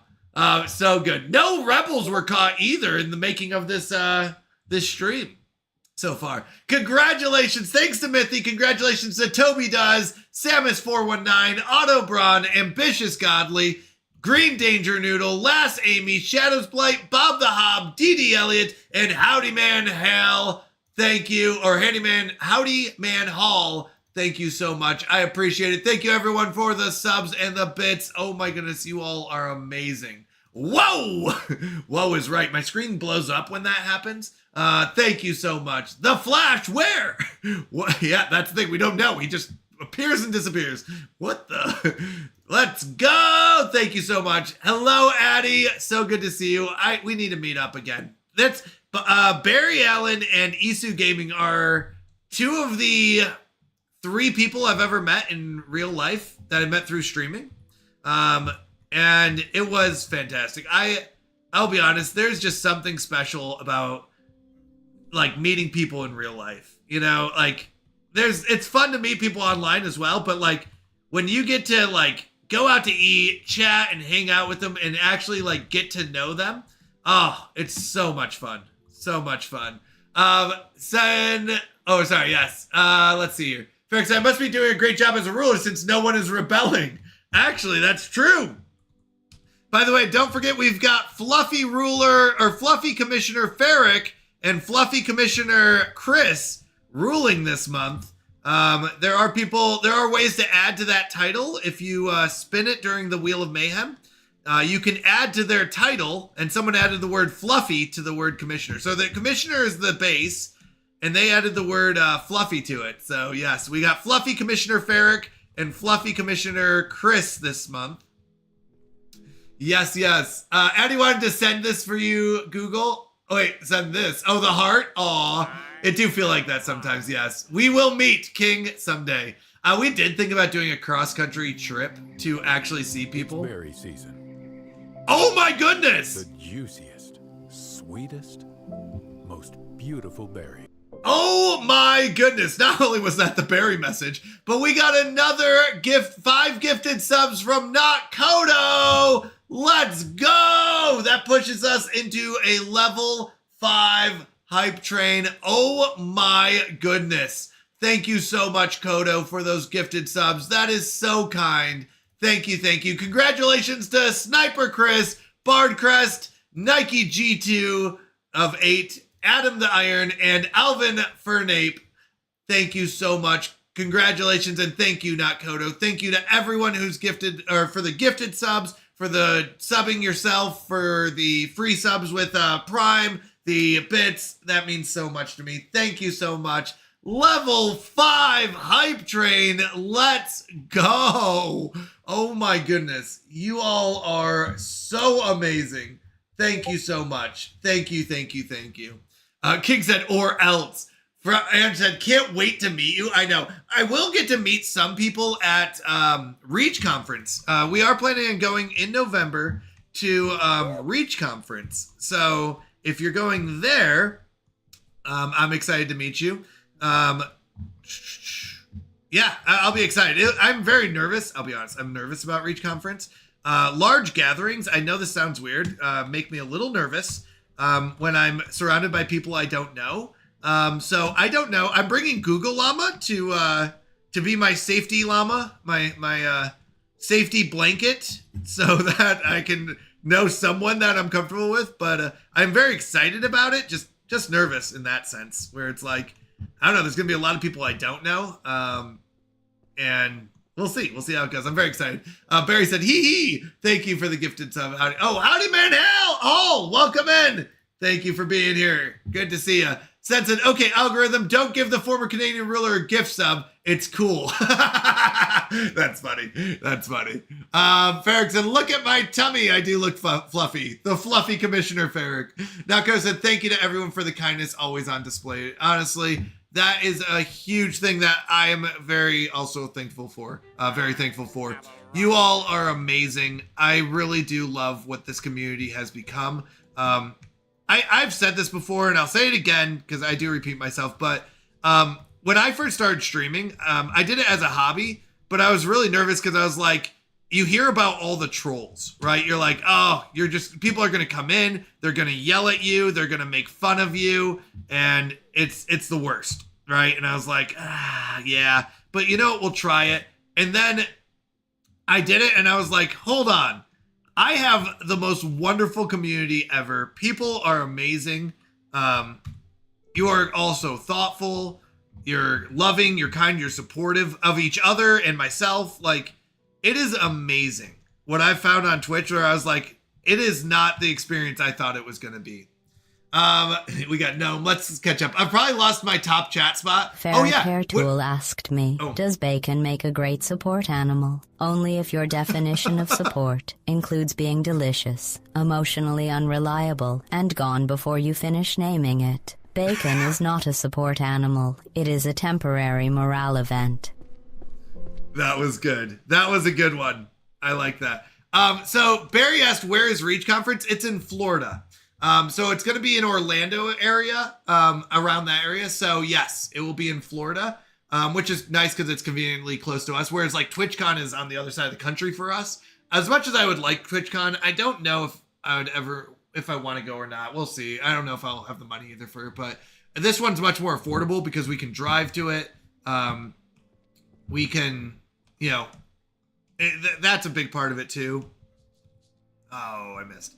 Well, we can do these 3. But yeah, so it's in Florida. Emotional support llama, yes. King said, I was thinking about going to Reach, but now I've gained weight, so I don't want to go anymore. Is it the weight? I'll be honest. So this is going to sound silly. But you know what? I'm okay with it. One of the reasons that I wanted to go on a diet, or that I'm on a diet, I should say, is because I wanted to lose some weight for Reach. I don't know if that's weird or not. Whoops, that's not what I wanted. There we go. So that was one of the motivations behind it. Not the only one, but it was one of them where I was like, yeah, it would be nice to not, to be in a little bit of shape for Reach.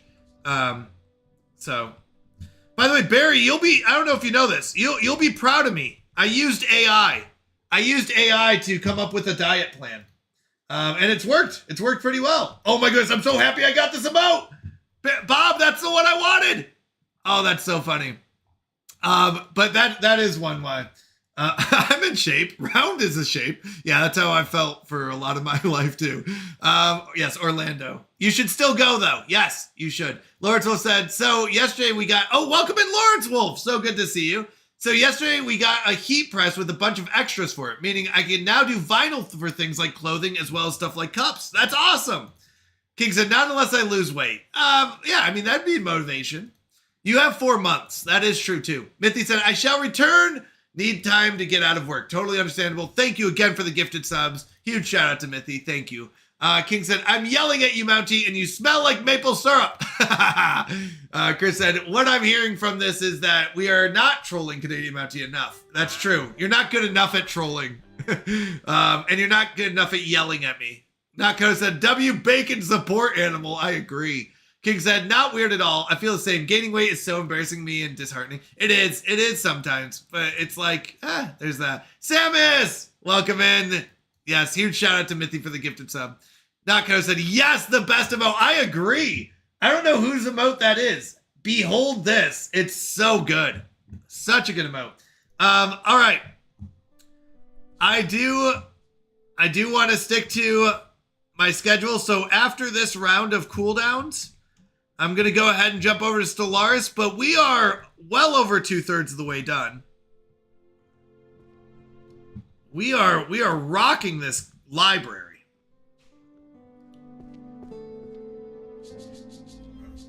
But we'll be jumping over to Stellaris after this. Up top there. Hey, you. Did I miss something? Oh, you're going to bed? What? All right. Everyone say goodnight to Google Llama. Good night, everyone. It's 10 o'clock. Bedtime. Yeah, she's going to turn... Oh, no, Cinderella doesn't turn into a pumpkin. Oh, the characters do. Lawrence Wolf said, yeah, so if you do need merch like that, you got a cheap source. Just figured I would make you the offer in case you could use it. Can't be here long due to stuff due. Yeah. Yeah, we might reach out. Night. All right. All right. Good night. All right, we're going to put these in. And we're done. Okay. 2,600 out of 3,000 books. Definitely looking cleaner. We've got 312 out of 400 shelves. OMG, Hermione is playing. Yeah, Hermione is playing Planet Crafter today as well. Have fun counting llamas. That's what she does. I know it. All right, progress will be saved. Good. All right, we are jumping over to some Stellaris. Now, I will tell you, they did come out with a new DLC. I don't have that one yet, but maybe we will soon enough. But we're going to go ahead and do a random playthrough. I forgot where we were on the other one. I love this game. Stellaris is one of my favorite games. And it is a very detailed game, but it's one that I love talking about, where I feel like I know enough about it that I can talk about it without being like, I have no idea what's happening. So we're going to jump over to Stellaris. I love that this game has both a like strategy aspect and an RPG aspect to it. Where I like to play it more as a RPG style game, instead of the, like, oh, I'm going to min-max everything. It's like, what would our civilization do in this scenario? Nasir said, after you finish the library, make sure you play the special stage. You will get a kick out of it. Oh, I'm very excited. I didn't know that. 1, 2, 3. Build no borders, claim no worlds. The Stellaris 4.4 Pegasus update has arrived, with the Nomads expansion bringing playable nomadic civilizations to Stellaris. At the heart of every nomadic empire lies its Arc ship, a fully mobile capital that replaces worlds entirely. Chart waylands across the stars, linking your way stations into living networks of trade, influence, and opportunity. Your strength is in motion, presence, and the relationships you will build. The Nomads expansion introduced a new ambition. Defender of the Galaxy has been upgraded to rival the player Crisis paths from previous releases. Become the Galaxy's champion by forging alliances, commanding federations, and lead the fight against existential threats for the greater good. As part of the free update from the Custodians, Pegasus includes major improvements to job allocation and AI economic logic, as well as a number of quality of life improvements to the situation log, starbases, automated workforce, and Grand Archive, and much more. This patch also marks our 10th anniversary as part of our decennial celebration, we've taken the Utopia, Synthetic Dawn, and the Humanoid Species Pack DLCs and integrated them into the base game for all players. Thank you for the wondrous years. Nice. All right, I'll be honest, I don't know what any of these are, so we're going to just go ahead and delete them. Because I was like, I don't know what was happening in any of these. So there's no point. I won't play them again because it's like, I have no idea what's happening. So we could build our own special, build and really get it all done right. Or, hear me out, this is what I like to do. We're going to do random. I have no idea what they're going to give us, but we're going to play with whatever we're given. Now, we are going to be on Admiral. I don't think I'm at Grand Admiral status yet. It is Ironman, which means there's no going back. We're going to do medium or large. What do you think? Wait, does large? Wait.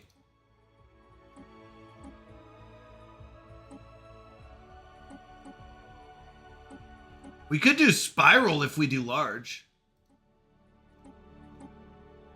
With 6 arms. Now there's 6 of them. Medium? Okay, medium it is. Oh wait, large. Medium, large? You cracked me up. I was like, oh, medium. Okay, that's an answer. I don't mind. Medium's big enough. 600 stars is big. That's fine. What do we want? Let's go with ring. We'll go with ring.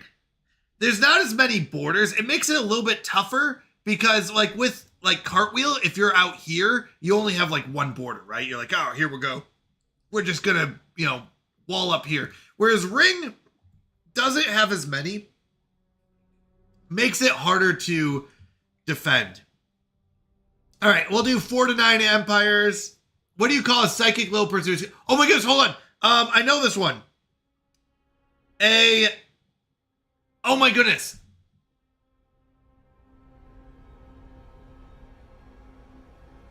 Oh, what is it, Chris? I can't remember. I've heard this one. I just don't remember what it is. Add points. A small, medium, at large. That's what it was. Nice job. Nice job. Oh, I love that one. Actually does crack me up. That one gets me. That is a good one. All right, let's go and jump in. I have I don't know. The advanced settings I'm just gonna keep at normal stuff. Whatever it has here, we're fine. All right, here we go. Jumping in. I know nothing about who we are. You even had the hint right above. Oh, did I really? Wait. Oh, medium, large. You're right. All right. Ooh, these are our people. We are adorable. Don't you just want to curl up with one of those? All right. We are a Totalian regime. All right. We got Boki. Hello, Miss Brits. Welcome in. Welcome in. So good to see you.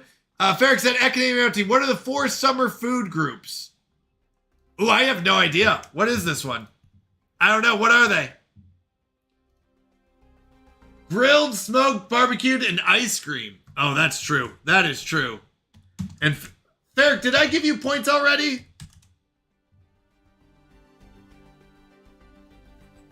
Nako said, adorable gets me in the cozy mood. Yes. Don't you just want to curl up with one of these? They got little tiny arms. Just something to hug and hold you as they tuck you into their... Is that fur underneath? I hope. Gladys got me points. Oh, that's true. That's what it was. They look like shrimp. I agree. We got the shrimp ones. You're right. Okay, I'd go with frozen instead of ice cream specifically, but otherwise, yes, I agree. Okay, so we got Boki. He's our commander. He's our Primarch. We are the Magar species. This is a female, obviously female, clearly. Age is 44 years old. All right. Eye for talent. Okay, what do we got? So we are a totalitarian regime. This government is a materialistic form of autocracy where the state aspires towards full control over the lives of its citizens in the name of efficiency. Oh, I love this. I will have full control and citizens will be happy because I will do it right. All right, we are fanatic pacifists. Oh no! Fanatic pacifists. We do not want to fight. That means we are extremely pacifist. As civilized beings, the end of all armed conflict should be our primary concern. War is an evolutionary dead end, as futile as it is wasteful. And we are materialists. As we reach for the stars, we must put away childish things, gods, spirits, and other phantasms of the brain. Reality is cruel and unforgiving, yet we must steel ourselves and secure the survival of our race through the unflinching pursuit of science and technology. Well, because I want to control my people. So, Chris, here's what it is. I want to control my people to be super efficient in the name of science. We are pacifist scientists, okay? We do have cutthroat politics. The political system in the society is renowned for its intrigue. Power struggles, shady backroom deals, and cloak and dagger scheming are par for the course. Those who survive long enough to learn the game, however, tend to learn it well.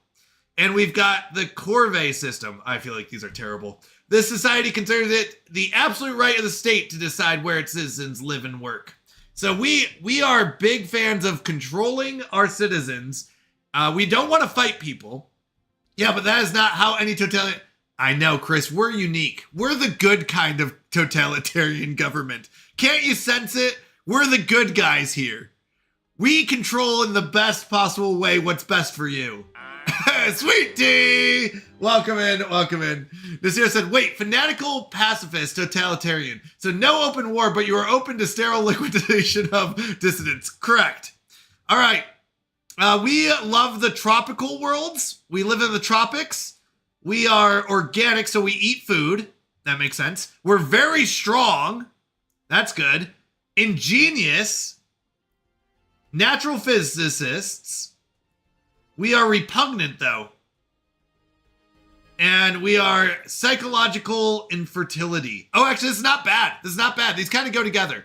Okay, so very strong members of the species possess a strength that almost defies the laws of physics. Ingenious members of the species are good at thinking outside the box and know how to maximize the efficiency of their infrastructure and power grids.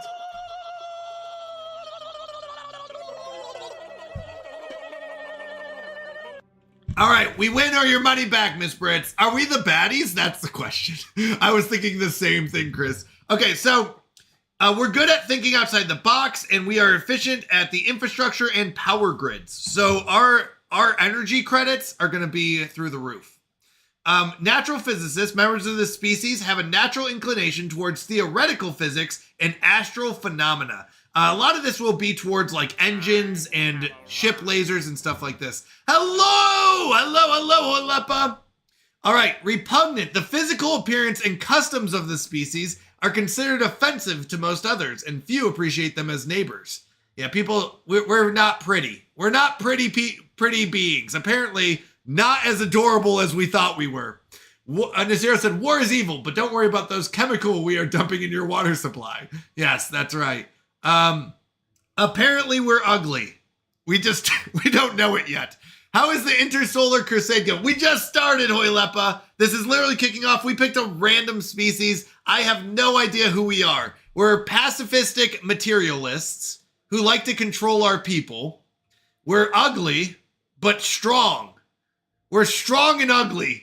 This is hitting home. I'm just kidding. I'm not strong.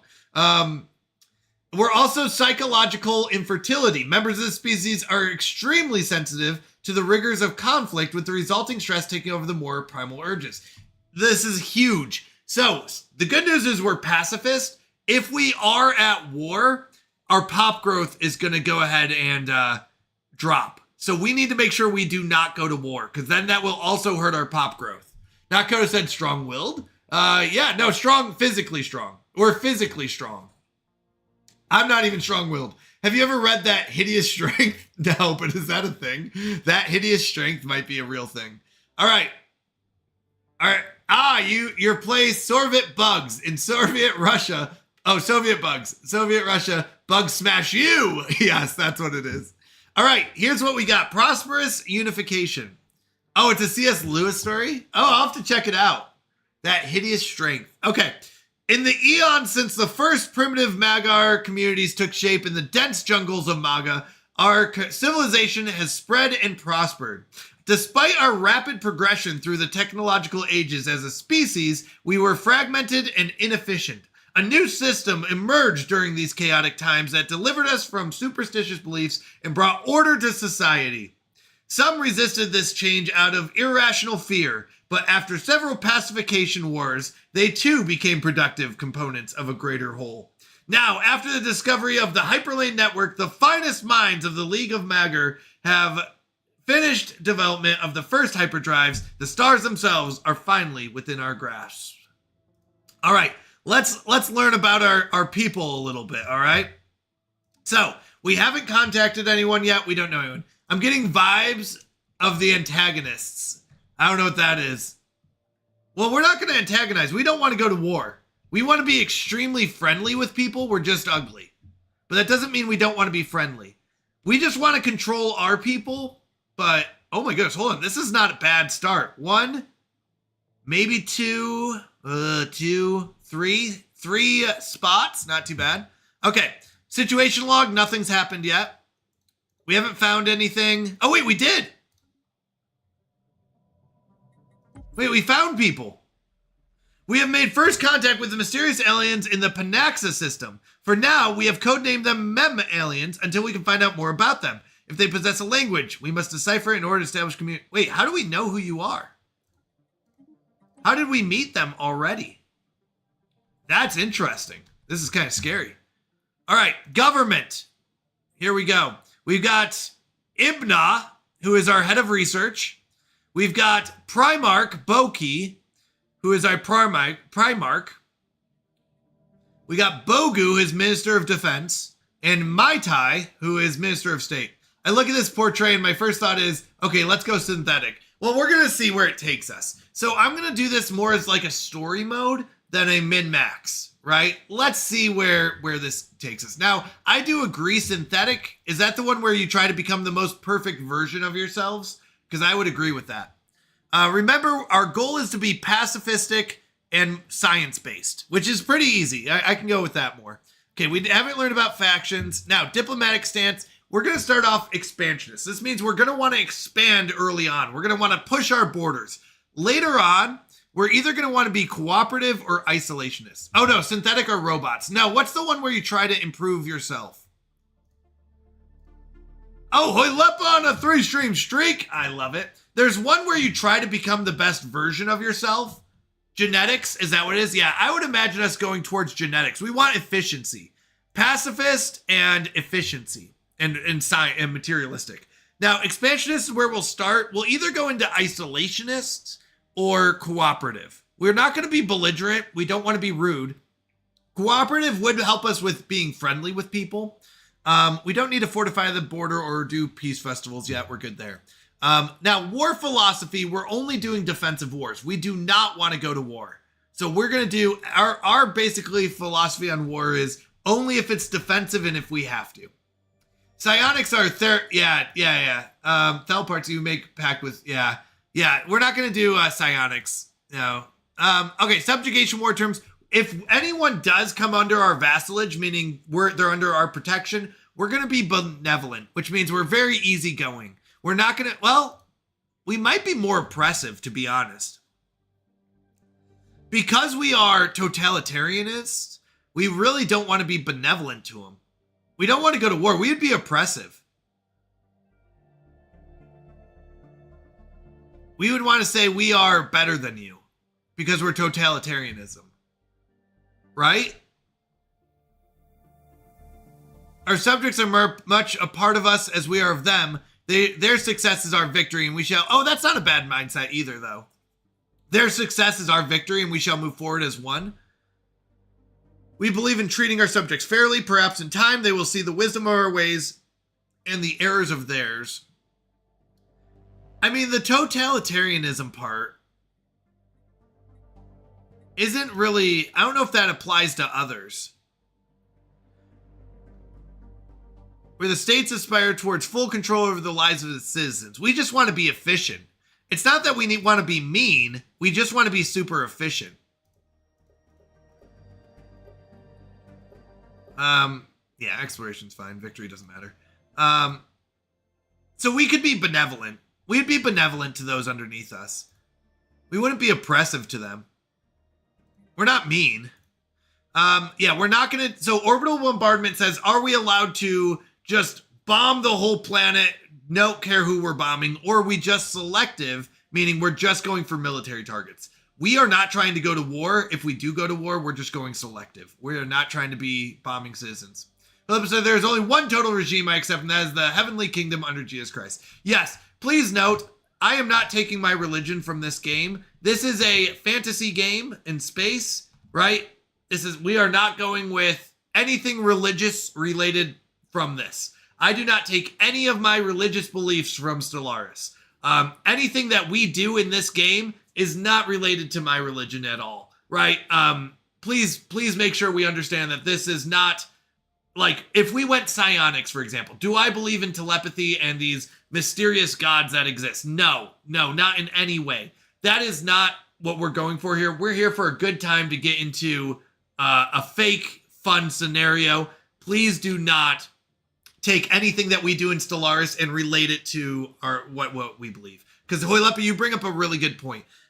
Please note there is a big distinction between video games and immersing yourself into a game and role-playing, right? If you think of like D&D, you have druids, you have wizards. Is that reality? No, right? We don't have wizards that can do magic, druids that can turn into bears. We don't believe that, right? But it is fun to play games like that. So in this case, I think you are correct, Hoilepa. In real life, I do believe we are under Jesus Christ in the heavenly kingdom. But in this game, we're just playing, right? We're just having some fun. This is not a game where we are basing our reality off of. So very good point. Thank you, Hoilepa. Okay, orbital surrender. Yes, they are allowed to surrender. We're not just going to bomb them to extinction. Okay, are games like GTA a sin then? I wouldn't say they're a sin. I would say just be careful. The biggest thing for games is it's usually not the game itself. It's the things that the game might tempt you into. So the reason I might say be careful of games, especially like GTA, or even games like, what's the one that I don't play it, and I started watching it once and I was like, yeah, this is a little too much for me, was Marvel Rivals. Now, other people might be okay with those games, and that's fine. But for Marvel Rivals, I was looking at like how the characters are dressed, and I was like, yeah, this is not appropriate in my eyes for what I deal with. So for me, it's not a sin for everyone, but for me, I would say Marvel Rivals has too much temptation in my eyes that I will not play it or I will not watch it. Like GTA might be, I haven't played the GTA game, so I don't know. But if GTA is leading you into temptations in ways that you know you shouldn't be acting, then yes, I would say don't play that. That's a bad game. If Stellaris did that, I would say don't do that. But I don't feel like Stellaris has as much of a problem there, for me at least, where I'm not really tempted in ways to be like, well, do you believe in dragons or flying space dragons? No. Or do you believe in psionic powers that can get you into the void and, strengthen you? No, I don't. And I'm not really tempted to try to mess with that. But that might be a temptation for some people where they're like, yeah, I got to stay away from Stellaris because I start getting these thoughts of I want to be more powerful by diving into the void or believing in these things that I shouldn't be believing in. So in my mind, it's not the game specific, but I will say some games tend to have more temptations than others, and I would say stay away from those games if that's you. So GTA, the game itself, is it a sin? No. There's some people that play and like, yeah, I have no problem. I have no temptations here. I have zero problem with this. For me, it might be. I don't know much about GTA. I know, like, for me, Marvel Rivals is one of those that I'm like, I need to stay away from it because there are certain aspects that I was like, yeah, I could see me falling into bad thoughts. So, oh, the bad guys are winning, huh? Oh no. John Deeds, I'm sorry. Bob said I should avoid Stellaris. I struggle with total universal domination. There you go.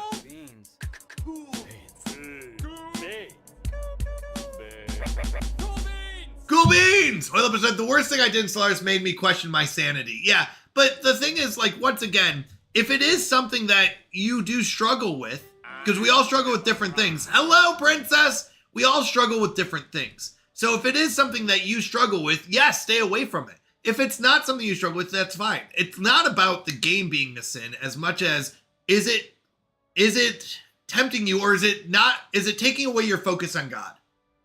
For me, I can play Stellaris and say, no, I strongly, firmly believe in God and believe in, Jesus Christ dying for my sins. Even though I'm playing a game where that doesn't exist in the game, that doesn't mean I'm not believing in that in reality. But some people are like, no, I get too immersed in games to the point where I start believing it in reality. Then yes, that is a problem. Does that make sense, Ambitious? Let me know if that doesn't. But for me, that's my mindset. That's for different people. Some people play games and they're like, yeah, this is not a problem. For me, it might be like, yeah, I need to stay away from this game because there's too much here for me that might be a problem. And that's okay. I don't think that's a problem. Like, I don't think that's bad. Farrick said Romans 14:23, but the man who has doubts is condemned if he eats, because his eating is not from faith. And everything that does not come from faith is sin. There you go. I mean, it is a big talk with like eating unclean foods, is I believe what this is referring to, right? The eating of Jewish tradition or Jewish, I will say Old Testament has do not eat these foods because they're unclean. Whereas the New Testament says it's not the food, right? It's the mindset, right, of it, or the belief. Anyways, with that is, if eating unclean foods for you is a problem, then do not eat unclean foods. If it's not a problem, then don't worry about it. If you're like, it's just food, who cares? Then that's fine. It's not a problem. But if you're like, if you deal with it. Farrick said, if your conscience tells you the action is wrong, doing it violates your personal convictions. Because the choice does not stem from faith and produces guilt, it becomes a sin for you, even if the act is otherwise permissible. Exactly. Okay, resettlement. The question is, are we allowed to forcibly resettle our population? Saying, hey, I'm going to kick you out of your home here and move you over here. The answer is yes. We are totalitarian. We do believe that we should have control as the government to move people around. I need them to be the most efficient, and I will tell them what is the most efficient. Once again, that's in this game.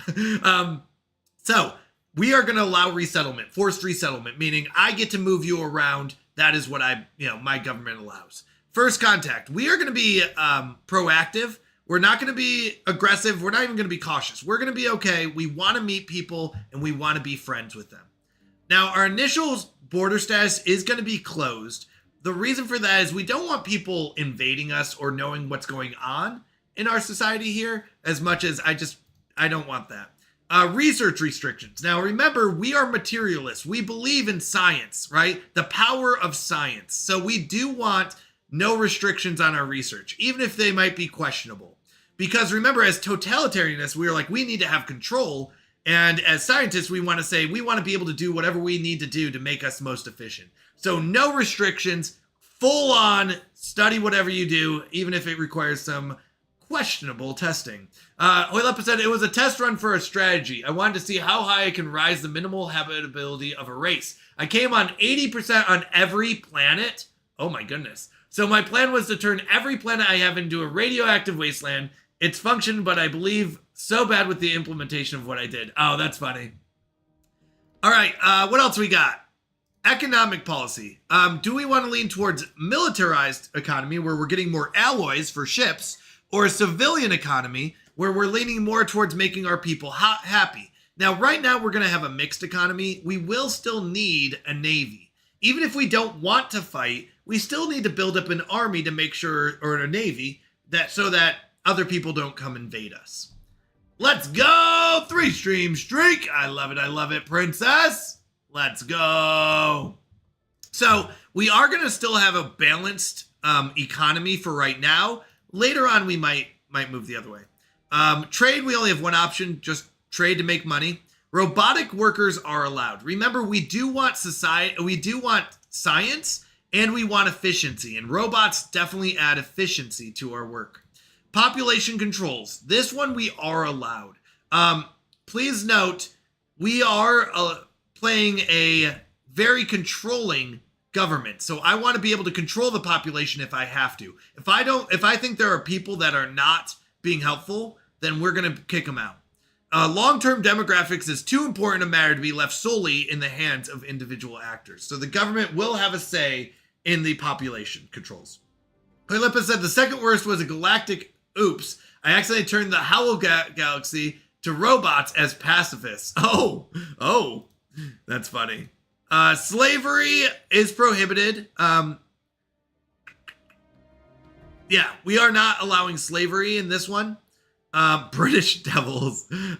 Purging, we are not allowed to kill off people, but we are allowed to displacement them, meaning we are allowed to kick them out of our worlds. So if they're not doing what we want, we are allowed to displace them. Okay? And we are allowed to say who is allowed to have more kids, right? That is the population controls. War is uncivilized. That's why we built an army of killbots to do it for us. That's good, Nasiro. That's really good. Yes, that's exactly what we're going for. All right, so that's our government and how we're going to be playing this game. Okay, society, we don't have any traditions yet, so we're still just starting off. Now let's look at our technology. This is a big part of our society, of our government, of our species. Now we are going to go for this one. This will increase how fast we get science. So we're researching how to be more efficient at researching. This one, we don't have that ability. So we can look into fleet command limit, which is how big our Navy is, and we don't care about that. We could go into off-world trading company. I don't really care about that either. I really want this unity. Remember, we are trying to grow our society to be the most efficient, and part of that will be these traditions. So unity will increase how fast you get traditions. So we are going to be very focused on that as well. Now, the other one, once again, I'm going to research how to make research more efficient. Okay? I do think this is the best option in the beginning. You always want to make your research even researcher-ier. So that's what we're going to go with there. And if you have questions or want to talk strategy, feel free. Vid said, Vid said, we don't kill them. We just ship them off to the promised land run. But Lord Vid, yes. Yeah. We definitely have the promised land idea here. I don't kill these people. We're not purging them like killing them. We're purging them like, hey, get out of my territory. You're not allowed here. To rise the research progress. Yes. So we are not going to kill off people, but we will say you're not allowed to be here because you're not efficient. We are built a civilization built on efficiency and science. And, if you're not good enough, get out. All right. Here's our officials. Our Minister of State. He's our governor. He's governing our planet. He is actually really good at infiltrating and operation costs. So he is actually good at making, if we find someone, we can kind of learn about them better and we can spy on them more efficiently. So that's what this guy allows us to do. Now, we do have our ruler who gives us our leaders. These guys, these are our leaders, Mai Tai, Boki, Bogu, and Ibna. He makes them gain experience faster, which is good. Now, our other commander, this is really good. Bogu is our military commander, okay? Now, he is giving us evasion chance, which is the ability to dodge bullets, and sublight speed, which is how fast we move. So those are two very good traits that we want to keep. So we're going to have him ruling over our military fleet so that they can dodge bullets. We'll say dodge bullets and they can be faster. Those are two things we definitely want for our military. Now, our scientist is also good at gaining experience, right? He's adaptable. He learns quickly. Not the best trait, but it will help him level up. All right, what are we going with, Vid? So this guy's good too. All right, so those are what we're going with first off. Bandit. We're the bandits. All right. So now here are the other ones that we could purchase. We could have one who is good at trading. I don't care about him. Who was the masked man? That's too funny. Who was that masked man? Let's go. Don't forget to get your CMP hypes every 5 minutes.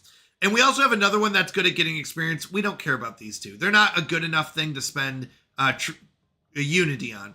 Now, our military, this would be emergency FTL damage risk. If they have to get out of there, there would be a 20% less chance of, taking damage from leaving. It's the lone Mountie. That's funny. This isn't bad. The combat disengagement chance plus 40% would be good, but we don't care about military that much. And honestly, the military style that I enjoy does not follow these rules. Our goal is to build small ships that can kite, and they're going to blow up as soon as they're hit, but we're going to have a lot of them. So the goal is to have a lot of ships that may not be strong, but they're going to be overwhelming. And they're going to kite and stay out of distance of getting hit. So first off, we're going to try to not be hit. And if they do hit us, we're probably going to die, but we'll have so many that we'll be okay. Once again, leader experience gain, I don't care about. Now, our scientist, we got one who is cheaper. That's kind of nice. His upkeep is cheaper. He gains more experience, so not a bad one.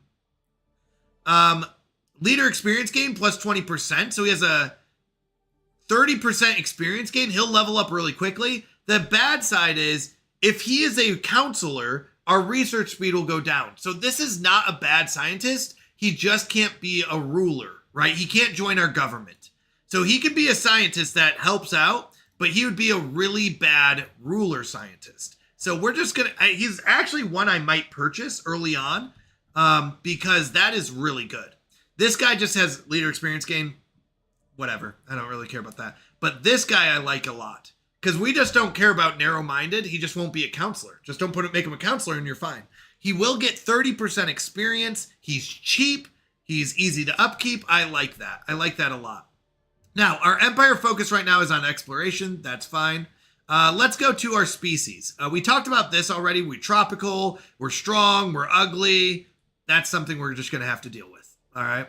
So that's our species. Not much we can do with that. Colonies and sectors, we don't have any of those yet. Expansion planner, we don't have that yet. So let's go to our fleet management. This is our ships, okay? Now, we currently have 15 out of 50 ships. I don't think that's 15 corvettes, is it? It's 3. Each corvette takes up 5 spots. So we currently have 3 ships, but here's the big thing for me. We're going to change these, how these are made, okay? So we're going to go ahead and delete these. We're going to make our own. We're going to say, don't generate your own. I want to build a new one. We're going to build a new design. It's going to be a Corvette. And here's what we're focused on. We don't care about point defense. We want weapons only. Point defense, we'll talk about in a second. Now, if you are new here or you haven't heard this talk, welcome to Stellaris. This is one of my favorite talks to have. Now, this is a highly debatable topic of how to build a ship. Okay. Nasir said, while your credentials and work is impressive, sir, we cannot hire you for management due to your backwards moral scruples that you insist upon. Oh my goodness, Nasiro, that was amazing. That is exactly what we're saying. Oh, I love that. So there are 3 types of weapons available to us. We have lasers, missiles, and drivers, which are bullets. Okay, we got physical bullets, lasers, or missiles. Now, you will see lasers. We can only build small weapons here because these are corvettes. This is what we start off with, our small weapons only. Now, lasers, you'll see at the bottom of this box here, at the bottom it says minus 50% shield damage. Means that lasers are not good at damaging shields. So if we fight a ship, we have lasers and they have shields, that's not good because we are going to do no damage to them, okay? But if they do not have shields, we do 50% damage, extra damage against armor. So If they are a ship with just a bunch of armor, we would be awesome at that because we would do a bunch of damage against their armor. And lasers do really good against hull damage, which means that once you break through the shield and break through the armor, let's blow up their ship. Now, this is really good against ships that build armor and don't have shields, right? Now, Hoilepa said... Oh, wait, Vince said maybe you could trade the Corvette in for a Mustang? Yes. Hoilepa said the reason why it's a highly debatable topic is that the meta basically changes every 2 seasons. Yes. So that is one way to go. We could say we're going to go all lasers and hope that the enemy only builds armor or nothing but armor. If they build shields, bad scenario. Now, mass drivers are the opposite, basically. If the enemy only has shields, then our mass drivers are going to tear them apart. Because mass drivers, as you can see at the bottom, do 50% extra damage against shields. But if they build armor, that's bad. Because we're going to do minus 50% against their armor. So you might go with, well, I guess it's just a toss-up. Because if they build armor, then we want lasers. If they build shields, then we want mass drivers, right? Now, let's look at the third option. Now, we could always do a combination, but let's look at the third option. Nuclear missiles. Nuclear missiles do 100% shield penetration. What this means is, if they build shields, we don't care. We're going to ignore them. Amen. That means we would love to fight enemies who have shields. Because if they build all shields, we ignore them. We don't just do extra damage against them. We completely ignore them and go straight to their hull. The hull being their health, right? So you have to break through their shield, break through their armor, and then you can attack their hull, right? Their health. But in this case, if they build shields, we completely ignore them. Now, this is not good in what scenario? If they build armor, right? Because if they build armor and no shields, well, dang it. We are skipping the shields that don't exist. But we're just doing regular damage against their armor. Right? So you might be like, well, how does that help us, right? Should we just do a mixture of all three? Well, there's another thing I want us to look at. If you look at about halfway down that bottom list, there's something called range, okay? Range says how far away you can be in order to hit them. So if you look at lasers, the range is anywhere from point blank, 0 to 40, okay? 0 to 40. Don't worry about what 40 is, but 0 to 40. So in order for a laser to even hit, you have to get within 40 range, okay? If we look at mass drivers, they go a little further. So mass drivers have a range of 0 to 50. So this does have a huge play in this. If I could stay far enough away and I had mass drivers, technically the lasers would never hit me, right? If I could say, hey, if I stay 50 range away, their lasers would never hit me if they have lasers, right? If I had mass drivers, I can outrange them. But let's look at nuclear missiles. This is my favorite part. Nuclear missiles go from 0, point blank, to 100.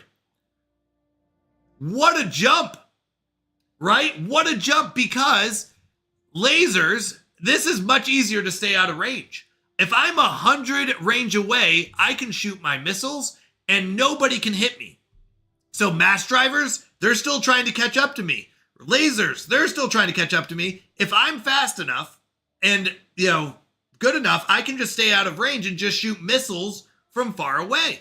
So remember, missiles have the longest range and they ignore shields. So if the enemy builds shields and no nuclear missile weapons, then we can just outrange them and we can ignore their shields. Yes, Miss Brits. Now, if they build only armor, is that a problem? And I would say, no, we'll still outrange them and they'll never get close enough to hit us. We'll shoot missiles at them and they can't get to us. The goal is to build fast ships that outrange the enemy. And if they can never get in range, then I don't care if I have to tear through their armor. If they don't build shields, great. I'll just keep outranging them and keep shooting at them. If they do build shields, I'll ignore them. So this is why I think nuclear missiles are the answer. Because of their range and because they ignore shields completely. Now, once again, this is a debatable topic. Some people are like, yes, but that requires you to be faster, right? You have to be a faster ship in order to stay at max range, to stay out of the way. But I would say yes. Even if you look at large lasers later on, large lasers only have a range of 80. Large mass drivers do have a range of 45 to 100. But these missiles will get upgraded later on, and they'll have better range. We'll talk about that later. So this is why I believe that nuclear missiles are the best, because we're going to stay at max range, stay far away, and stay out of range of their lasers and mass drivers. So even if they are ignoring our armor or doing extra damage against our armor and our shields, if they can't shoot at us, then it doesn't matter, right? They have to get to us first. Now, here's the downside of nuclear missiles. You're like, oh, that sounds great. Well, the downside is there is a second style of ship you can build, and that can come with what's called point defense. Point defense is literally there to shoot down missiles, okay? Now, it has a range of 0 to 30, so it's not really supposed to be an up-close, it's a very close weapon, but the idea of these are to shoot down missiles, okay? So if they build a point defense weapon, you're like, well, there goes your missiles. Kind of. Our goal is to shoot so many missiles that they can't stop them all, right? So one thing we're going for is stay out of range of them. 2 is shoot so many missiles that even their point defense can't keep up with it, because they only get 1 point defense. They can't build a second one. They only get 1 point defense weapon. So if they're doing something like lasers, which are good against armor, good against hull, and they have point defense to shoot down our missiles, they still have to catch up to us first. And our goal is to build speed and range, right? So we're going to try to just shoot so many missiles. Who cares if they shoot a few down? Something has to get through, right? Now, that's why I go with nuclear missiles, because yes, there are point defense weapons that will shoot down some of our missiles. But the goal is to, once again, shoot so many missiles that they can't stop them all, okay? Later on, there's something called swarmer missiles, which is that idea. They don't do as much damage, but swarmer missiles are shoot 1,000 missiles, something's going to get through. It's never Wartime the first time. There you go. Now, keep in mind, we want speed. Remember, our goal is range and speed. And evasion's not bad either, okay? Range, speed, and evasion. That's our goal. Now, let's look at this. We have enough 35 power, okay? We've got 35 power. If we add a deflector, notice how now I have 20 power. And you'll also notice that my speed is going down. And my evasion. Evasion slightly, not very much. So the problem is I can't even have 3 shields. But the problem is I'm losing speed and I'm losing evasion, which is bad, right? Because our goal is to outrun them, outrange them, keep far enough away with speed and shoot them from far away. So we do not want to lose our speed, because then they can catch up to us. And if they catch up to us, we're dead. Now, that is why I believe we're going with armor. Notice how armor does not lose any power, therefore we're not losing speed or evasion. So there are some people who are like, oh, you should mix it up, do a little bit of shields, a little bit of armor, stuff like that. I really believe this is the build to go. You want to go with nuclear missiles because of the range, and you want to go with the armor for the speed. Get on with it! Well, I want to explain, because I think this is a really interesting... Thank you for the 15 bits. I appreciate it. I do need to... I'll add them at the end. I want to make sure I don't forget to add your spins. Yes, I will add the spins at the end from Blurps and from Tangia. Okay, so that's where we're at. If you want to know my reasoning why I build it this way, there are other people who believe differently. Now, the other thing we see here is a reactor booster. This will give us more power. And remember, power goes into evasion and speed. So I like to add this in here. It's 5 extra alloys, but it does give us a little more speed and a little more evasion. And that is our goal. So this is my build. Yes, get on with it. But that is what this is. The reason I go with pure missiles, a reactor booster, and armor is so that I can stay far away and shoot them. And with the expedition out of the way, we ran out of time to play. Nonsense. We're still going strong. So, auto upgrade, save. Now, Corvettes, we talked about. Second one, defense platforms. These ones are a little more simple because defense platforms don't move. They just kind of go around your worlds and they defend, right? They're not flying around. Remember, Corvettes, we want speed and distance, and we want to make sure that we can hit them from far away and stay out of range. But let's go to defensive platforms. That one cracks me up every time, Ferric. Okay, so defensive platforms. We could build 4 small weapons. You're like, we want nuclear missiles, right? Well, the answer is no. No, because there's something even better, right? We could build point defense. So if they have missiles, we'll shoot them down. We could build medium weapons so we could increase our range.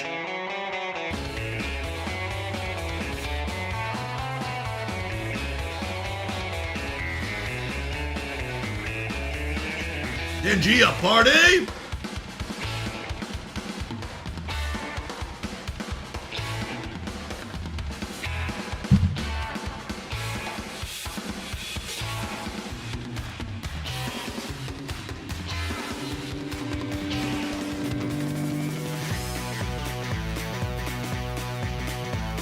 Get those dance emotes in.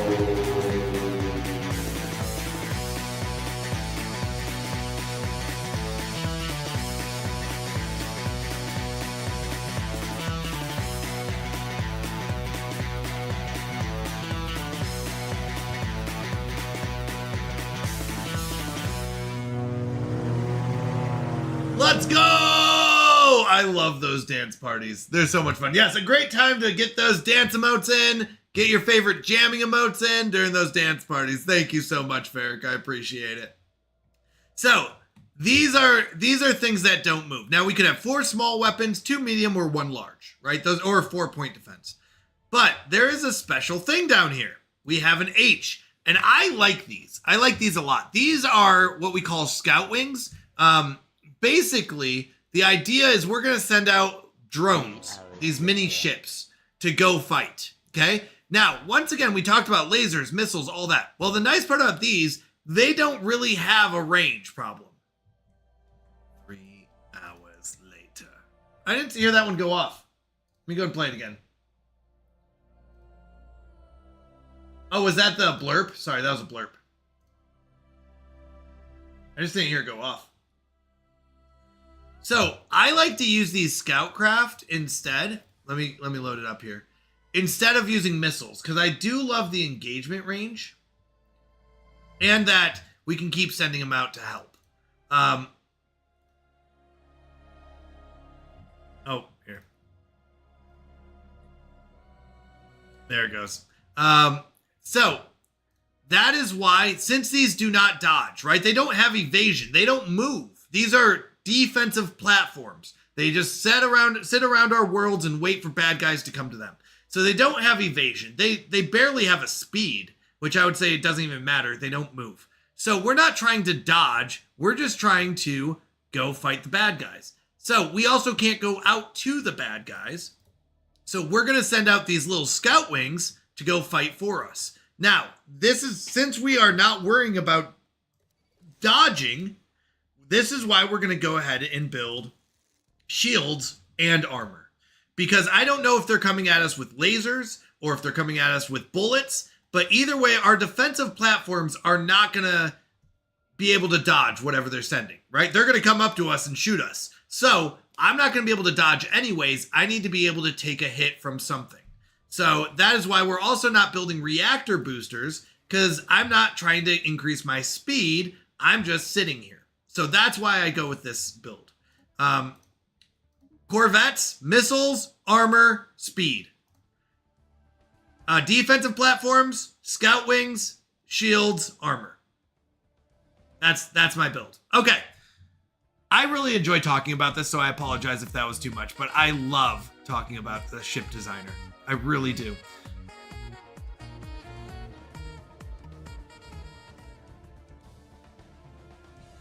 Do you guys hear those blurps?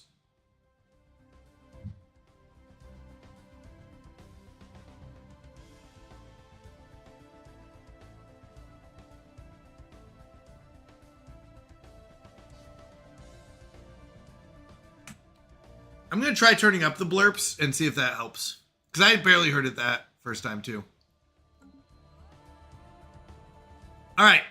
So discoveries, we haven't discovered anything because we haven't done anything. We don't have any claims because we haven't met anyone yet. And here's the market if we want to buy and sell stuff. Okay. Moving on. We're going to jump over to this side. Here is our capital. Here's our world. Our capital world. Now, I'm a big fan of a couple things. One, I think it is important to build up a defense, but we're not really planning on going to war. So I like to build a stronghold, but really what my focus is going to be is research here. Is it a Capital One world? Capital One? Yes. What's in your wallet? Has the game even started yet? Well, we're kind of learning about who we are because I don't know who we are yet, really. So we're looking at what we've got for us. It's kind of, we're playing on a random species. So I don't know who we are yet. So we've got this. We really want to focus on research. This is our world. It looks like there's nothing special going on here. These are our workers. We got 5.2 thousand people. We've got this sprawling slums that we're going to want to clear out. That'll give us more population to work. Economy, armies. We don't have to worry about armies. We do have some already built in here, though. And no holdings. Okay. This is our construction ship. And we're going to say, I need you to build some mining buildings, okay? We need to get these are unworked minerals and unworked energy credits. So we need to get those going. We also have a science ship, and we need them to go explore. Now, here's where we have to make a decision. This one is a tropical world. This one does not have a tropical. So I'm going to say, hey, science ship, I need you to go figure out what's here so we can go colonize this. The earlier we colonize, the earlier we can start growing. Oh my goodness, it's Pre Pony! Hello, hello. How are you doing, Pre? So good to see you. You're joining us for the Stellaris section of our stream here. And we're playing this random civilization of, I believe we are shrimps. We're a bunch of strong, ugly shrimps today. We picked a random civilization, so it made it for us. How you doing, though? So good to see you. Oh, my goodness. Thank you, Farrick, for the gifted sub to Pre. That's so kind. Thank you, thank you. All right, the last thing is we need to build another science ship. Brawny Prawns. Oh, my goodness, Samus, that is amazing. Yes, we are the Brawny Prawns. We like to have control of our people, and we also are very pacifist. That's what we rolled. Okay, let's get the game started. I know that was a long intro of our civilization. Let's get going. So, we're sending our science ship. Okay, well, first off, contact report. It did not take long for the League of Magger, that is us, to come across intelligent alien life. Hey, we found some other people. The fleet's report to the Magaran capital somewhat understates just how alien these forces appear, and only in passing mentions the failure to open comms. Now, we have two options here. I'm just grabbing some paperwork from the office, and then I'm going to check up on a curfew. All right. All right. Nice. Pre is amazing, by the way. If you haven't had a chance to stop over to her stream, absolutely do so. She has really just done so much with her stream, and it's so fun. Here, let me get you a shout out here. She's a lot of fun. She got a new V2 model, actually 2 new V2 models, and she's just a blast to hang out with. If you get a chance, agreed. Pre is amazing. Absolutely. You can catch her on Tuesday nights, and then there's a couple other nights she'll stream as well. But go check her out. She's amazing. Yes. All right. So we found some alien life forms, and we got to figure out what we're going to do about it. Now, we can say new life offers valuable scientific insights, and this will give us a research boost into 0G labs. I'll be honest, I don't know what that means. Let me see if I can figure it out. Oh, let me highlight over. Okay. This means that our research stations would produce 10% more. I'll be honest, research stations are junk. So research stations are these little things like you can get 2 from here, and you're like, oh, cool, I might get 2 from here. Almost all of our research is going to come from jobs. Jobs is where we get almost all of our research. So we don't really care about this one. Now, since we're pacifists, we could say, well, the existence of life expands our understanding. And we can get research into bioreactors. This is where we can turn food into energy credits. Let's be honest, this is also who cares. These are both a bunch of who cares? We're going to take this one, the science one, because science is better than turning food into energy, because we're very rarely do we have a problem with energy. So we're going to go with that. All right, let's keep going. Let's see what we find. So we found, I don't know how they found us or we found these people up here. I don't know who they are, but they know us. So we're going to go figure out who they are, okay? We got communications going on. Who are they? Now, our science ship is going to go get this tropical world. It's got 18 spots, which is pretty big. So we're going to figure out what we can do with it. We could turn it into, we don't want to turn it into an energy credit world. It's only got 3 spots for that. Mining is only 6. I like to have double digits if we're going to use it for these. So other options, we could turn it into a research world where we just do a bunch of research there. We could turn it into, a Unity world. We could turn it into a factory world where we get alloys. We have a couple different options. I don't know. I don't really like this one because it doesn't give us a bunch of minerals or a bunch of food or a bunch of energy credits. Now, we did get our second scientist ship, so we got to hire that scientist. Now, remember, we were like, ooh, this guy's good because he's cheap. The only thing is, we do want to use some in 8 months. Yeah, no, it's good to get it now. Let's get our scientist now, get him exploring. He's cheap anyways, and we're going to say, you know what? I want you to go explore this way. But specifically, I don't care about surveying systems. I want to go figure out what planets are out there. What planets can we go populate so we can start growing? No, Romans 12:10 will be implemented. Oh no, which one's Romans 12:10? Here, let me put it in chat. Romans 12:10. That's funny. Being devoted to one another in brotherly love, giving preference to one another in honor. Ah, that's true. All right. So, that was good. That was a good one. Lego Bruce Starstruck. So, we now know without a doubt that thriving biosphere is not something unique to MAGA. Both the scientific community and the public at large are eager to learn more about the various forms of alien life found throughout the galaxy. Efforts to catalog the life forms we encounter are already underway, but our xenobiologists have urged us to focus. In the future, God help you. That's a good one. If the laws of physics no longer apply in the future, God help you. Efforts to catalog the life forms we encounter are already underway, but our xenobiologists have urged us to focus our planetary survey efforts on habitable life-bearing worlds. So we could say, yes, let's go find some habitable worlds that we can go populate. And I love that. Or we could say, no, that's dumb. Give me 164 Unity. I'm going to say, let's go find these worlds because the outcome usually is better than what you get by denying it. So we're going to say, yes, let's go find some worlds. Let's go find somewhere to live. Now, all right. We found someone new again. Oh, no, this is these guys. Okay, we made first contact with these guys up here. I don't know who they are. We found them. We don't know who they are. We're trying to figure out how to talk to them because we don't speak the same language.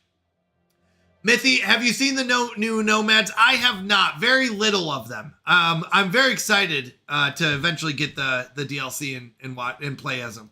I like the idea of them. I haven't seen it played out yet, and I heard they did a hot fix to kind of, not a hot fix, but an update to kind of fix them up a little bit. Okay, so we made first contact with these mysterious aliens in the Panaxa system. For now, we've codenamed them Mem aliens. We got to figure out more about them. Okay, we have caught neither sight nor sound of them for some time now. Our researchers find they have little information to go on and worry that the trail may have gone cold. So they have to keep working at it. They're like, hey, we're trying to figure out who these guys are, but it's really tough. So we're gonna let them keep hacking away at it. Yeah, it's a very different style, Mithy, with the Nomads. The Nomads are a civilization that keeps moving around. Like, they don't have a base planet. Like, we have these base planets that we live on. The Nomads expansion, or DLC, is a civilization that does not have a base planet. They have basically a base ship. Is that the idea? Like, they just have these ships that fly around. They don't have planets. They're nomadic. All right, so he's going out. He's like, hey, what's out here? What's out here? So he's not really diving in and like exploring exactly what's here. He's more of like saying, are there any planets here that look good? No, keep moving. This guy said, oh, we've got a good planet here. Let's figure out what else is around it. Because in order to claim this planet, we got to figure out what else is around it. Now, this is okay. We're getting 6 minerals, not bad.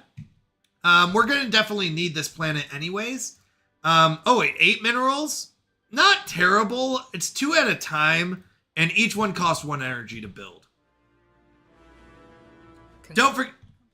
All right, so he's done building those buildings. So we're going to send him out here and say, hey, when he's done surveying, let's go ahead and get this. Now, ooh, okay. So, yeah, you can build arc ships that control your civ. Yeah, that's so cool. Now, I will say here, what we're looking for are called bottlenecks. So if bad guys want to get to our capital, how are we going to make them travel? So if I own this spot and they can't get through it, then if they come from this way, they're not going to get to our capital, right? If I own this spot, that's a bottleneck that they have to go through in order to get to our capital. So I'm definitely going to want to claim this one. Actually, this one's even better.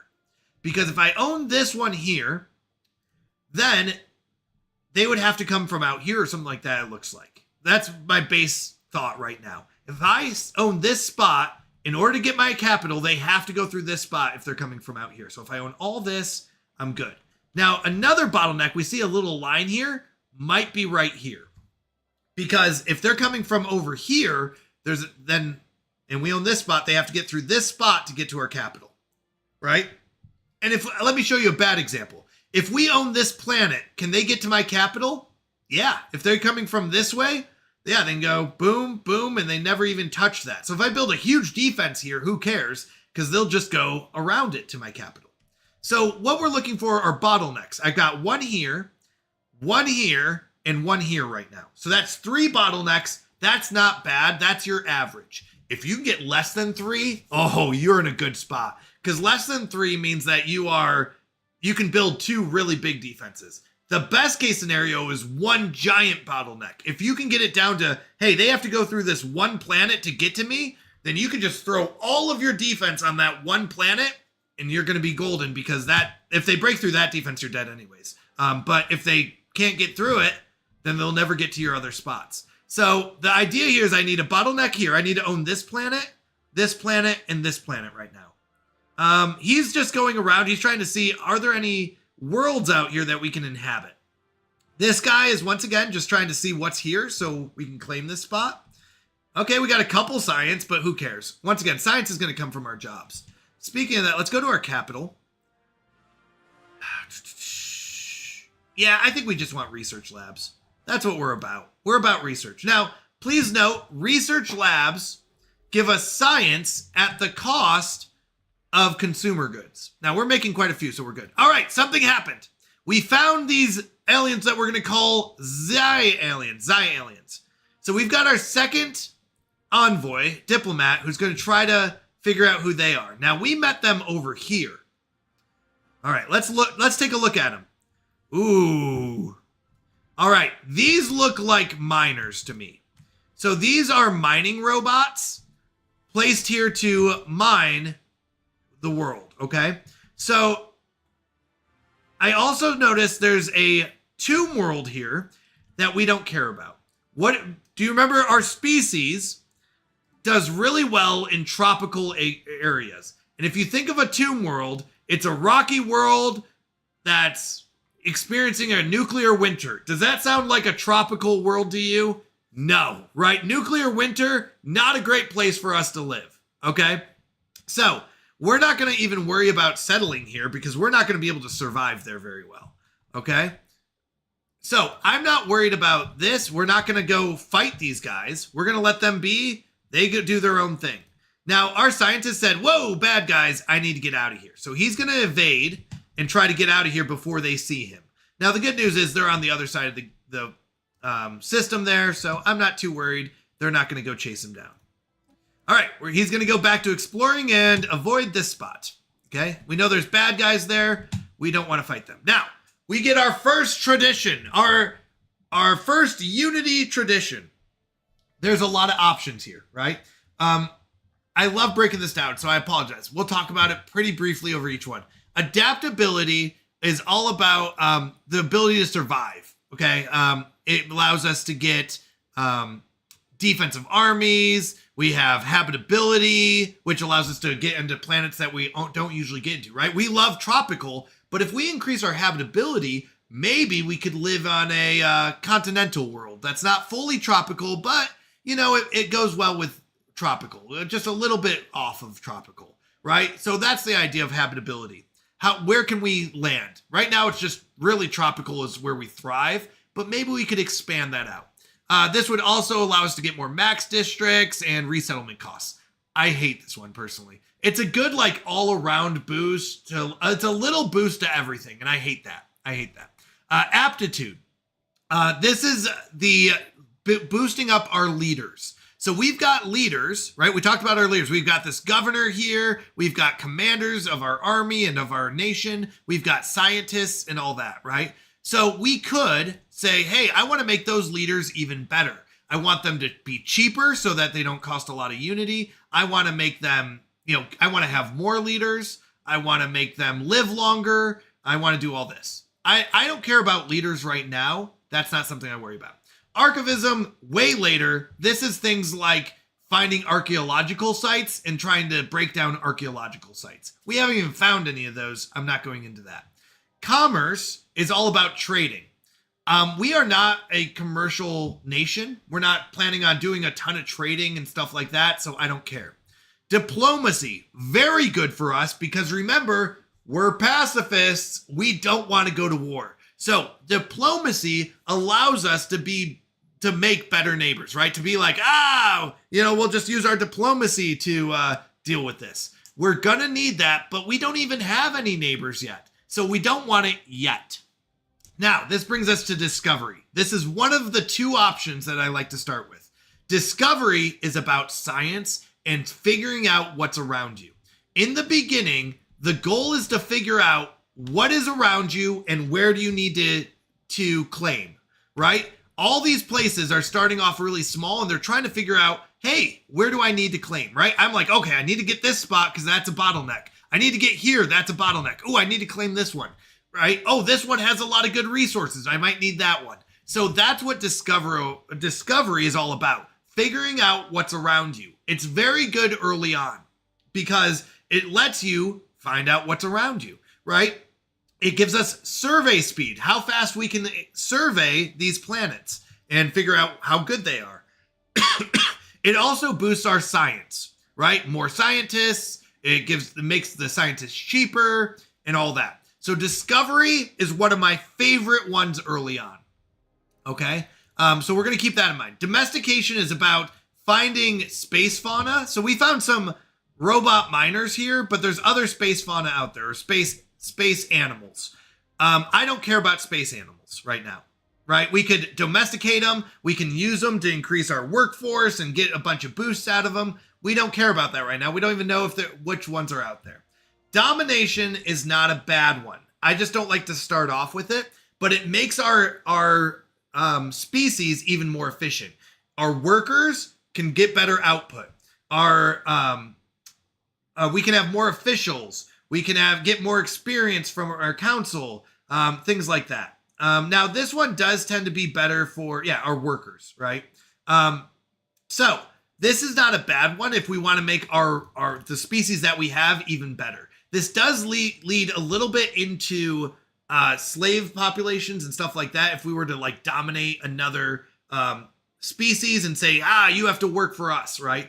But that we're not really going that route. Remember, we're not really planning on doing slaves or anything like that. We're planning on making our own people efficient. So domination's on the table a little bit, but probably not our first pick. Enmity is all about making enemies.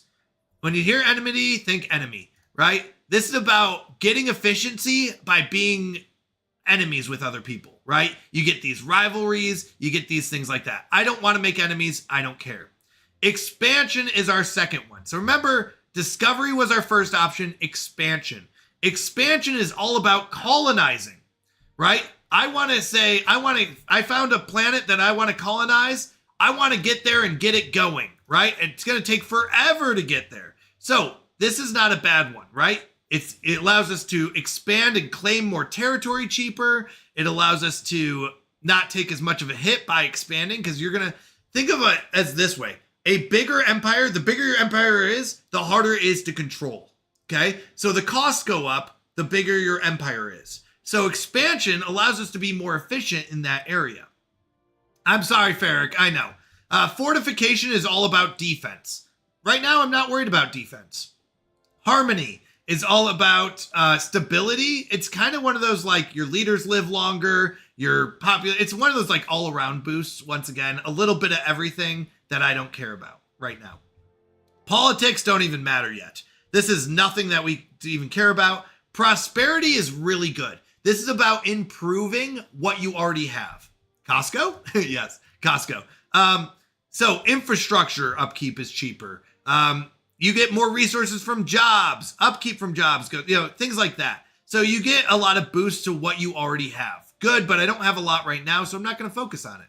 Statecraft is all about making your agendas more efficient. So in your government's always running an agenda. Right now, our populations have an increased happiness because that's the agenda you start off with. Later on, we can get these other agendas. We start these other agendas that might, give our civilization a little boost.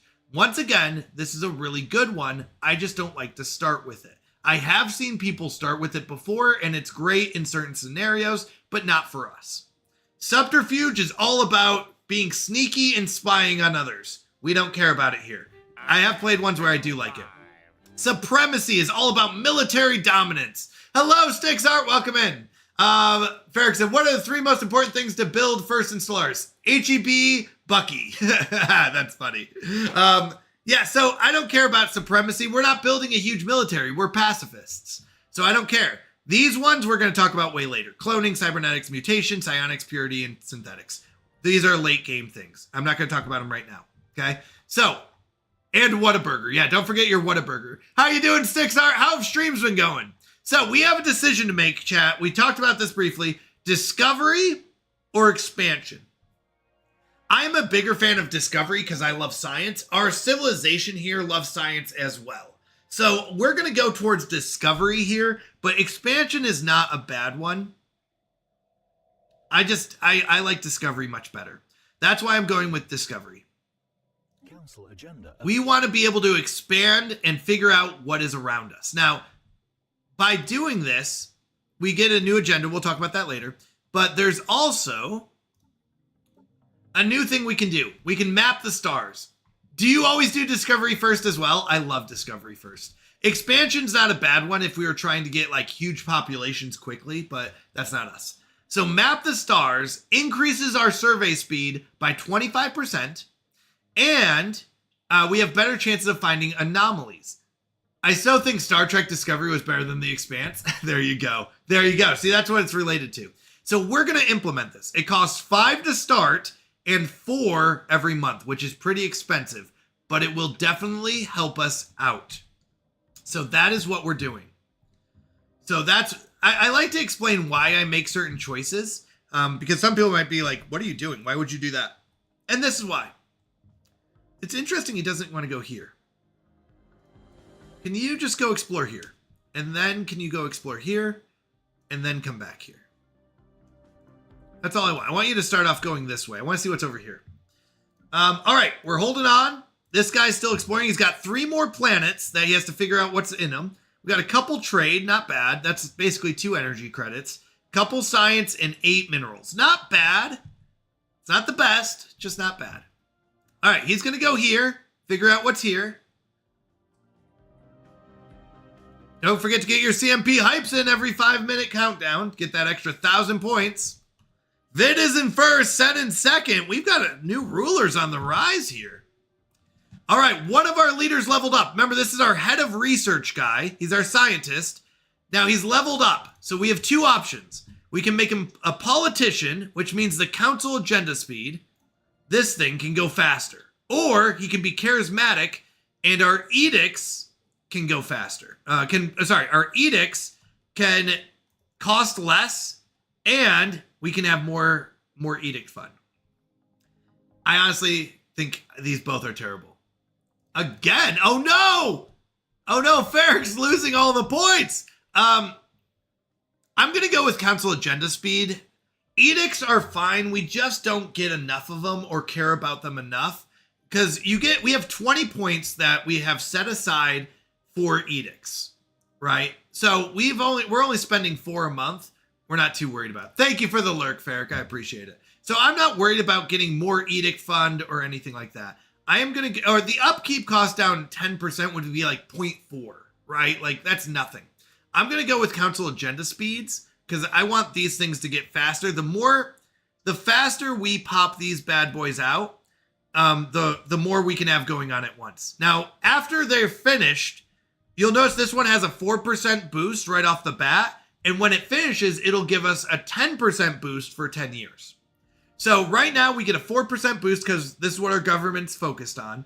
When it finishes in 149 months, it says, it will give us a 10% boost. Then we can start a new one. This one would give us a survey speed of 25%. After it finishes, 100% boost. So things like that. Then 5 science vessels, 3 doing survey, 1 anomaly, 1 special. Eventually I do want to get there, yes. But we do have to be careful not to spend all of our unity. Unity is very important early on. We did spend some on that one scientist, but he was cheaper, and it is nice to have 2 science ships going. Okay, so we've kind of analyzed this world. Habitability, 80% is good. It's not 100%, but that's okay. 80% is good. It's an 18 size world. It's wet climate. It's pretty good for us. All right. Oh no, we found another set of aliens. Unfortunately, we don't have a diplomat available to figure out who they are. But we did find some more bad guys. Or, well, we found more guys. We don't know if they're bad or not. We just don't know who they are. So these look like, I can't remember if they're called flagella, but they're like the little space fauna that we were talking about. The little space animals. I can't remember if they're evil or not, but they're like space clams in my mind. But yeah, so we found these guys. Our science ship says, I'm out of here. Opacoli! At phone on work. On phone at work. Sounds good. Thank you for being here. So, we found these guys. They're just sitting there right now. That's okay. We're going to try to avoid them until we can learn who they really are later on. So once again, go explore. Find me some planets that I can settle. All right. So we're going to pop this. We're going to hit it. It's ready to go. We get a 10% boost to our happiness. And we get to start something new. So we can go with survey speed. That's good. I like survey speed because we got to figure out what's around us. We can go with monthly unity. That's good because we want to get more traditions. We can go with expanding the council and get another person here. I don't have someone to fill that spot anyways. I don't care about that. We can go with progressive growth and get mechanical robot population increased. We don't have robots yet, so that doesn't matter. We can go with reorganize the council, fire these guys and restart. Don't care. And we can go with we come in peace, which would make people like us more and cause less friction on our borders. We don't have any neighbors. So there's 2 options, chart the unknown or evolving society. Both are very good. I'm going to start with chart the unknown because I got to figure out where those planets are that I want to settle, right? That's our first start. So until we figure that out, I need to keep focusing on this. I need to see what's around me to figure out where to go next. We know we have one planet that we want to go here, but these 2, not good. Tundras and arid. 2 things that we don't want. So we're going to say, hey, you're done surveying that system. We know what's here. We're going to claim it and say, hey, give me that system. Oh, we also need to boost our research labs here. Colonize, colonize, colonize. Exactly. Now we have another level up. So our main leader, our Primarch, our main leader leveled up. So we can say, hey, right now he gives a 5% boost to our leaders' experience gains. That's good. They level up faster. We could up it to 10. Or we can say our naval capacity goes up by 5%. We don't care about that because we're not in military. Or our defensive platforms do more damage. We're not focused on military. So we don't care about these 2. We're going to say, hey, give our leaders a better experience gain so they level up faster. All right, so now, thanks to our ruler, our leaders now level up faster. And they get more traits and all that, so that's good. So we're going to go searching around. He's going to go up here. Wouldn't it be bad to have a third scientist? The question is, can we afford one? Or is there a scientist worth grabbing? No. We're going to wait two and a half years before we get new people on board. Opa said you could have more than one naval. I thought everybody had one naval. Oh, you mean space naval. It's fun messing with you. I'm at work. I got it. That's funny. Oh, no. Okay, so actually this is good. We found an abandoned gateway. This is actually semi-good. We have located what we believe could be an ancient subspace gateway near Harmonious Repose. It appears to have been part of a galaxy-wide network of similar stations, which, when operational, allowed the near instantaneous travel from one part of the galaxy to another. It's a lot like a wormhole, just a little different. But basically, with these gateways, you can jump from one spot to another really quickly. At some point after its initial construction, its connection to the rest of the network was severed.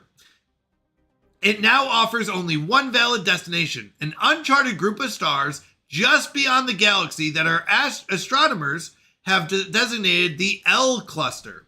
So there's some stars out here beyond our galaxy that this is attached to. But the problem is we don't know how to use this yet. Even more intriguing, the gateway was built entirely by microscopic nanites of an unknown design. Although the gateway emits a faint power signature, it has been deliberately locked into some kind of maintenance loop that prevents its activation. Until we find some way of aborting this process, the L cluster will remain beyond our reach. This is okay for now, but not going to be great later on. Space Bees! Space Bees! Built that, yes. Space Bees, you got it. All right. Let's keep it moving. So we're building our research lab so we can get more science. Our science is going to take a while because it's pretty slow early on. All right. The Mem aliens. That's these guys up here. Up here. The inquiry into the unidentified spacecraft that observed in the Panaxa system continues, but insufficient data has been collected to make an informed hypothesis as the exact origin of the vessel. Since we are likely dealing with a representative of a previously unknown alien civilization, efforts should be made to intercept their communications and begin a comprehensive analysis of their language. So we're still trying to figure out who are they and how can we talk to them. We don't know what they look like. We're just having troubles. Now, we officially claimed this area. So now that we claimed it, let's go ahead and claim all the little mining stations here. We're going to say, go get this one for right now. We don't have enough to claim them all right now, so we're going to do one at a time. And we're also going to colonize, okay? Now, colonization takes 200 food, 200 consumer goods, and 200 alloys. We have that. Now, what kind of world do we want this to be? It could be an urban world where we're good at trading. We have marketers and logistics drones, basically good at trading. No, bad. It could be a mining world. Well, there's only 6 districts for mining. Agri-world, there's only 5 of those. Generator world, there's only 3 of those. So we don't want those 3.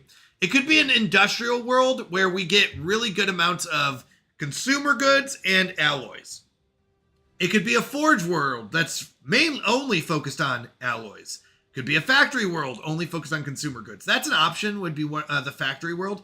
Unification would be good at unity. I like these every once in a while, and it's not bad early on. A tech world is also pretty good to just be able to get technology. A fortress world would be if we want to make it like a really strong defense, but we don't care about that. So I'm looking at these 3.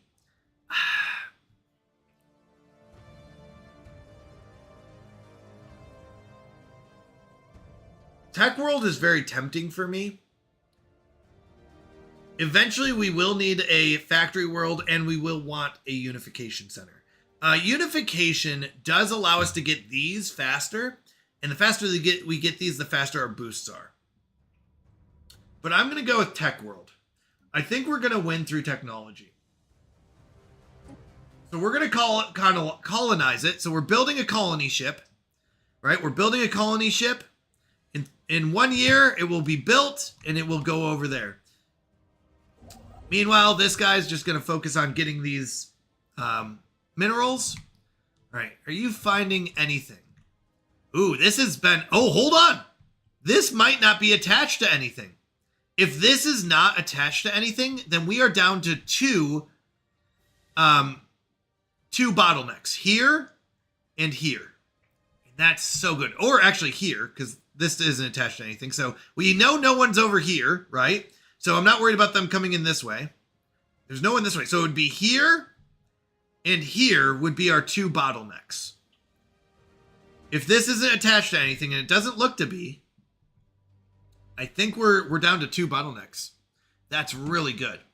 Now, unfortunately, I still don't have enough minerals to do them all, so we have to do one at a time right now. All right, we know who the mem aliens are.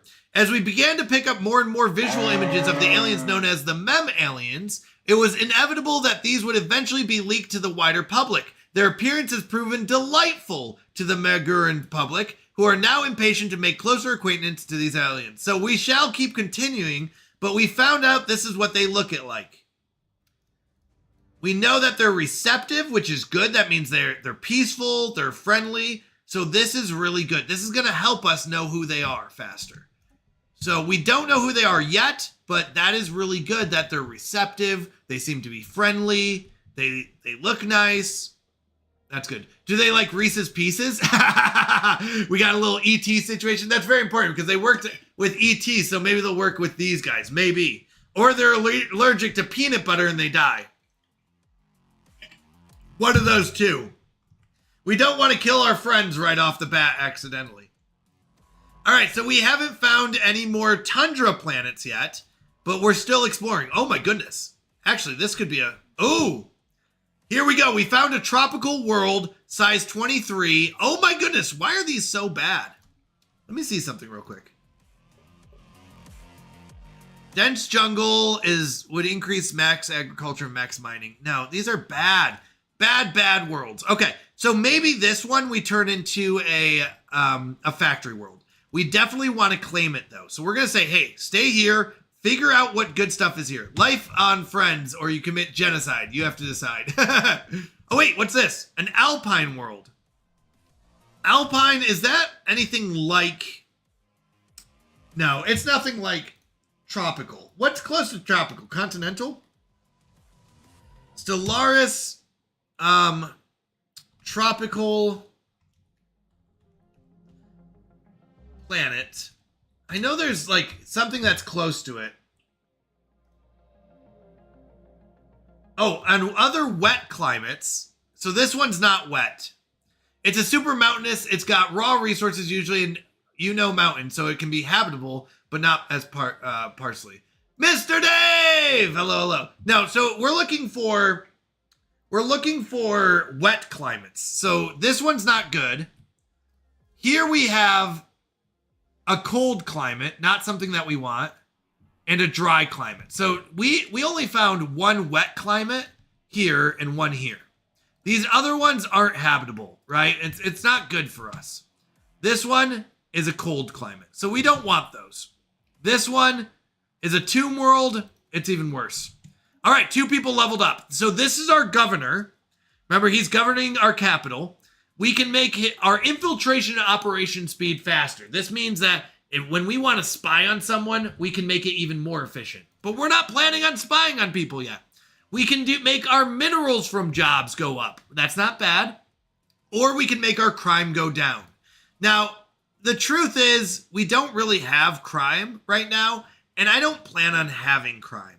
Crime is something when you meet a bad guy who wants to make your life harder.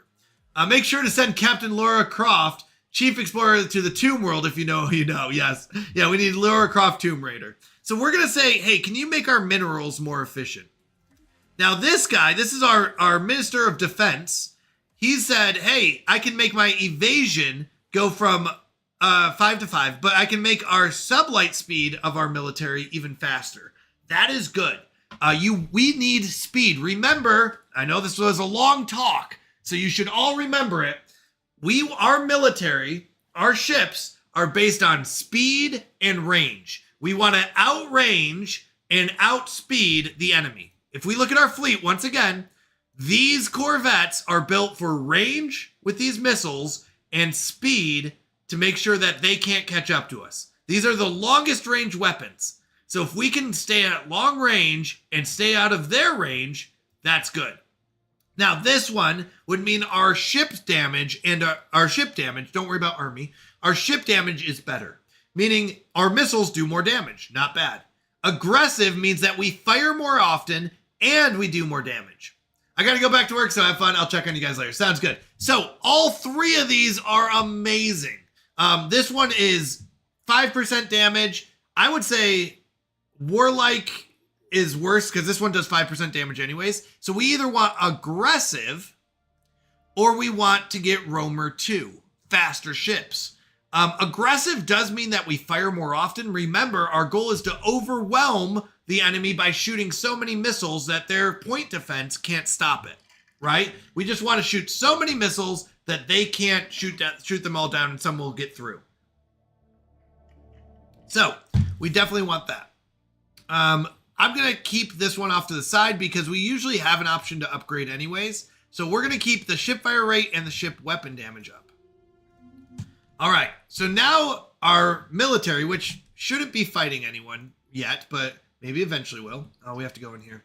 I'm going to say, here, do this. Go here, build that, then go here and build that. Okay. Then go here and build that. If you can. He should be able to. All right. So he's trying to figure out, hey, what's here? He explored the, what's the green one? The Arctic world. We don't care about that. All right. We have discovered a new life form in Kelsim. Although calling it a life form may be incorrect. The entities appear to be fully automated, mechanical drones built exclusively for some unknown industrial purpose. That's these little mining robots here. Observations will continue, but since it's likely that these machines are programmed with defensive protocols, it would be prudent to tread lightly. Now, please note, I forgot, we need to send our next guy here. Oh no, he's still researching the MEM aliens. Okay. So he's still looking. He's saying, hey, are there any planets out here worth exploring? Actually, I want you to go here first, because I don't know if this is attached to anything.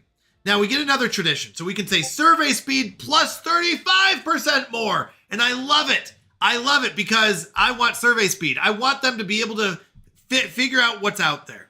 Also, disengagement chance is huge. If we find bad guys, I need to get out of there fast and safely.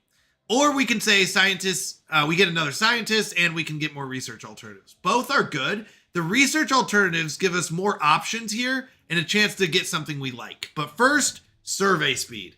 What is around us, right? This guy has 7 more planets to figure out what to do with. Okay, our colony is built. He's coming, our colony ship is built. He's going to come over here and pop and start setting down and setting up shop there. Okay, he's going to build the rest of the mining stations here.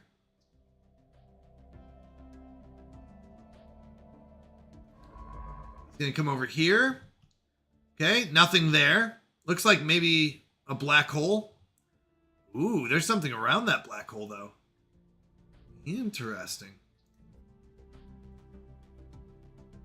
Now, there are these environmental hazards that can happen, so disengagement chance goes down. Like, you might not want to fight in certain areas because, I don't know, our ships might not be as efficient there. So we do have to keep that in mind sometimes, but not as often. So it looks like this is not attached to anything either. That's interesting. Oh, an arid world is dry. So nope, nothing here. Go back to exploring. Mac! Man, I wish I understood this game. It's a fun game. I like the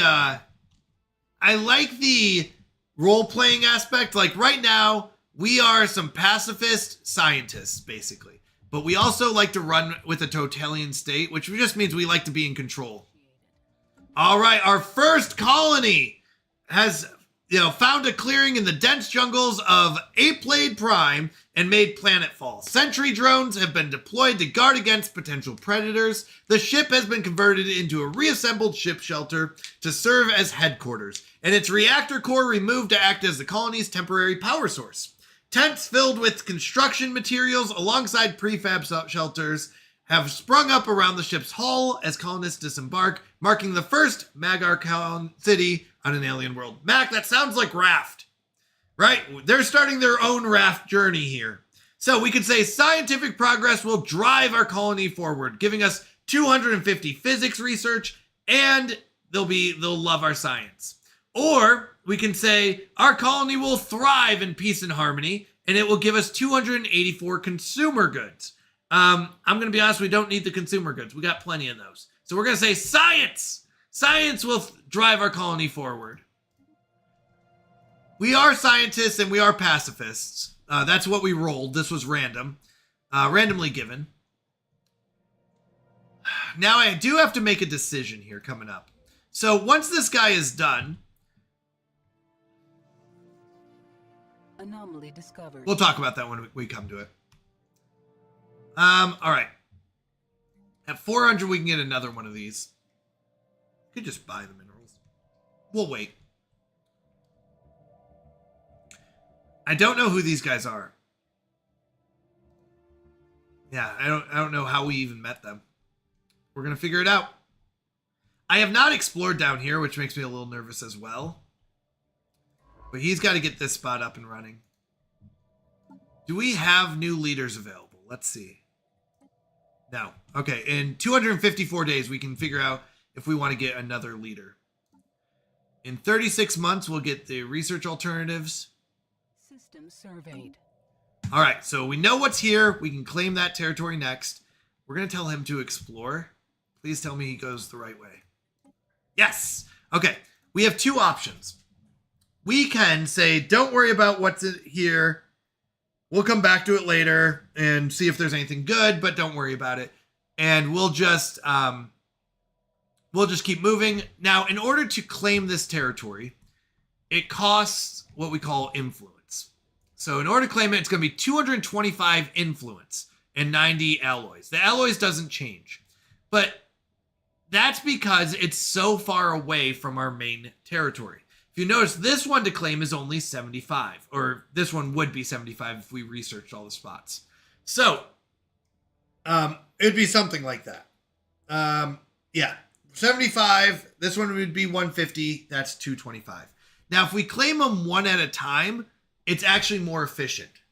But that means that we can't start this colony until we claim all of these spots, or the spots that lead up to it. The cheapest route would be claim this one, then this one. But remember, these planets are terrible. We don't really care about these two. The other option is I know I want to move this way because I want a bottleneck over here. So we could go 1, 2, 3, 4. It will take longer, but we want to claim this spot anyways. Or we could just skip these for now, pay the extra cost, and just get it now. I think we're not gonna pay the extra cost. We're gonna survey this route. It's gonna take more time, but it'll be better. All right, we found gamma aliens in the black hole area. Let's see what they look like.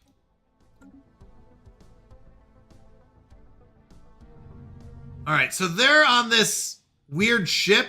So this is more of like I can't remember what they're called, but they're not really like bad guys. They're just gonna be people that just sit here, and they have special things that they do.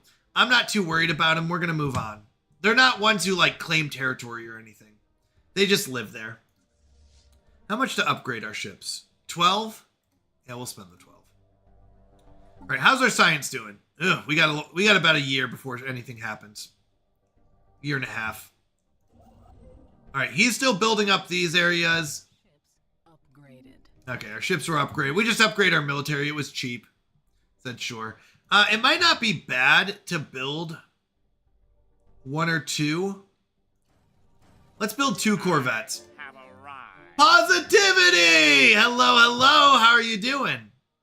So good to see you. Yeah, our ship is just kind of exploring. Let's go ahead and explore this first, then this. Whoops. No, explore here. Shift. Then there. All right, the Mem aliens. The noises, a mixture of threatening, booming noises and what sounds like the grinding of metal on metal. Oh, that sounds terrible. So far, so good. Hope you are too. I am doing fantastic. It's been a wonderful night and so much fun. So, they're making these terrible, terrible noises. Continued unabated for several minutes, punctuated occasionally by a howling noise that sent a chill through everyone who heard it. Just as Envoy Impo thought the noises had died down, they started up again, louder than before. With a wince, she switched the receiver off. She turned to the gathered crowd of officers, some of whom were cowering behind their seats. Well, that was quite something, she said weakly. If it is hard to imagine that a species making the noises we have picked up from the Mem aliens could be anything other than hostile, naval officers already fear the worst and assume we will soon be at war with them. But calmer heads suggest we'd better be off waiting and seeing. I remember watching the James Bond film Moonraker with Bond, sending the main villain Drax into outer space. The Bond girl asks, what happened to Drax? Bond responds with, he had to fly. In my opinion, a better one-liner than I'd have given for Bond to say would have been, he needed his own personal space. Oh my goodness, that would have been so good. That would have been so good. He needed his own personal space. Nice. All right, we could say, you know what? They cannot help how they sound. We will come to understand them later. So maybe it's just how they speak. It's not a problem. We'll just have to figure it out. Now, this would make our population unhappy, but it would give us +2 contact skill. You know, they screech a lot. They're annoying, but maybe they just can't help it. Or we could say it is a challenge. We need to send threatening noises back. That might be the case. We might have to be like, you know what? They're threatening us. We need to send threatening noises back at them. Or we should say we must prepare for the inevitable. We need to start building up a military now. None of these options are great. I don't think we need to say we must prepare for the inevitable.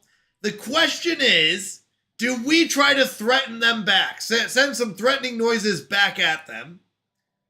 Or do we say, you know what? It's probably just how they talk. I'm sure it's nothing important. Like, I'm sure they're not trying to be mean. It's just how they talk. What do we think? This would help us in the first contact process, figure out who they are. We would be at a -5 pop happiness for 15 years. We are pacifists. We're not going to send threatening noises back. We're pacifists. We're scientists. I'm trying to role play this. I know what I would want to do. But we're pacifists. You know what? We're going to just say they can't help how they sound. We'll take the hit to our happiness a little bit. So we're going to see how that affects us. Unfortunately, we're going to say that's just how they sound. They have bad noises. All right, you're done here. Let's go and get some more science stations here. Okay, this isn't bad. 5 and 3. I mean, these aren't great resource amounts. There's better ones out there. All right, let's build another science building. We need to get as much science going as possible. The faster we get our science up, the better. All right, we found an archaeological site. So this means that there's something here worth digging into. We also found these things. Now, we don't know what these are yet, even though if you've played this before, you know what these are. But we don't know what these are yet. They are jellyfish.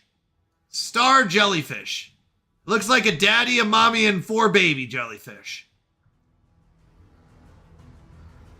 All right, 2. We got a space whale cow. Oh, wait, we got a bull, a cow, and 4 calves. So space whale, bull, space whale cow, and 4 bulls. So another person that we're going to need to talk to eventually, or figure out how to talk to them, but we don't have the resources to yet. They don't seem like they're aggressive, so we're good right now there. I think we're okay with them. They are moving around, but they're not attacking us, so that's good.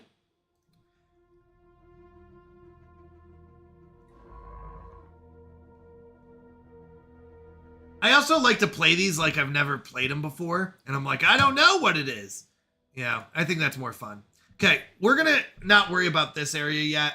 Do I even want, well, hold on. Do I want to claim this eventually? Not really. There's nothing here worth claiming for us. Here we do want to claim, but we're gonna want to claim Zoldor to get out to where? To get out to here, just for defensive reasons. So we're going to want to go down here and go up here and claim at least this spot, maybe more. All right. Our scientist leveled up. He's the one who's cheap and he gets a lot of experience. Now we can make him carefree, which allows him to be able to research anomalies quickly. That's pretty good. So we find these, what are called anomalies, right? And on these planets, sometimes there's just something that's like, this is weird. We got to go figure out what it is. Or we can make his archaeological excavation speed faster. So once we claim, if we get up here and claim this spot, we could say, hey, go, figure out what's in there, and we can make that faster. I'm going to say anomalies first and foremost are more important right now. So, like this has a level 3 anomaly. This has a level 6 anomaly, meaning just how difficult they are to figure out what's going on there. So we found a couple anomalies. All right, the ancient mining drones. Remember, that's these guys over here. Reports of deep space drones in certain systems have been investigated. The drones appear to be the workers and custodians of an autonomous orbital mining operation, established millennia ago and then soon abandoned by all but the drones themselves. Judging by the state of the processing equipment, their purpose is obvious enough: mining. But who is it that tasks them is not immediately apparent. What is obvious is that no shipment of minerals has been retrieved from the system in hundreds, if not thousands of years. They may only be old drones, but they should be kept under close watch by the League of Magor. So, we figured out that these were mining drones, but we do have to be careful because they still have, weapons. They have mining lasers that they can attack us with. But it seems like there's a ton of minerals there that nobody's been picking up. So whoever put these mining drones here just left them, and we're not sure why, but there's a bunch of minerals there that nobody's been picking up. Maybe we need to go get them. That would require military, and we're pacifist. We're going to probably just avoid them for now. Now, we did discover, this one is in this area. Wait, let's see. In this area, we discovered a previously unknown strategic resource dubbed volatile motes in the Sethelback system. They contain immense energy with applications ranging from energy production and fuel to explosives. We cannot extract this resource yet, but we could establish control over the system for future exploitation. We are sure to find more of these types of resources as we continue to explore the galaxy, each with unique properties and applications. This is very good. We want these. Now, we can't get them yet. They're more of a mid-game to late-game idea, so we can't get them yet, but eventually we will. Our colony is about 50%, a little over 50% settled, and our capital is building another research lab. We want to get as much research as we can. 3 months we'll have that unity boost, which is good. They'll help us with our traditions there. All right, so he's done. I'm going to move him over here because he's going to claim this spot, this spot, this spot, and this one. Now, let's see what's going on. The Mem Aliens! All right, we have managed to decipher enough of the language used by the civilization we now know to be the Panaxilin Divine Kingdom. Ooh, what a title. To open communications with them and make sense of their earlier broadcasts. It seems that, despite some initial doubts, the signals we picked up truly did form their language, which is simply uniquely unpalatable to our Trimpana. Fortunately, we went about investigating it in a measured manner and did not respond to what many perceived to be a provocation by the Pananaxole, a response which would surely have set us off on a poor start with them. This has vindicated those who advocated caution. We made the right decision! Let's go! So we had a chance to send back a threatening sound, but that would have put us off on the wrong foot. So we sent back, we said, no, it's just probably how they speak. We shouldn't hold it against them. That is great. So that is huge. We get a bunch of unity, we get influence with them, and we start off liking each other by 20 relation. Now, let's figure out who these are. So, this is the Panaxalan Divine Kingdom. They are also fanatic pacifists. Yay! We love fanatic pacifists if we're pacifists. Now, they are the opposite, though. They are spiritualists. We're materialists. So, we might not love each other on that front, but remember, that's the weaker of the two. They are fanatic pacifists. We can definitely talk to them this way, right? We're like, hey, we both agree war is not the option. So they said, well met. I represent the Panaxalan Divine Kingdom, led by the illustrious Archprophet Flower of Tool 1. We rule our region of space under a divine mandate, and so long as you do not interfere in our spiritual affairs, our relations may remain cordial. So we could say, our citizens greet you in peace. Or we could say, do not interfere with our endeavors, aliens. We definitely want to greet them with peace. We love these guys. We don't want war. We don't want to fight them. Yes, we disagree whether it's materialist or spiritualist, but we definitely want peace. So, what a great day for us. The news that we have encountered intelligent alien life for the first time has been received with mixed feelings by our populace. This confirms that what we had long suspected. We are not alone in this galaxy. Each new alien species we encounter represents both an opportunity and a threat. We must be wary. These particular Xenos have a level of technology similar to our own, indicating that we achieve spaceflight roughly the same time. So this is good, but here's something to note. They are going to be expanding, and guess what? They're probably heading this way. Now, this is a desert world. I don't care about it. We're not going to beat them to this spot, right? We're all the way over here, but we could maybe beat them to this spot. So I don't think we'll beat them to this spot either. The question is, how far out should we try to start claiming? Remember, we have two ships, this one that will start going from this way, and this one going from this way. I'm going to put this one on hold because I want these territories. It's not necessary, but more territory generally means more resources. There's also more upkeep that comes with it, but depending on what's out here, there could be some really good spots. Now, I'm going to say we're not going to beat them to this spot or this one. I'm going to try to beat them here. Oops, not you. I'm going to say you start here. Give up on this spot for a second. You come over here and start this spot. And what we're going to try to do is claim these spots to here. We might not get all the way, but if we can beat them there, then we will be able to claim all of this territory. And they will have this territory, right? They're already here. They're probably going here soon. Maybe here, something like this. Lorraine! Hi, Mountie. How was your 4th? It was fantastic. I had a wonderful 4th. We shot off fireworks on the 3rd of July. I know we were a day early, but that's when Google Llama's family could be out here. So we shot off our own fireworks. We had a blast. It was so much fun. My daughter and kids were able to watch, and it was a good time. How was yours? Did you do anything special? Get together with anyone? All right, so we just met these very friendly people, and they are offering an embassy. What this does is it allows us to kind of get to know each other better, and it's pretty good. It's pretty good.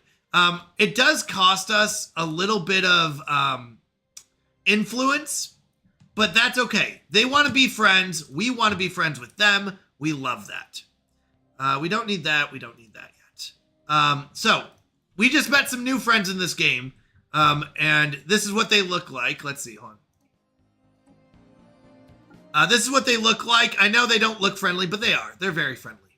Now, they want to do that, we could do a research agreement with them, which would be really good. This would allow us to share science, and we would both have advantages of that. Now, the question is, how close are we going to be to each other? And that's where we start getting what's called border friction. The closer you are to your neighbors, the more your borders touch, the harder it is. All right, so we got two things. We got technology researched, and we have a new tradition. Now, we want to get this one first. This one allows us to get one extra research alternative. So right now, we have these 4 options. But the good news is when we research this, we'll have 5 options.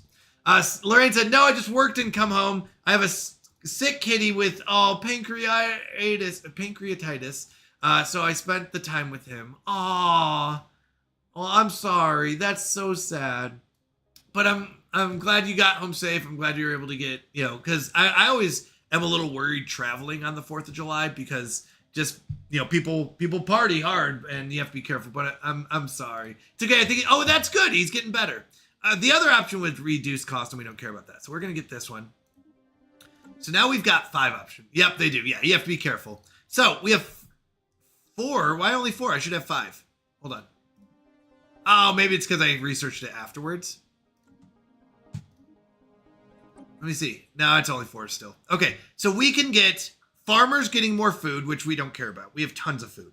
We can get edict fund, which we don't care about. Pop growth is good. I do like pop growth.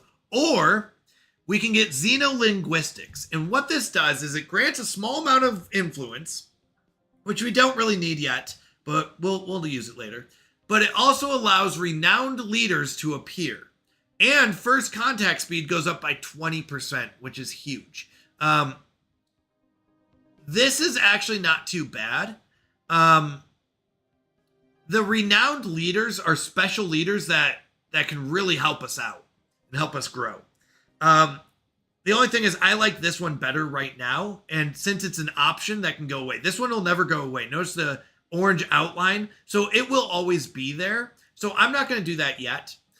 This one will not always be here. And I do like the pop growth speed. We have a new colony that we need to get up and running. So as soon as it's settled, we need to get that pop growing. All right, so he's going to figure out what's here. Oh, this guy, I don't know why it showed him flying. He's here. He's going to come up this way, and he's going to start going here. Because we know that they're going to try to expand, which is smart. They need to probably go here, maybe this way, but they'll probably go this way too. We can't probably beat them here, but we can probably beat them to this spot. So we want to claim, the further we claim out this spot, the less we have to worry about it. Now, the good news is they're pacifists, so this border probably won't be an aggressive border. I don't have to build a huge defense. We will probably have to build a huge defense this way.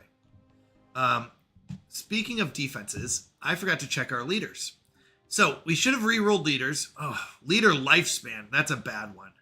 And we could wait 4 years to get a new option. Leader lifespan just doesn't matter. I don't care if they live 20 years longer. I don't want them. I want them either cheaper or good at surveying or doing something good efficiently. I don't care if they live longer. For me, that doesn't matter as much for what we're going with. Remember, so if you're just joining us or haven't been listening in, we are playing we picked a random species.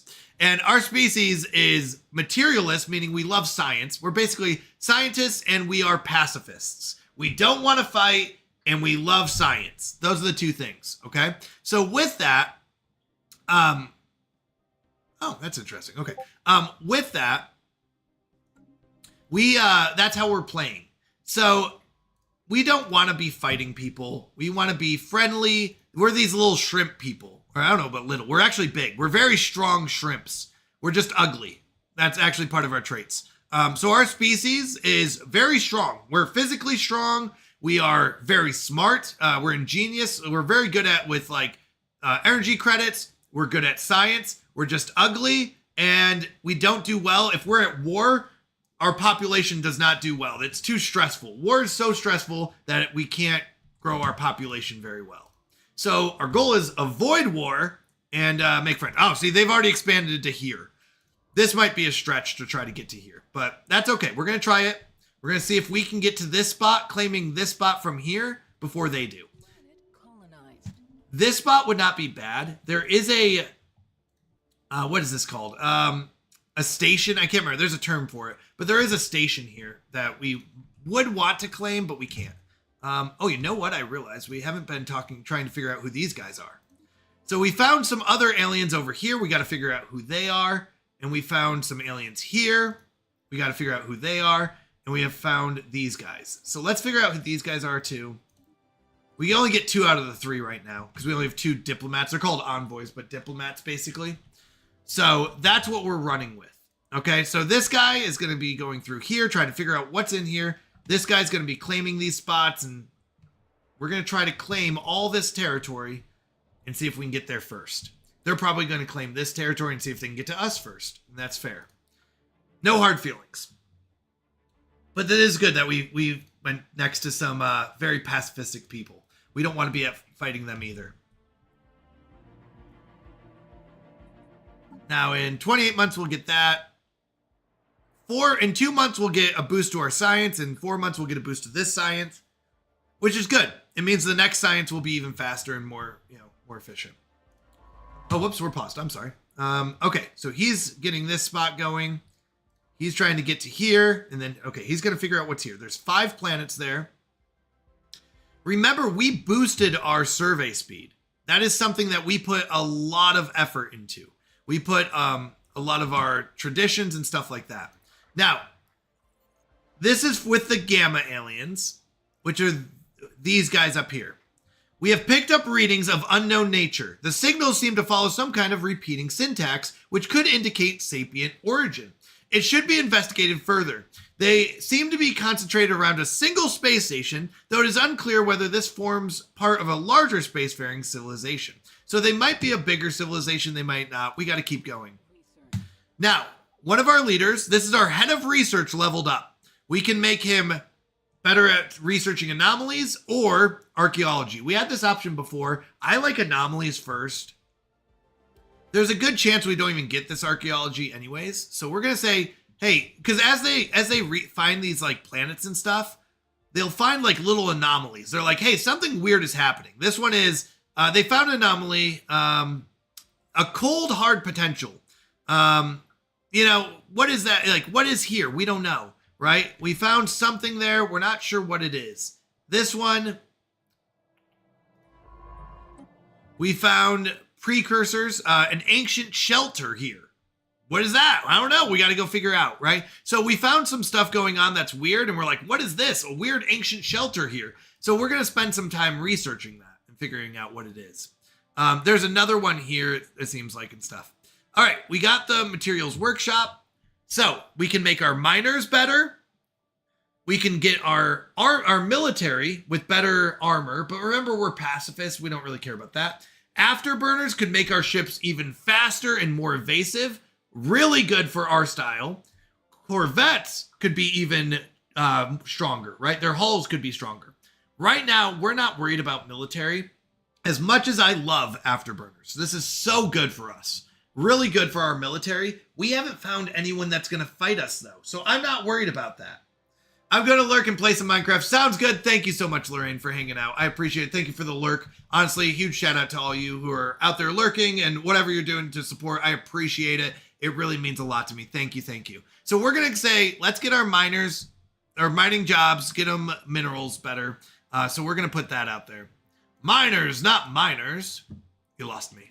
Okay. Anyone know that movie? Oh, no. Okay. So did you see that science ship move to this spot? So they're trying to claim this spot, right? They're doing the same thing we're doing. They're like, hey, we're all going to try to claim these spots. We need to move. So we're doing the same thing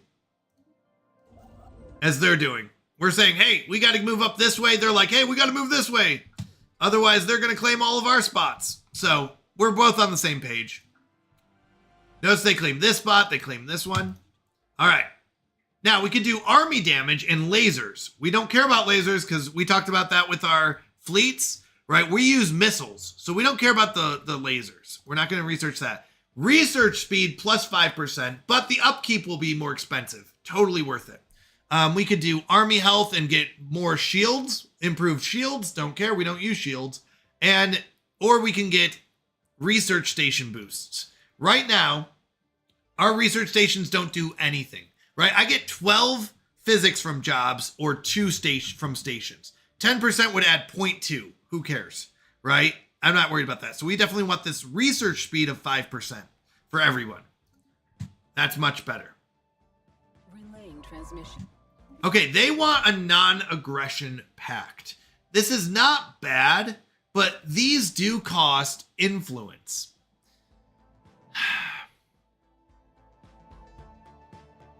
I don't want to attack them anyways, but I don't think this is worth it. What I am going to say, though, is, hey, now that we know each other, we have to have positive relations. Oh, dang it. We have to have positive relations. I need to get some positive relations with them.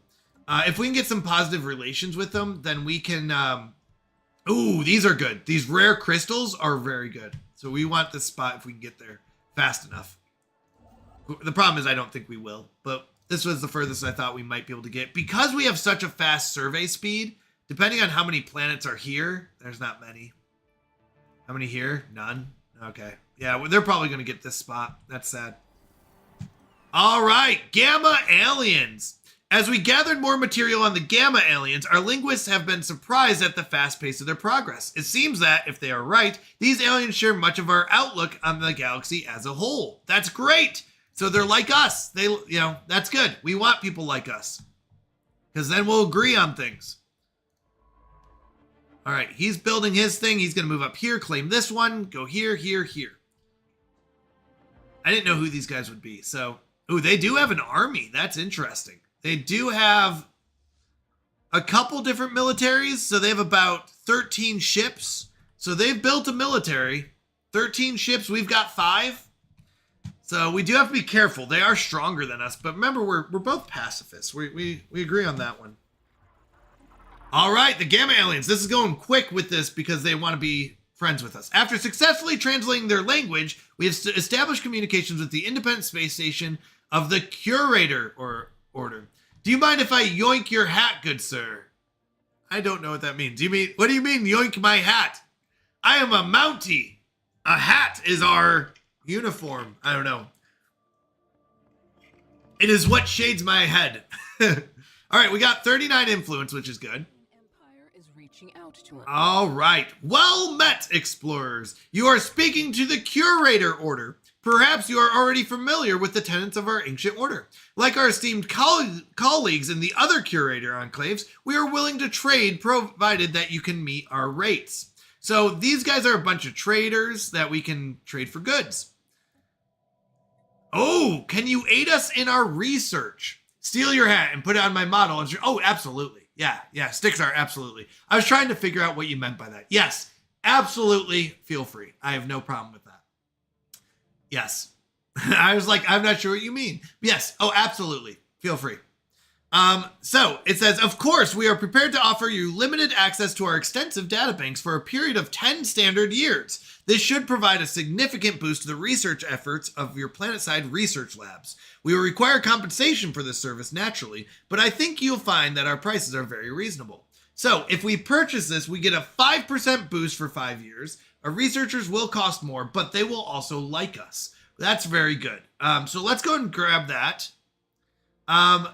We're going to ask them about the mysteries. They are exceedingly powerful entities lurking within certain star systems in our galaxy. At great cost in both lives and resources, Curator agents have painstakingly gathered knowledge that should make these beings easier to deal with the next time you encounter them. So we could say, hey, we'll pay you $300 to tell us about them. Yeah, tell us about them. This might interest you. We have marked a solar system in your situation log. So if we go here, they said... Here, where? In one of these areas, over here somewhere, there's something interesting happening. That's what they told us. Well, that wasn't... Oh, at that spot right there, there's something interesting. There's probably going to be a hole in your hat, but I'm sure you won't mind. Yeah, I think I'll be okay. Okay, you're done. Let's Let's keep you moving here. Interesting. All right, he's done. So we're going to say go move up here, claim this spot. Now, it would be nice to be able to jump straight here, but remember, it's going to be super expensive influence-wise, and we can work backwards from there, but much cheaper and more efficient to do it this way. Unless we need to jump, but remember, that's the goal is not to have to be super expensive.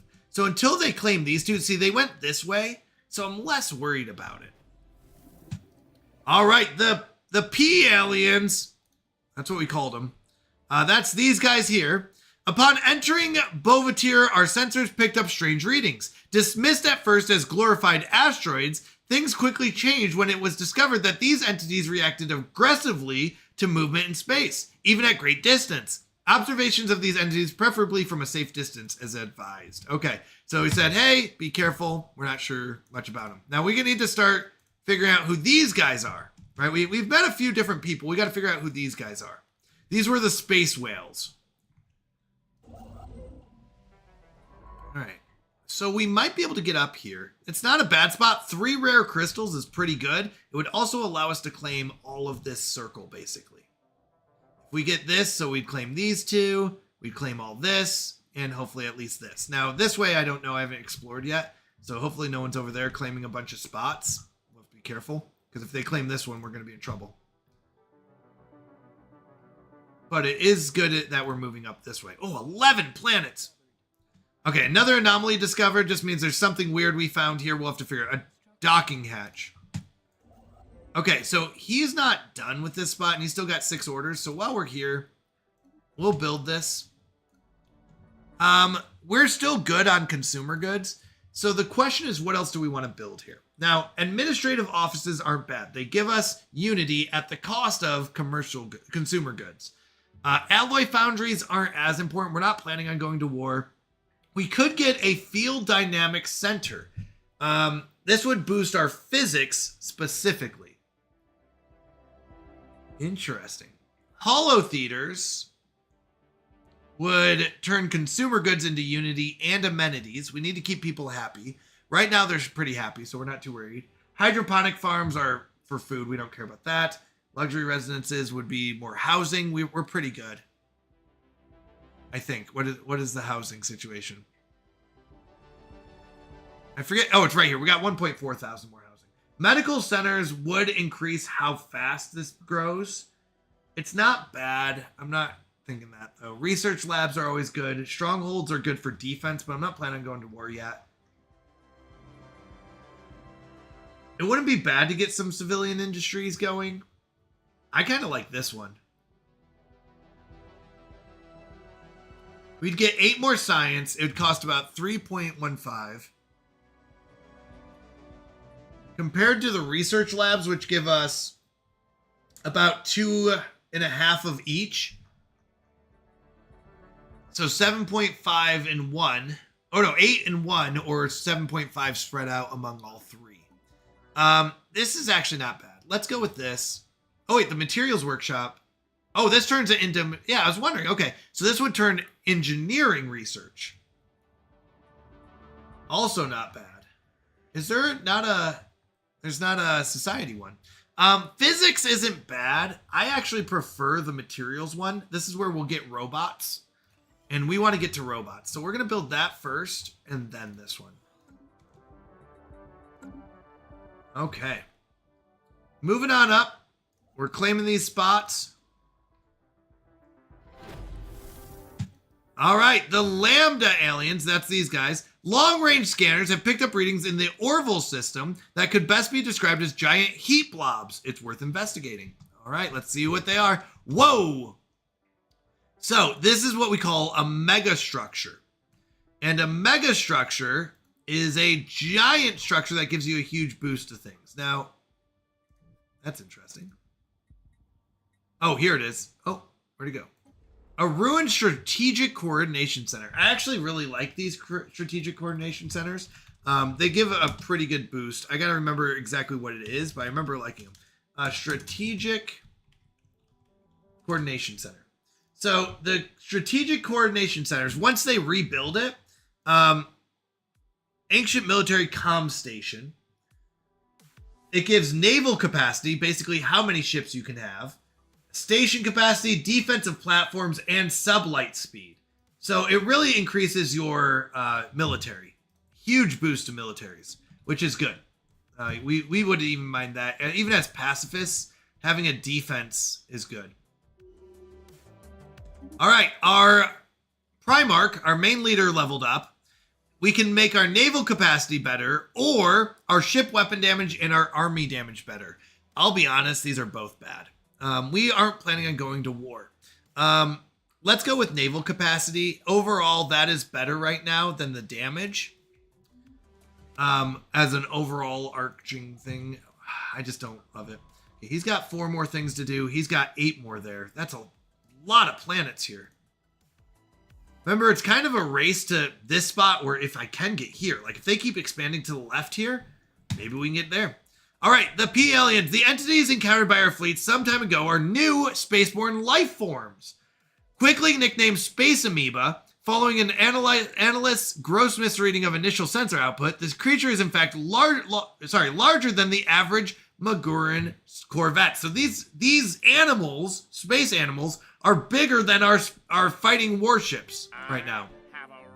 Kool-Aid Jimmy, welcome in. Despite its apparent orneriness, further study is warranted. We can remotely monitor the creature and its kin from MAGA. So we could say fascinating creatures, let's study them, right? Or we could say we can learn to coexist and try to pacify them and say, let's just be friends. Now, I would say I wouldn't mind studying them in the name of science. I don't know. My boss hasn't messaged me for my schedule. I always get my schedule on Sundays. I don't know. Maybe they're just behind. Sometimes bosses get overwhelmed, you know?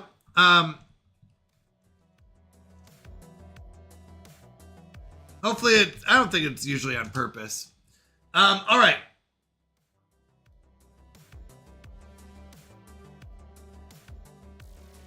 Now this one is better for our ships. Let me see what amoeboid pacification. Let's see what that gives us.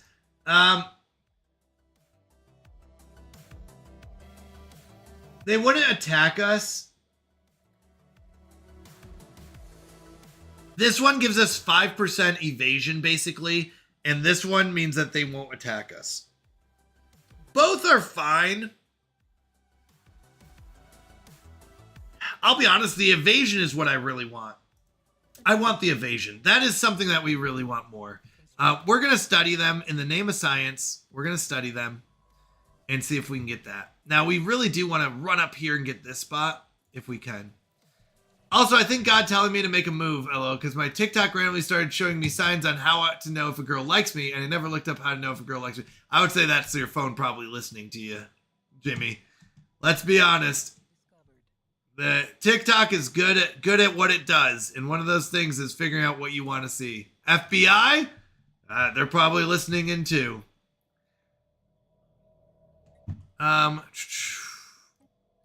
Yeah, our leaders, 1.8 years, and then we can get new leaders, maybe some new scientists. Yeah, no, I mean, I'm not trying. FBI set me up with a date. Well, be careful. The one that they set you up with might not be the one that you want. Well, that is true. I also believe God can influence the algorithm. Yeah, I do believe that too. I would just be careful. I would be careful. I do agree. God, that could be God leading, but just be very careful. Especially when it comes to things like finding love and stuff like that, and finding someone that you want to be with. I think that you do have to be careful. Treacherous waters, yeah. I'm not trying to dissuade you. I'm just saying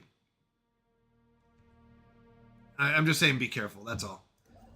I've found people to be blinded by something they want.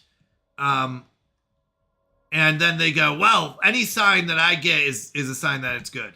Well, I'm not going straight for a relationship. Yeah. Yes, state mandated girlfriends will be screwed up. So no, thank you. Yes. Actually, our first date will be a Bible study. That's great. That's great. That is a great way to do it. That's awesome. All right, so he's got only one planet here. Yeah, let's go ahead and move here. We'll come back for this. 10 is good. 10 minerals. System surveyed. Okay, this one's done. So I'm going to have him come back here. We're going to need that spot next. He needs to kind of come back. This guy's going to finish up this spot. But that's awesome. I mean, go through the right steps. Make sure you are paying attention to what, God's calling for you. I know it's hard sometimes for a lot of people. It's like we all want love. We all want someone with us. So yeah. Creepy Pro, thank you for the lurk. I appreciate it. Oh wait, we need you to build that. Okay, so he's gonna build this one. We're gonna claim these next three pretty quickly. I think we're gonna make it here. I would like to claim this one. It would be nice to have them in our corner. Lambda aliens. Okay, the spaceborne life forms, which the Magaran head of society research has come to refer to as Tiyanki, are docile creatures capable of accessing some lower dimension of subspace. They roam from system to system with remarkable ease. They graze on gases common to the upper layers of many gas giants. It is highly unlikely, to say the least, that this is their only food source, but intake of other nutrients has yet to be observed. They will rarely ever, if ever, attack, even when provoked. They can safely be ignored. Nice! So we can hunt. Hunting them would be a net loss anyways. We're not going to hunt them. We're just going to... What's this? Frequency tuning?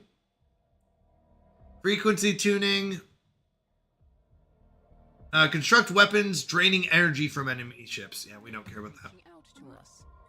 Okay, so we figured out, we found some Tiyanki. We did stuff like that. Now, one thing I do need to do is go in here and start having some improved relationships with these guys. We need to start sending our diplomats over and saying, hey, let's be friends.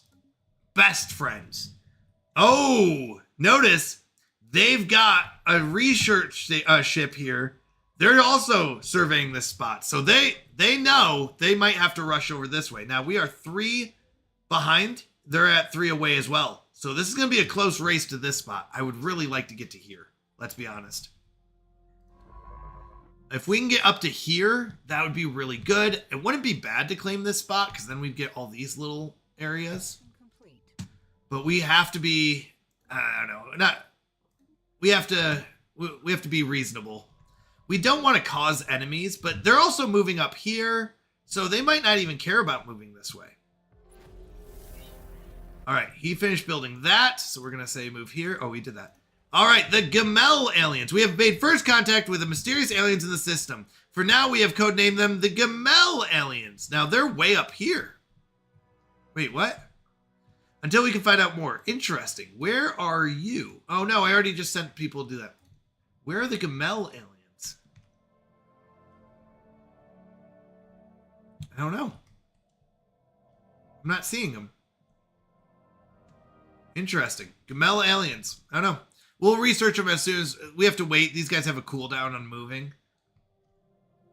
So that's not good, but lost to bureaucracy. Due to a major clerical error, parts of the A-Plade Prime has fallen behind in infrastructure maintenance and accommodation services. The people live in rather bleak conditions and will not tolerate it for long. Remedying these problems will cost us time and effort. We could say, unfortunate, just live with it. We could say we must invest in this area, spend 500 credits, which is nothing, 100 influence, which will hurt, but we do gain 333 unity. That's good. Or we can throw out the inhabitants and raise the area. This would add 20 devastation. We would gain 80 influence, but they would be enraged and angry with us. We don't want that. So we're going to invest in the area. And we'll take the culture because this also allows us to upgrade. Now, this could say our scientist upkeep, which is costing consumer goods. And now we're down to just +1 per month. So this would make them cheaper and they gain experience faster. We can find entertainment labs. Produced per hundreds researchers +200. Researcher jobs from district specializations +20%. That's actually not too bad. Or we can go this route, research subsidies. Research stations don't matter. Research from star-based constructs don't matter now. Okay, we're going to go this route. So now we should get some of these back next month. Or monthly, because they're costing less. Did you finish? No orders. Nice. So you already surveyed that. Survey this one. They might claim this one if they do. They do. He's moving up here, though. So I don't know. They might not. We'll see if they do. All right. Our tech world, we do need a couple things. So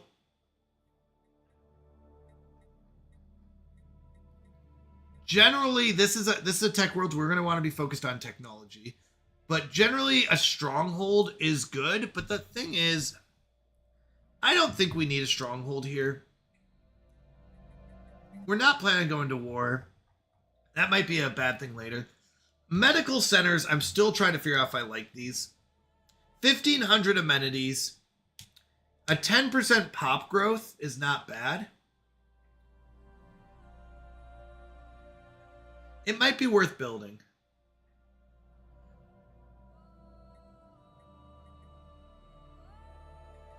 We're also going to need these eventually, which are the luxury residences, but let's do a medical center. Oh, that's 1,000. Well, although we're coming up on that.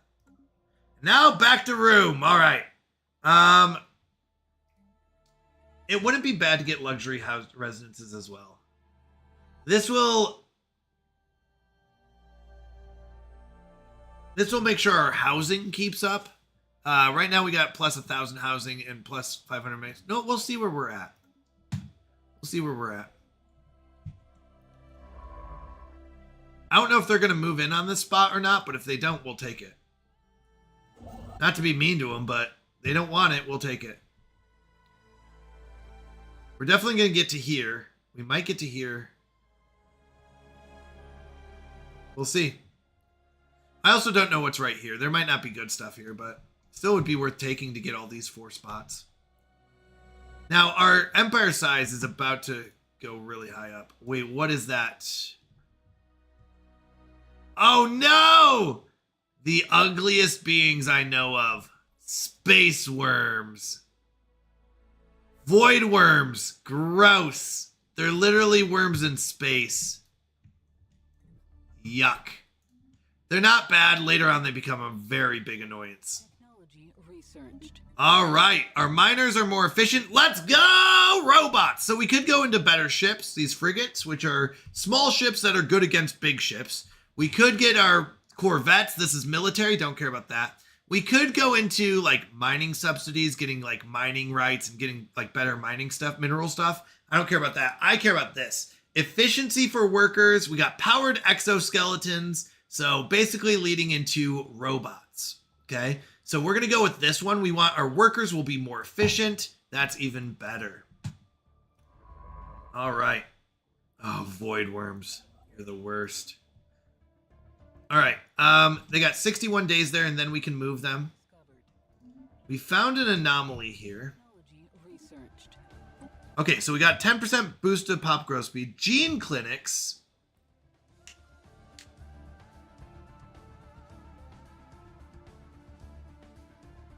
Gene clinics. Colony limit 1. Medical workers turn consumer goods into amenities, pop growth speed. Is this not the same thing?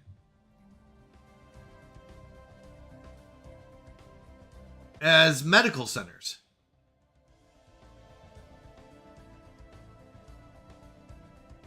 $1,500, 10%, 10%. Upkeep is 2. Upkeep is 5. This one's even more. Oh, it's probably a boost. A second level.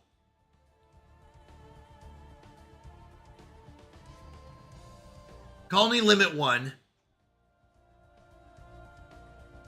So let's see. Medical center versus gene clinic. I don't know if there's a difference. One I think is an upgrade though. Medical center versus gene clinic.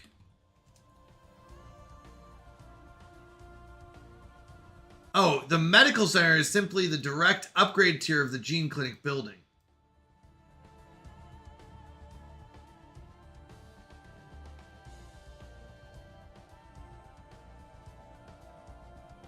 This one's more expensive, though. It says that the upgrade is the medical center.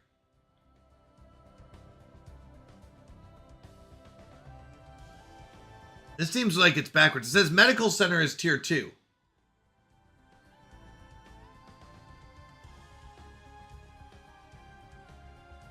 I think this is outdated. This is a Reddit post.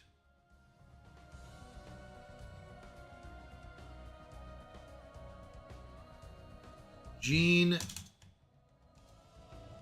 Clinic.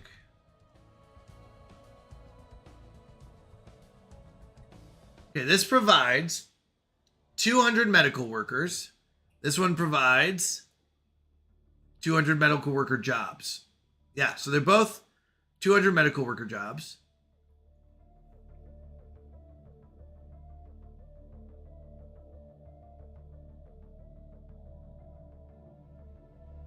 I think this is broken in some way, where it's like, this doesn't make sense. Because they're the same thing. At least they're popping up with the same thing.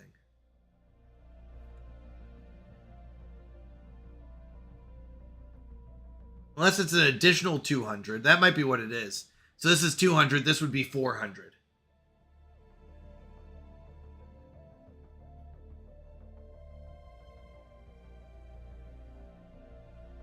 I was trying to see if there's a way to see like the upgrades. Naval capacity we don't care about. This one I actually like the monuments. It gives us unity.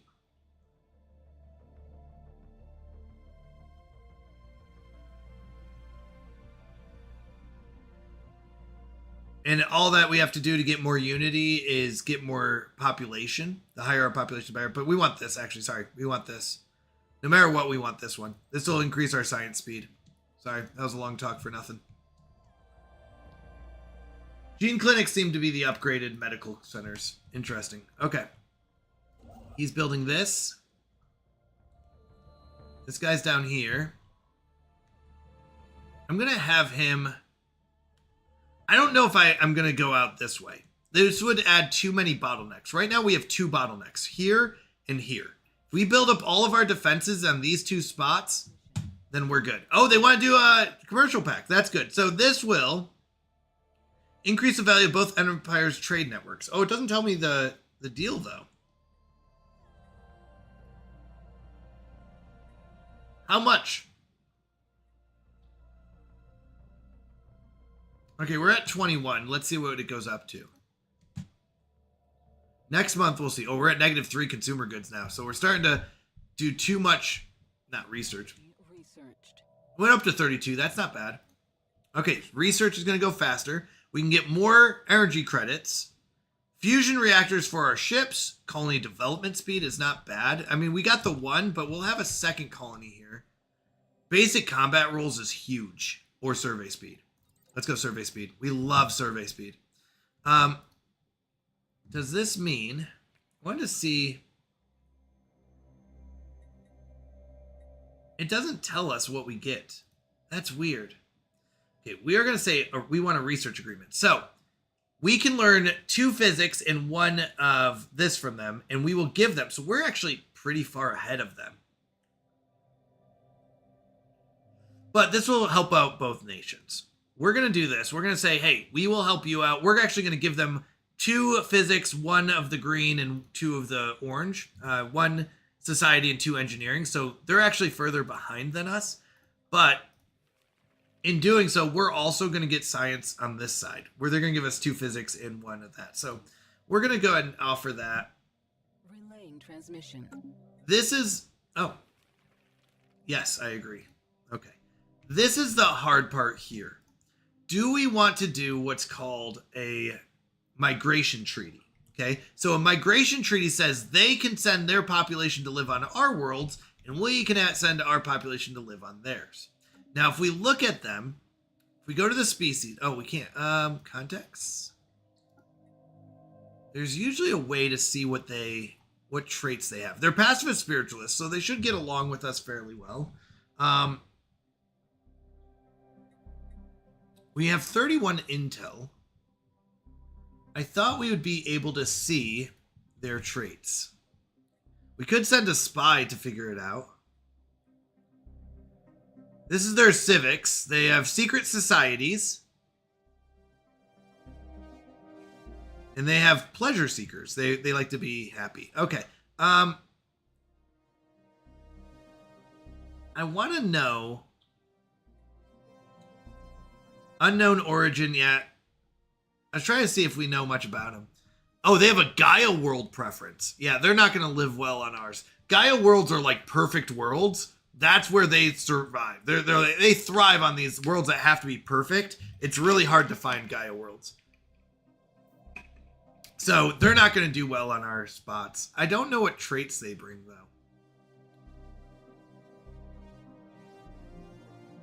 Wanted to see if we could see what traits they bring, but we'll wait and see. All right. They've claimed this spot. You know what? They haven't moved in on this spot yet. Oh, they're offering it. I don't know what they're like, though. Now, their fleet power is overwhelming right now.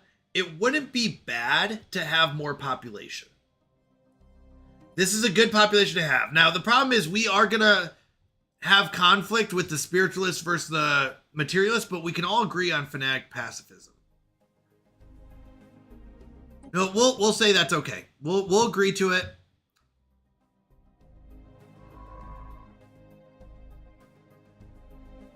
Ooh, there's volatile motes here. We're gonna want that. I am gonna build another construction ship because I want to claim this spot here. Oh no, I'm missing 16 alloys. You know what? That's okay. We're just gonna buy 250 alloys right now. That'll be more than enough. Okay, they want a defensive pact. This means if one of us is attacked, we'll both go to the other person's defense. The problem is I cannot provide them with a great defense. It wouldn't be bad. I'm also not planning on going to war. The problem is also if they go to war with someone, we would also have to go to war with them. Now, they are very fanatic pacifists, so they probably won't be going to war. But I'm going to decline that for now. I don't think we need to do that yet. We're friendly. We're good. We've got migration treaties. We do have closed borders. Oh, they know another empire. System surveyed. They've met someone else. That's interesting. Now, I'm gonna take a risk here and assume that we're gonna get here. That we're gonna get this spot before they do. Spaceborne life form encountered. Okay, you're done with that. The truth is, I don't care what's out here. Because I'm probably not gonna... Well, this might be all ours. This won't be all ours, though. If I tell you to explore, which way do you go? That's not the way I want to do. Okay, explore this way. Let's see what's out here. If this is a cutoff, then we can claim all this because there's nothing, if we own this spot, then no one's over here. We'll be good. Let's see. I don't think I want to move this way. It spreads out too much and it's too much to try to defend. Yeah, this is starting to look like it's connecting to this area over here, which will be a pain. We don't need these spots. You're our colony this way. You're our tech colony, so we definitely want this. Definitely want this. I don't think we need luxury residences right now. Honestly, our housing and our amenities are fine. We're gonna need luxury residences. I do wish we could reorder this just so I could visually see it, but I think that's fine. You've got your science buildings. Let's get 2 more. These luxury, yeah, I do like luxury residences. Let's get another set of research labs going. We are losing consumer goods. Remember, like, we do need to get to this planet here because that's going to be our consumer goods planet. But right now, unless this guy's moving here, We might even beat him. Construction complete. Were you lacking 60 influence? Oh no. You know what? We're gonna stop this guy because I haven't seen anyone over here. I would rather claim this spot. We need the influence right now, so it's like, oof. But yeah, he's moving here. Uh-oh, this is gonna be a race.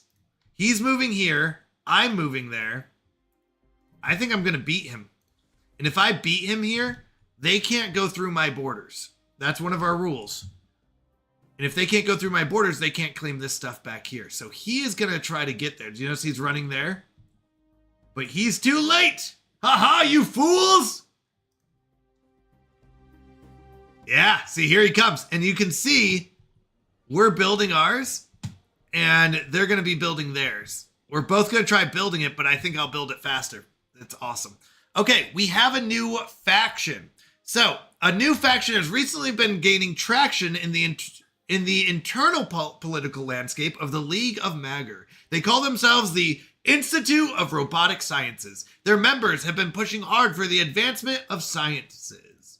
So we've got the robotic ones and we've got the National Wealth League. Now, the robotics are all about materialists. They're like, hey, we want material stuff. Now, they have 401 members. A lot of people. The National Wealth League is about, they're pacifists and they're, what is this one? Egalitarian? Xenophile. Okay, they're friendly. They want that. Now, this one, they're happy. Hey, we have a defensive wars only stance. We're at peace. We're not violent, right? Represented on the council. They're very happy.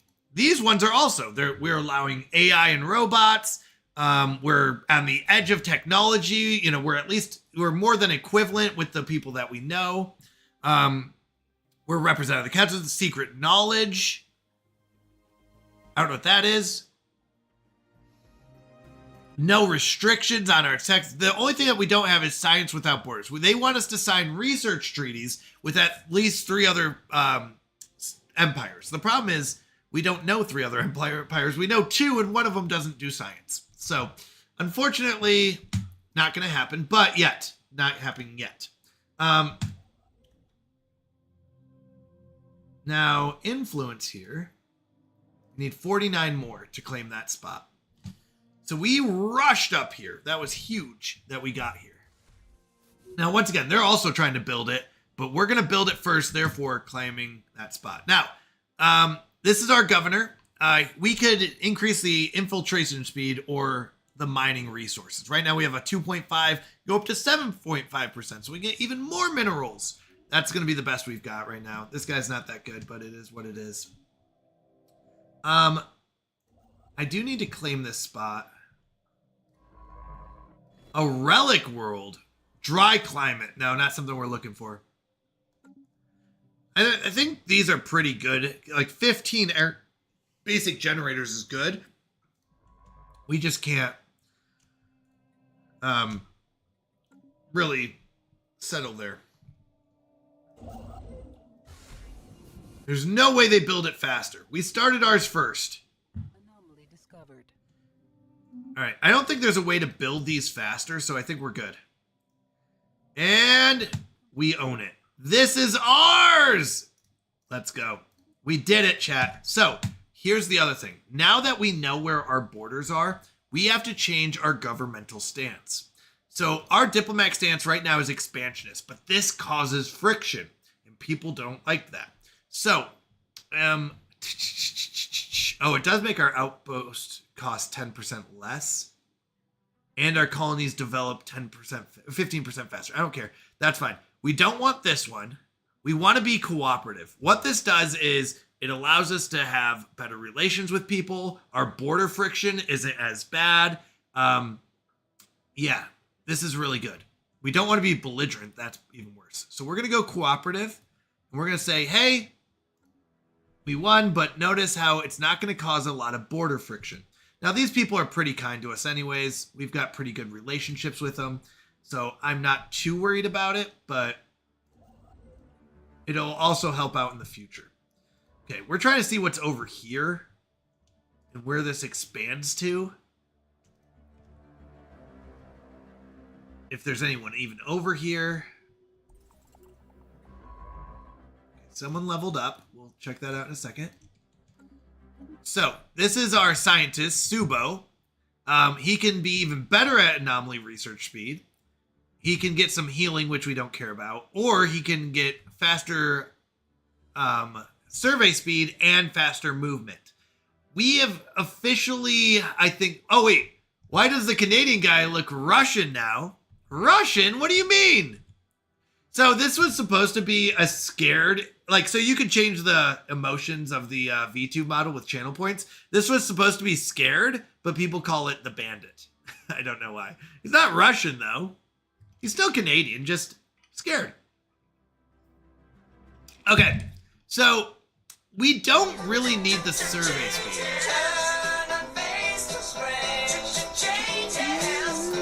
What do we change you? Angry. Angry Mountie. You look like the McDonald's Burger Bandit. I know. I think it's still funny. I like it. So, 1 second. I don't need it. I need it. Thank you for the hydrate. Know what? We have a problem. We have open borders with them. Why do we have open borders? We're gonna have to close borders.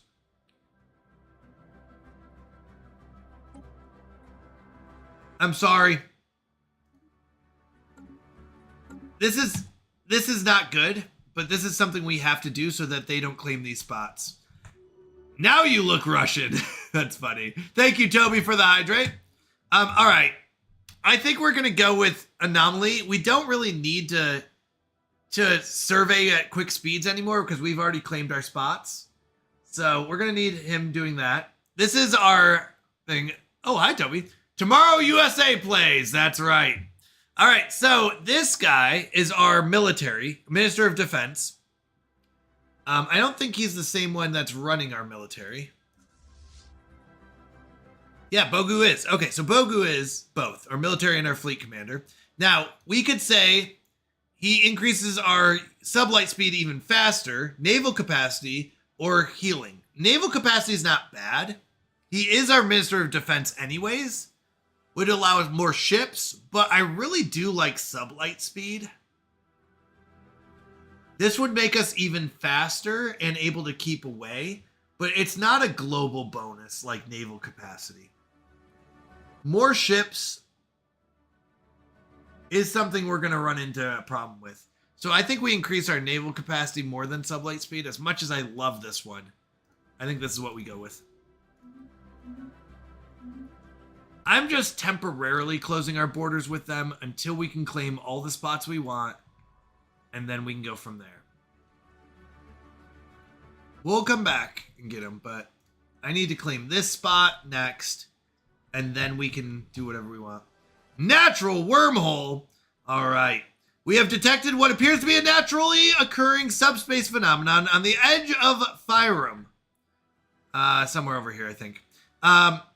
A rift in the very fabric of space-time has formed here, creating a wormhole that our scientists speculate may provide a conduit through subspace to another wormhole located somewhere else in our galaxy.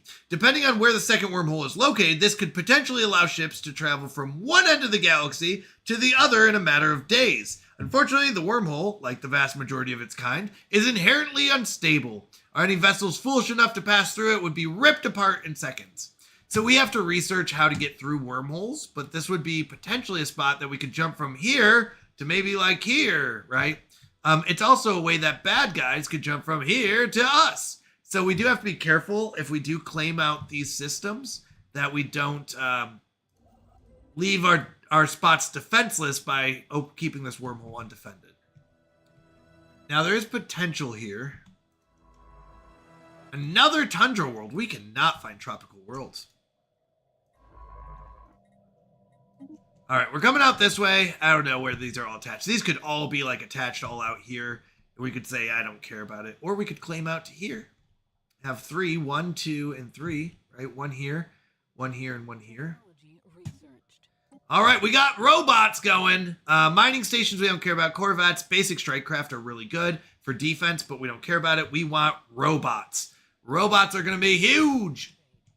Okay, this is a really good spot. It's got an archaeological dig site, 17 minerals. That's a good spot.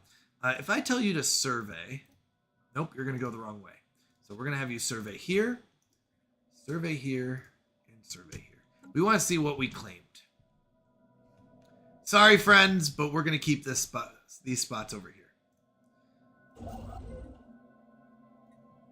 Yeah, this looks like it just goes on forever.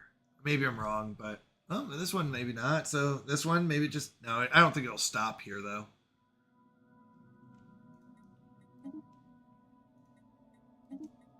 We'll just see how far out it goes. To be honest, though, I'm kind of thinking this is going to be our cutoff. Continental? Okay, so Continental is not bad.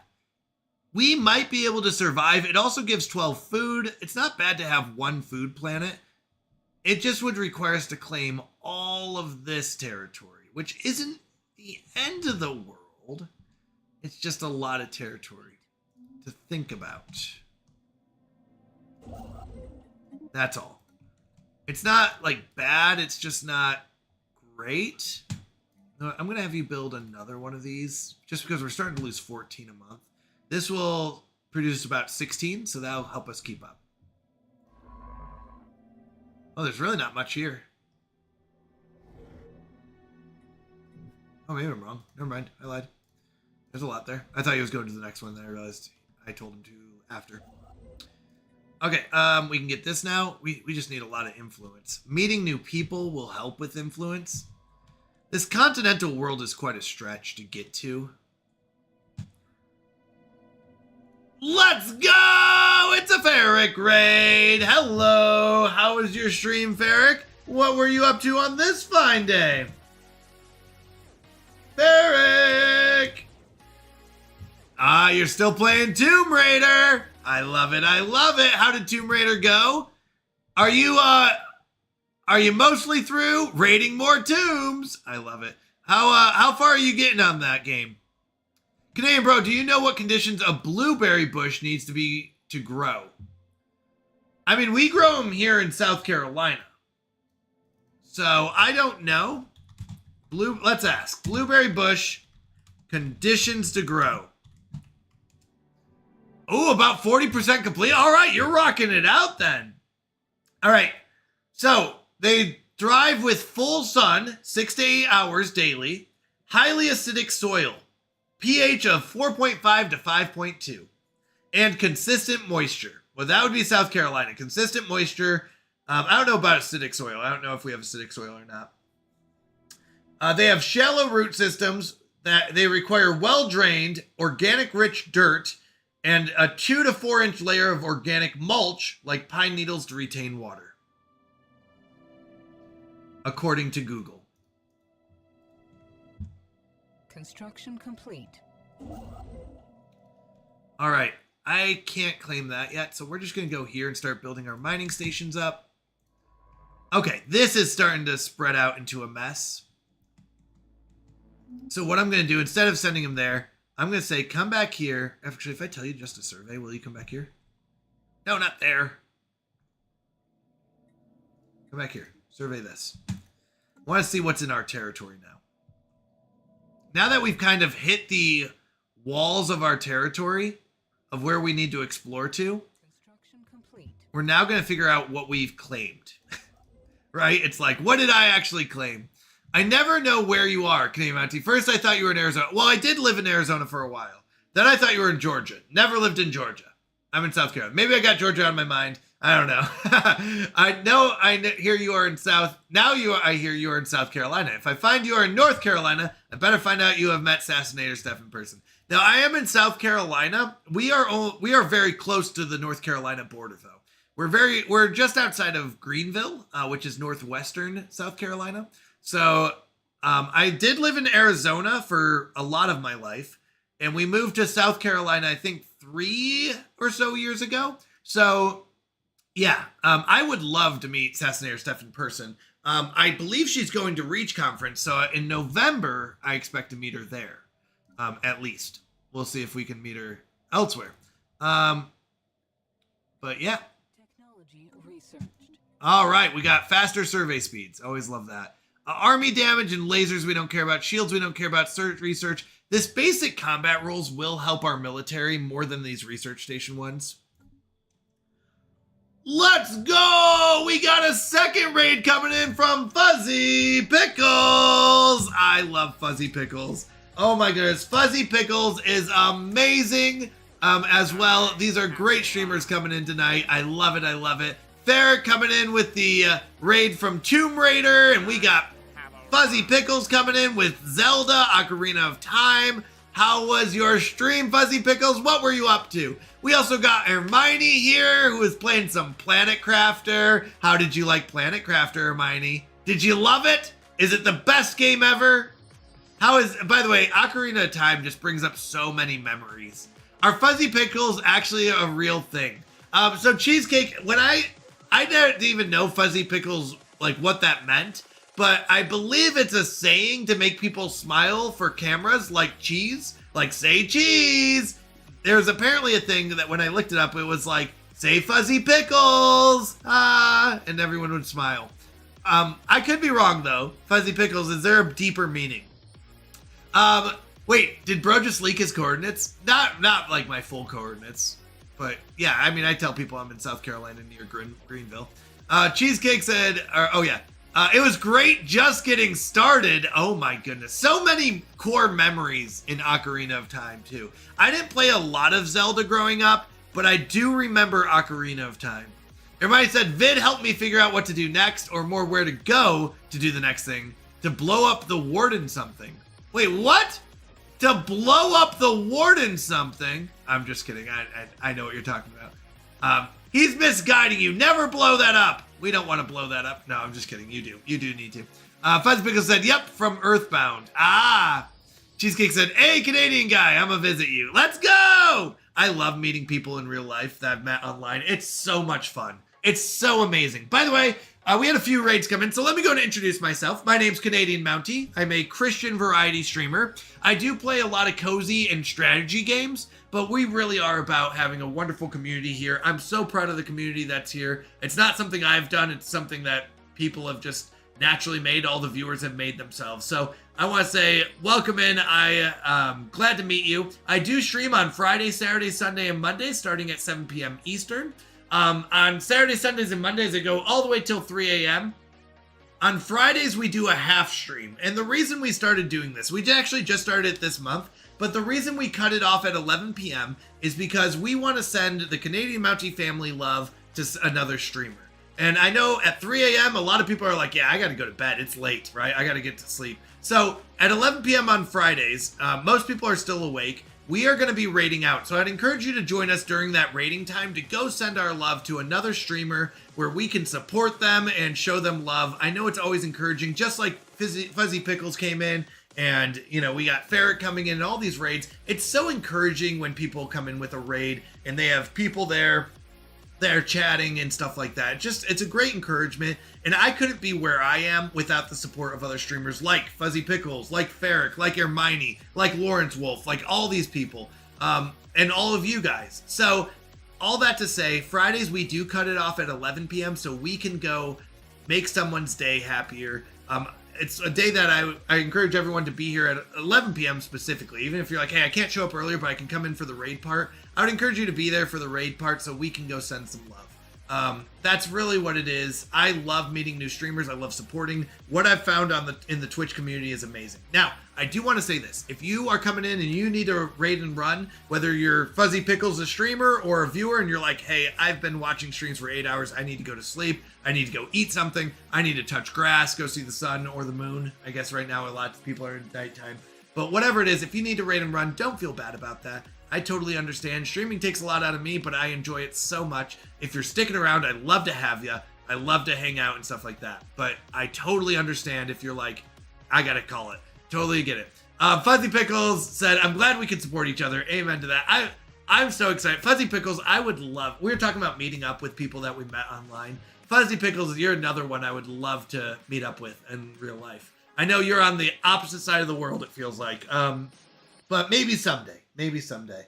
That would be really fun. I was talking to Google Llama, and I was like, it would be so... Google Llama's my wife, by the way, if you ever hear me talk to Google about Google Llama.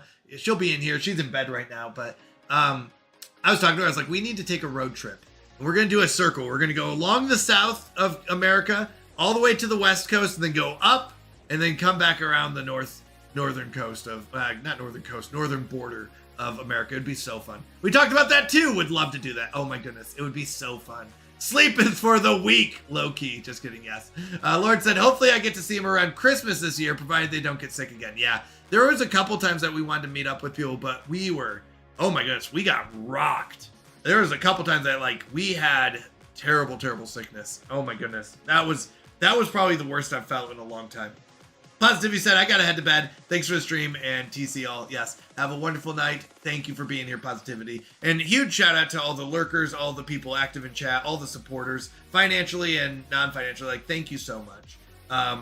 That really does mean a lot to me, for you being here, for you supporting me. Like I said, not just financially, just supporting. Like I said, that's why we're doing Friday nights, because it's like being able to support other streamers by showing up and being there just is such an encouragement. So thank you, everyone. I appreciate you all. Lawrence Wolf said, you do that trip, make sure you pass through Central Missouri. We probably will. Cheesecake said, wait, Canadian, you have a wife? I do have a wife. Yes, her name is Google Llama. That's her username. And I also have 2 kids. I have a 5-year-old daughter and a 1.5-year-old son. We call them Big Helper and Little Helper. So yeah, that's a little bit about me.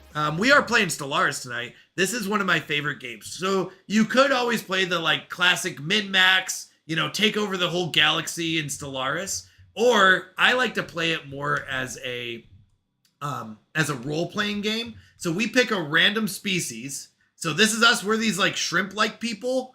It's just randomized. It gives us all these things. So tonight it picked, we're these shrimp-like people. Here, I'll go to our species. That's us, the Magar, and we are super strong. We're very physically strong, but we're also ugly. We're repugnant. So we're strong and ugly. We're smart. We're scientists. We're good with energy credits, which is basically money. But we're also psychologically infertile, which means that if we go to war, it's so stressful for us that we lower our pop growth, right? It's like it's hard to get pregnant when we're at war. So that's a little bit about our species. We are pacifists. We're fanatic pacifists, which means like we really don't believe in war. And we're materialists, which means we love science. So we're pacifistic scientists, and that's who we're playing as. So it's a lot of fun. I enjoy this game so much. We found one other species so far, one other empire. This is the Panasalin Divine Kingdom. They are also fanatic pacifists, which is really good for us, but they're more spiritualists. We like science. They're more on the spiritual side. So we do conflict there a little bit.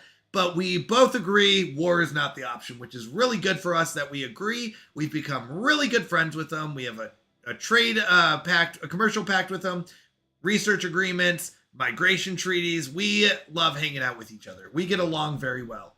Now, we did just border up, which isn't always good, but we'll be okay. We're going to be friends with them. All right, Lord Wolf said, let me know on Discord when you hit Missouri, of course. Yeah, we would. We would definitely hit you up. Radiant said, I've almost met a streamer in person. They live about 25 minutes from me, and you haven't met them? I met my first one. I was actually in Arizona for a while, and I streamed from there. Didn't know this other streamer lived in Arizona until we moved to South Carolina. Now, we went back to Arizona to visit friends, and that's when I first met him, was when I was like, hey, I'm coming back to Arizona. We should meet up. So we met up, I think, twice, 2 or 3 times with that guy. I really like him. That was Dear Davey. So that, and then I met up with Isu Gaming, and I met up with Barry Allen and their wives. So we've met up with 3 people. We also met up with Foxy Nate. That's 4. We met up with Foxy Nate. Lawrence Wolf will probably meet up with, like I said, in Christmas time. I will meet up with a lot of people in November when we go to Reach Conference, I bet. But yeah, that's a little bit. Cheesecake said, oh, congratulations. Well, thank you. All right. So this is our empire, this long little stretch. We're going to start claiming this inner spots, but we had to get to this border so that they didn't start claiming this way. This is their empire. Now, they met someone else that we haven't met yet, which is very interesting. All right, we're going to need a second one of these when we get enough minerals. They have a bigger military than us, though, so we do want to keep them as friends. So what we know is that their fleet is overwhelming. They have a much bigger fleet. We only have 5 ships. We are pretty weak. Their economic power is much superior to ours, but the technology level is pretty equivalent. So we're keeping up in technology. Their economy is better. Ooh, we got some good minerals here. Okay. We're going to catch up in economy eventually. Oh, wait, there was someone else we met. Hold on. First contacts. These guys.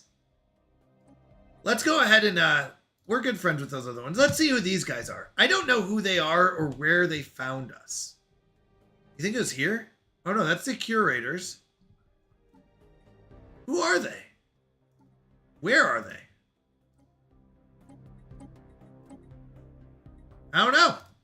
We're going to figure out who they are. They started talking to us. We just don't know who they are. We can't talk back because we don't know their language. Why are they? Asmund Gaming! Hello, hello. How are you doing?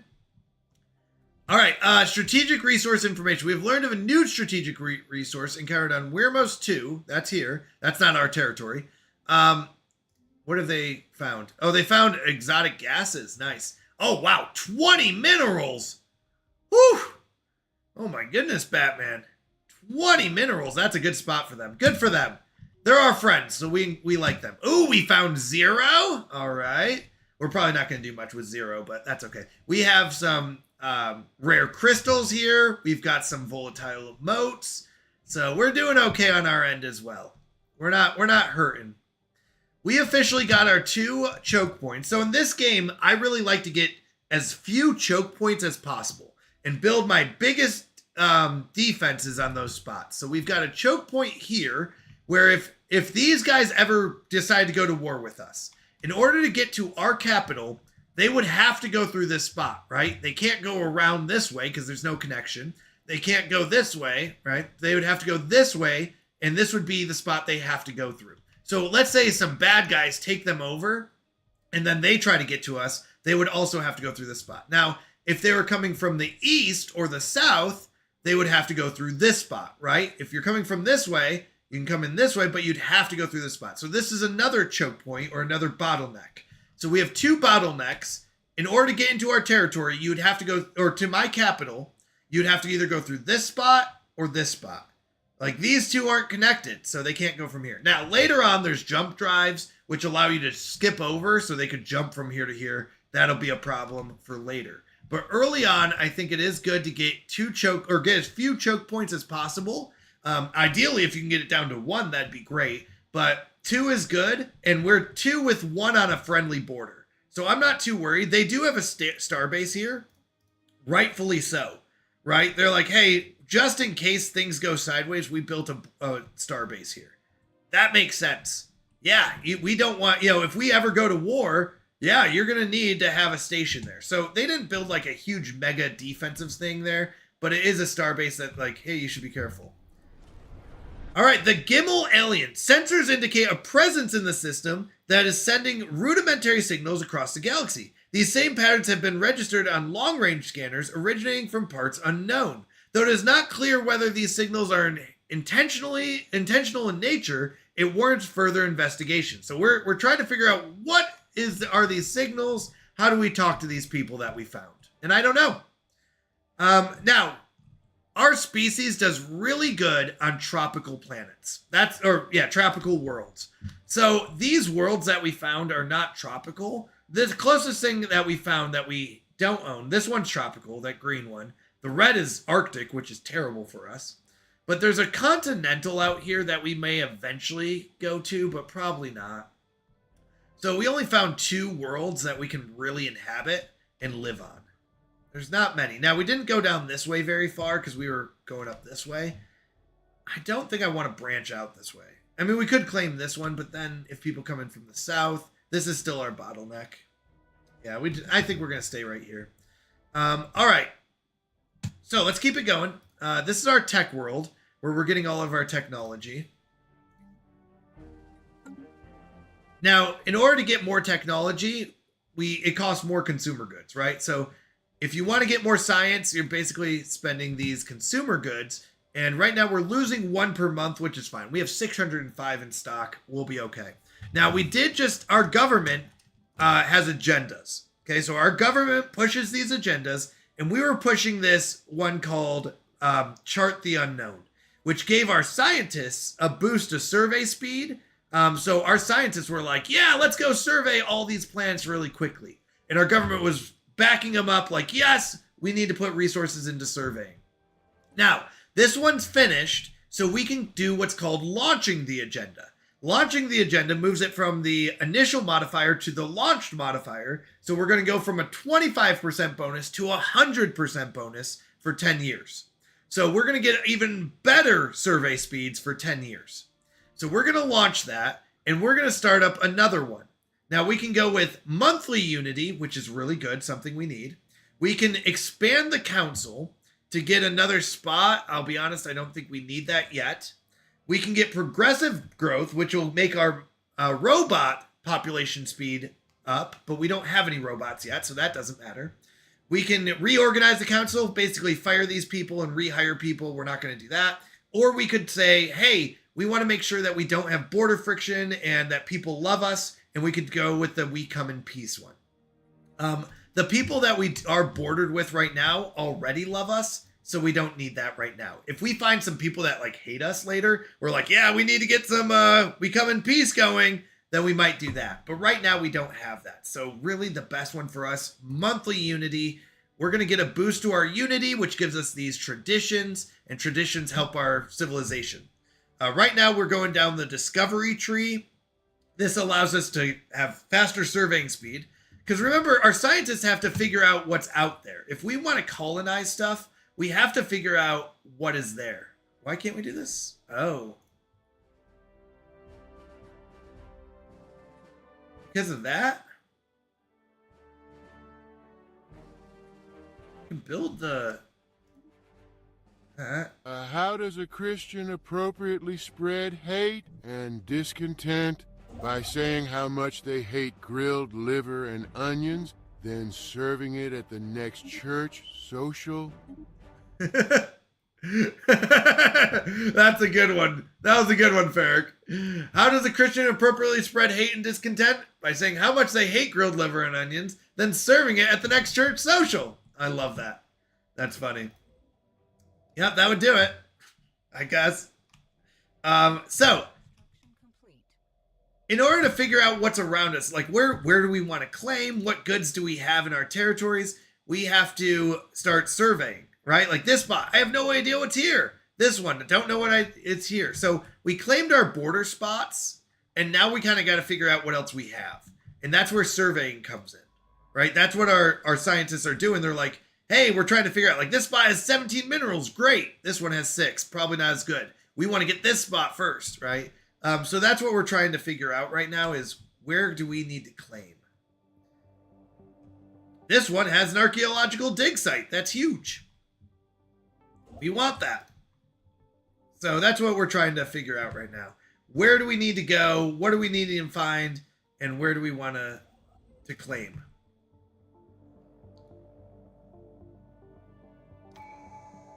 All right, we got a new tradition. We can either say we get more science, or we can say we get these subsidies. I'll be honest, we want the more science, I think. All right, let's go with that. So more science. We are scientists. So 9 months we'll have robots. In 16 months we'll have better science, and in 17 we'll have better combat roles for our military of 5 ships. All right, the Gimel aliens. We have discovered that the far-reaching signals originate from a simple spaceborne organism we have taken to calling void worms. Oh no, not void worms. It appears that the galaxy is riddled with these creatures. From the varying wavelengths of the signals, we have determined that the creatures develop through several stages of growth before reaching final maturity. Though they do not appear outwardly aggressive, their patterns of communication indicate coordination on a galactic scale. So we could say easy prey. And we could say we do extra damage to void worms. We get 1,000 food for every void worm fleet we destroy, and we can get 38 influence. Or we could say fascinating creatures, and we can research them. Now, I've played this game a lot. I don't know what we get from void worm research, and I usually don't like to look this kind of stuff up, but all right, not what I wanted. What do we get from it? We can get void worm enzymes or void worm immunity.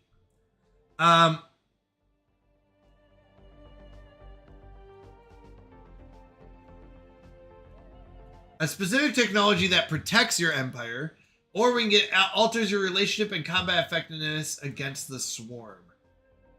Let's do some research. I wanted to do research anyways. I'd rather do the research. An alien empire is reaching out to us. So we found these void worms. They're really like ugly creatures. They're ugly worms in space. Not to rip on ugly worms in space, but they're very ugly worms in space. So we're gonna research them and see if there's anything we can get from them. All right, so we researched these spots. This isn't too bad, actually, of an area. I'm glad we claimed this one so we can get all this.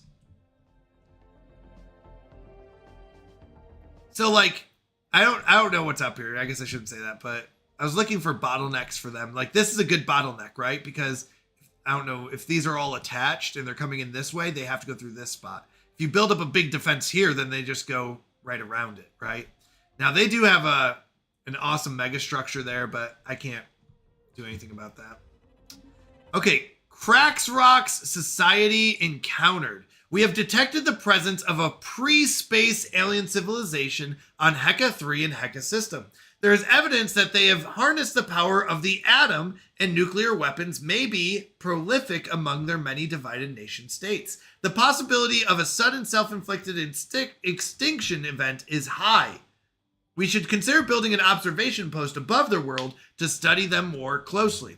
So we found a species right here that's in the atomic age. So they're not in outer space yet, in the sense that they can't travel these lanes, these hyperlanes. So they're still stuck on their planet, but they're in the atomic age. They're building atomic weapons. They might knock themselves out. They look like birds. I can't see them that up close, but they look like these little pelican birds. So we can kind of study them and watch them grow is one thing we can do. All right, I would like you to build mining stations. Yeah. So that's what we found there. It's called pre-FTL. I can't remember what the FTL is. The traffic lanes. Something traffic lanes or something. But anyways, they can't fly from space to space yet. So we could study them. We could even help them out, or we could attack them and take their planet. We can do a few things. Now, if we look at their planet, oh, come on. If we look at their planet, they live on a desert world. Desert worlds aren't really good for us, not very attractive. We like tropical. We want wet worlds. That's a dry world. So not something we're looking for.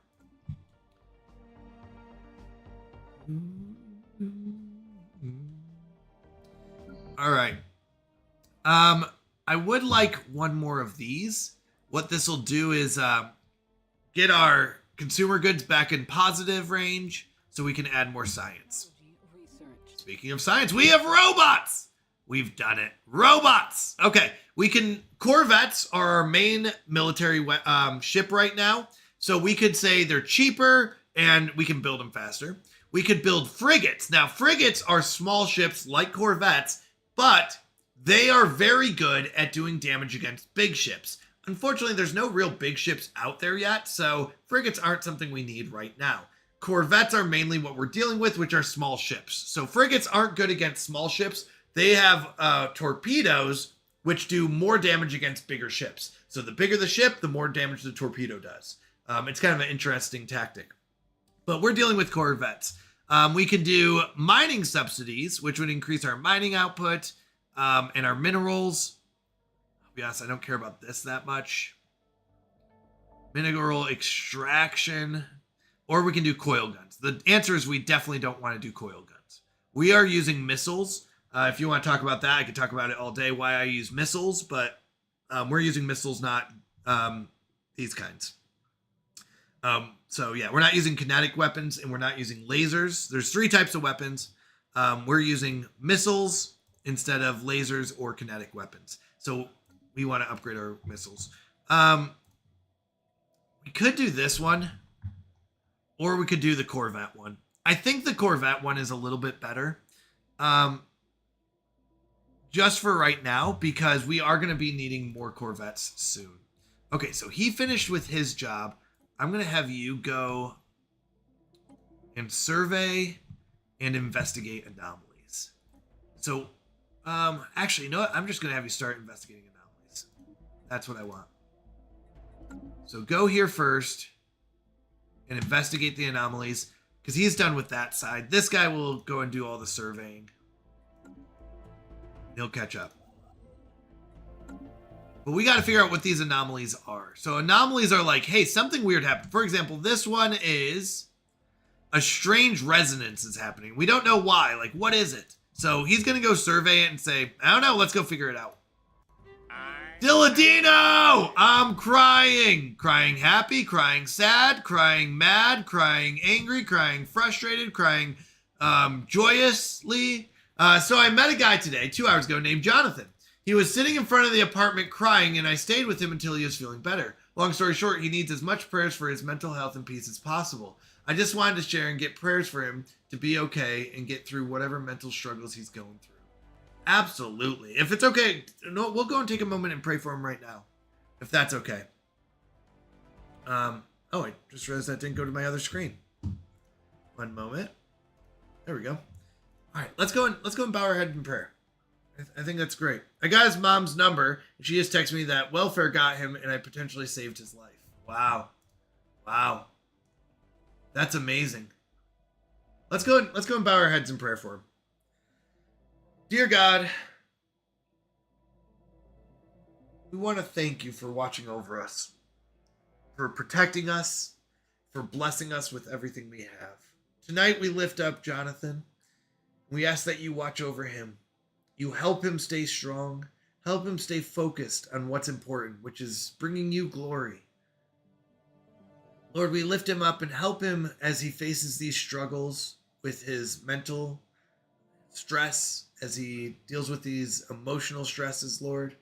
Please watch over him. Thank you for working through Dilladino and allowing Dilladino to be there for Jonathan.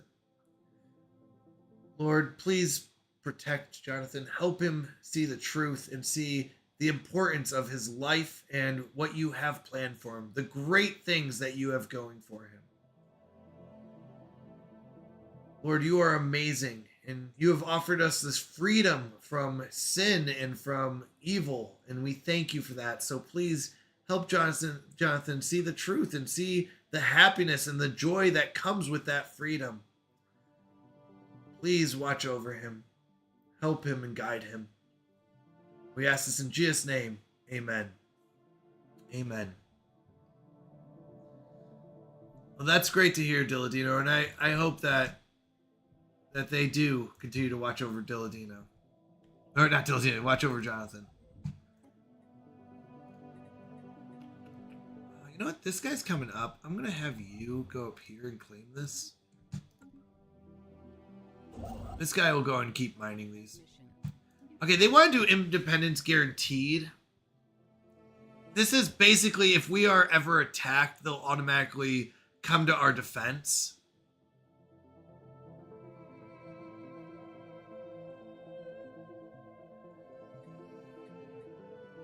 It's not bad to line up with them. They're definitely, they have a stronger fleet.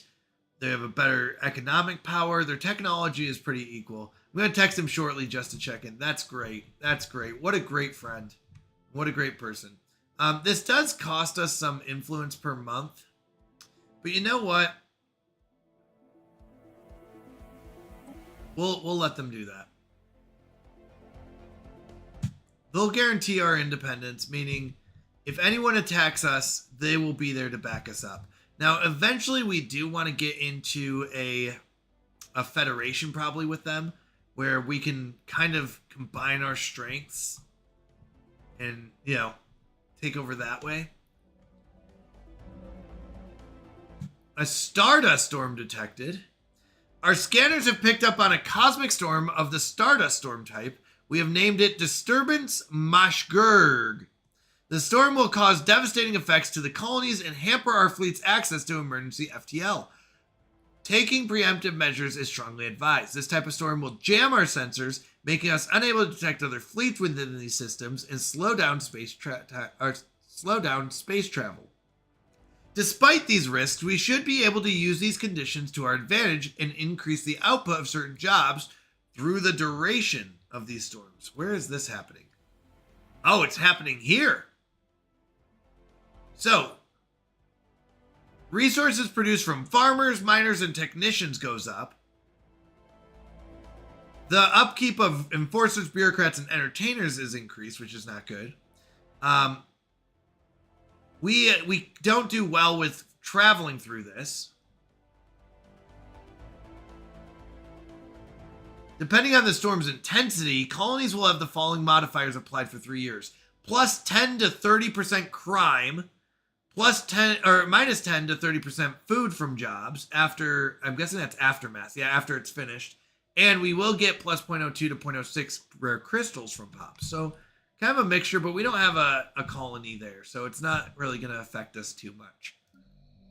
Technology researched. All right. Faster research. So we researched how to research faster. Now, this would be these specific tile blockers. Dense jungles. I'm not worried about that. We have 2 of them. Not something we need to research. More food from farmers. Definitely don't need that. Naval capacity per soldiers isn't something we're really going for. Fleet command limit, once again, not something we're really focused on right now. Energy siphon is really bad. We definitely don't want that.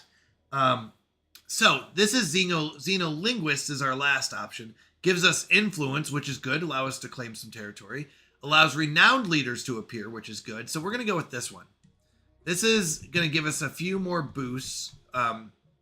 Non-military. Now, we do have to be a little careful. We should invest some money into our military just for safety. So we're going to go ahead and get 2 more ships. That'll put us up to 7 total. Not a lot, but enough that we need to start being ready to defend ourselves in case something bad happens. Now, combat rules is really good. We'll talk about that in a moment. Now, this would be more energy credits from technicians. Not bad. Fusion reactors are pretty good for our ships. Colony development speed might not be bad at this point because we do have 1 more colony that we want. Auxiliary fire control allows us to hit more often, and the research stations are useless. We're not going to talk about that. So we could go with colony development speed. I don't think we need this. We could go with fusion reactors, or we could go with 5% in technicians. I'm going to go colony development speed because I have 1 more colony that I want to get to. You know what, should I get to that colony first? No, there's a storm. We're going to wait for the storm to pass. The color of science. I have no idea what this is. The cause of the solar radiation resonance observed around the corona of Ramsir A turned out to be an unusual crystal formation capable of enduring the heat. Having brought the crystal aboard, our scientists were startled to realize that the strange resonance was reproducible.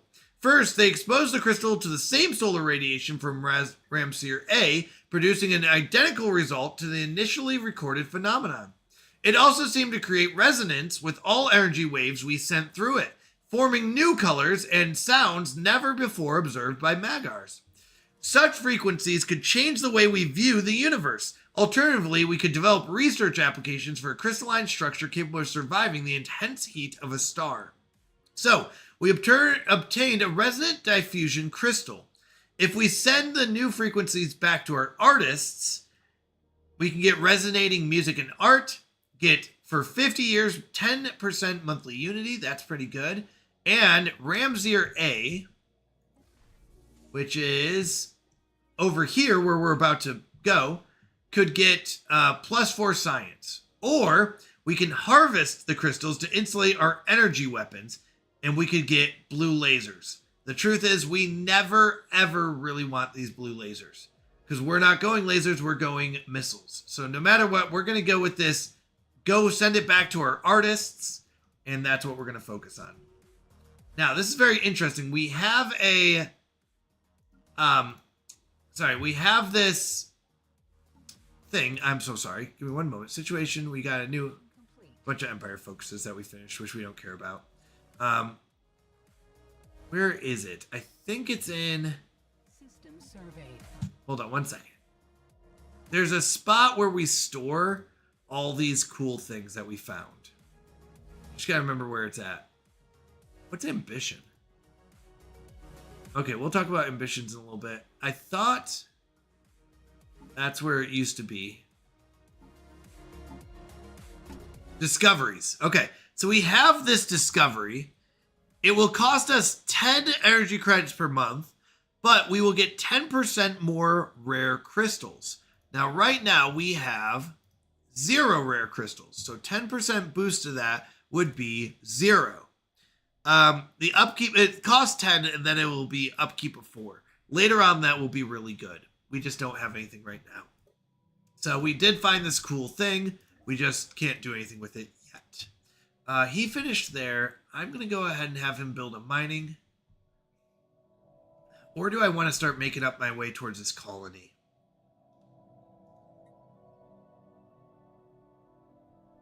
Oh, it's not fully surveyed. Shoot. Okay. Why don't you go finish surveying that one? Then come down here. Ooh, 17. Whew, these are good minerals. Meanwhile, why don't you go ahead and do that? Yeah. Okay. What are you working on? Oh, you don't have anything to do. Why don't you come over here and figure out what's in that system, and then come over here and figure out what's here. So we got some good spots to go claim. Oh, no. You were doing an anomaly. That's what you found. Oh, you found the crystal in the anomaly. That's what it was. What if I just told you to go research anomalies? Where would you go? No, I don't want you there. Why would you go all the way back here? Go do this one. Silly goose.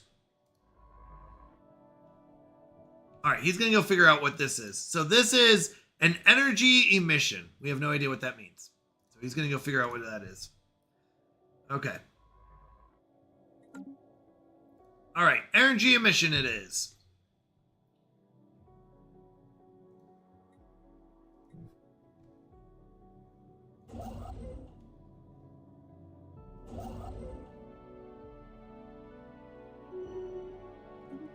All right, our head of research has officially leveled up. And so we have 4 different options. Now, he is our head of research. So we could say his center range and his survey speed are increased. He has better odds of finding anomalies. So this is not bad. He is currently surveying anyways. He's going to go here and survey. He'll go here. So he's doing a lot of the surveying anyways. So speed is good. Finding anomalies is good. Center range helps us see further if there's bad guys or anything. Or we could say his anomaly research speed is faster. He's faster at excavating archaeology sites, astral rifts, stuff like that. This one would be governing. He's not a governor, so we're not going to do this one. Or he could increase research speed. We love research speed. This is absolutely... Now, he does have to be a counselor, and he's a head of research. So we're going to say, I want you to do this and increase our research speed by 5%. It doesn't seem like much, but it does add up. I'll be honest. So I was trying to see if we can see it. There is a way to see... Yeah, so we're materialists, so that's 5%. Curator insight, 5%. Administrative AI, another 5%. Head of research, 8%. Statistician is another 5. So we have like a, 28% boost there, right? So it's like, not bad. Not bad. Now, I don't think these are losing health by being in the store. They're not losing health. All right, we're making 15. So we need these. This is huge. We need to get our robots going. Now, this is what? We're missing 420. We're going to buy 1,000 just so we don't have to worry about it. So he finished there. I'm going to have him build mining stations.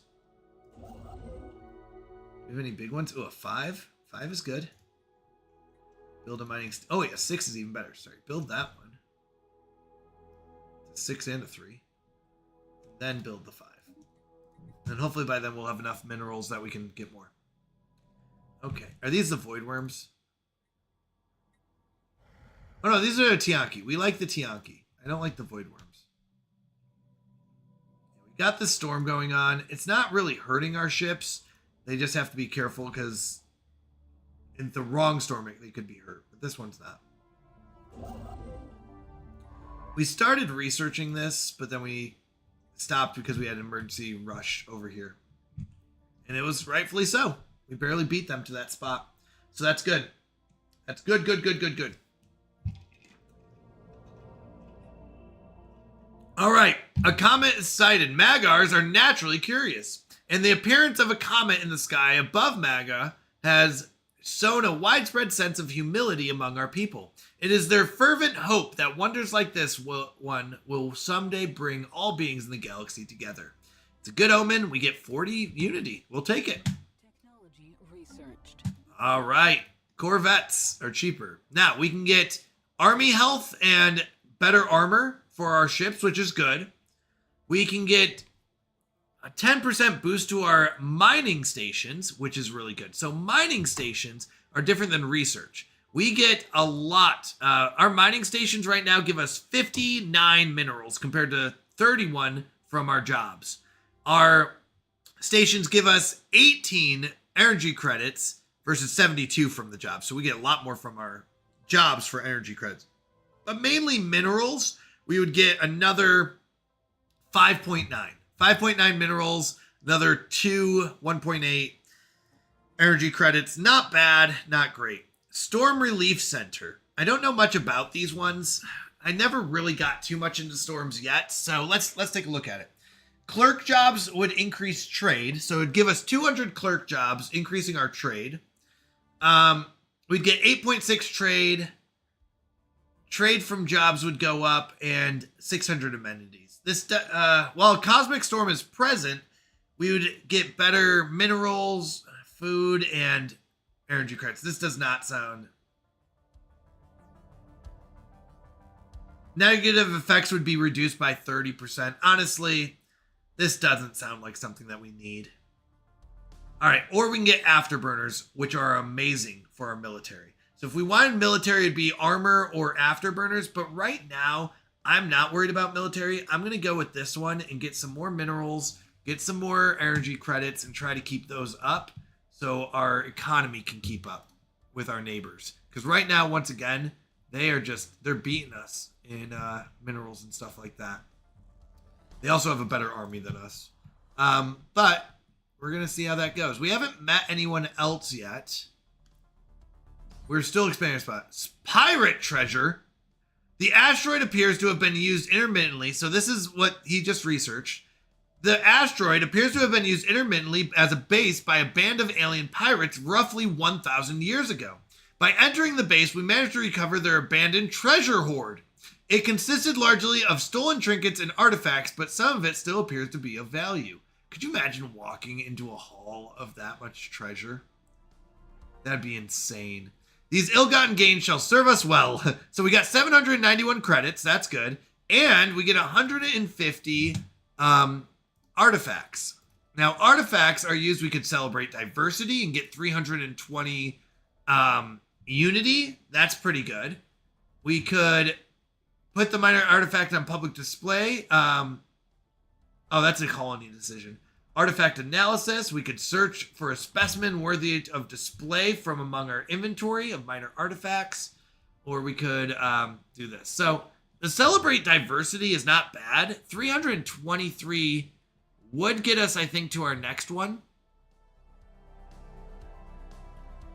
Oh, wait. Oh, no. How much more do we need? I lied. Yeah, we need 284. That would finish out our discovery branch. Do we hold on to it or do we use it? Later on, you do get an ability, I think, or something that gives you more artifacts per month. Let's go and use it. I'm not usually one to do this, but we're going to celebrate diversity. Get this last one, which gives us an ascension perk. Now, ascension perks are really powerful. So we finished out a tree, we get ascension perk.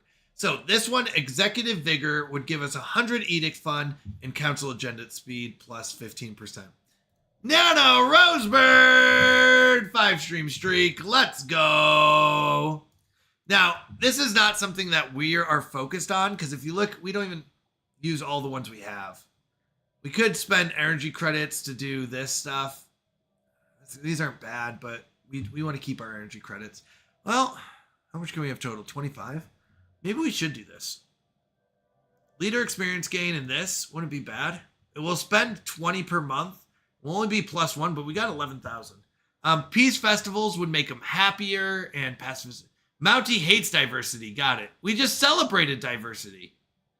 Research subsidies would cost 20. No, this isn't bad either. Because we have 40 total. Yeah, let's do it. Fortify the border. We don't need that. And we don't need peace festivals. But that's pretty good. So we definitely don't need more edict fund. We're not even using the ones we have. The council agenda speed is fine, but it's not something we're really pushing for. There's better stuff out there. Imperial prerogative would say more colonies won't... so right now, our empire size is 83. As soon as we go over 100, things start getting more expensive. Think of it like handling a classroom, right?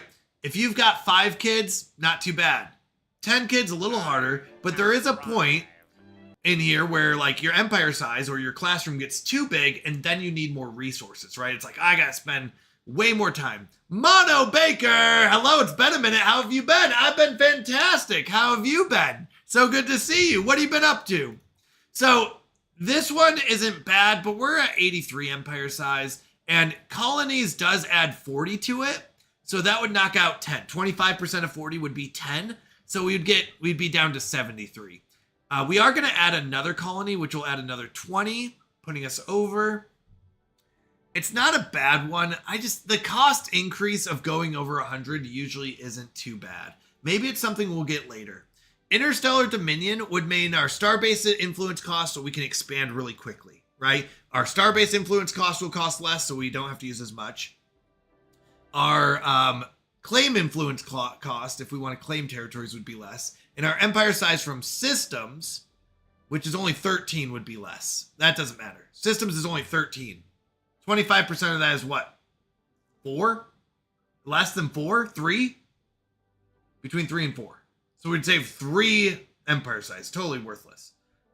So this one we don't care about. I mean, we would save some influence because we still got to claim a few more spots, but not really long term. This one would be more long-term, but still not important. Lord of War would give us more like power based on how big our fleet is. We don't care about that.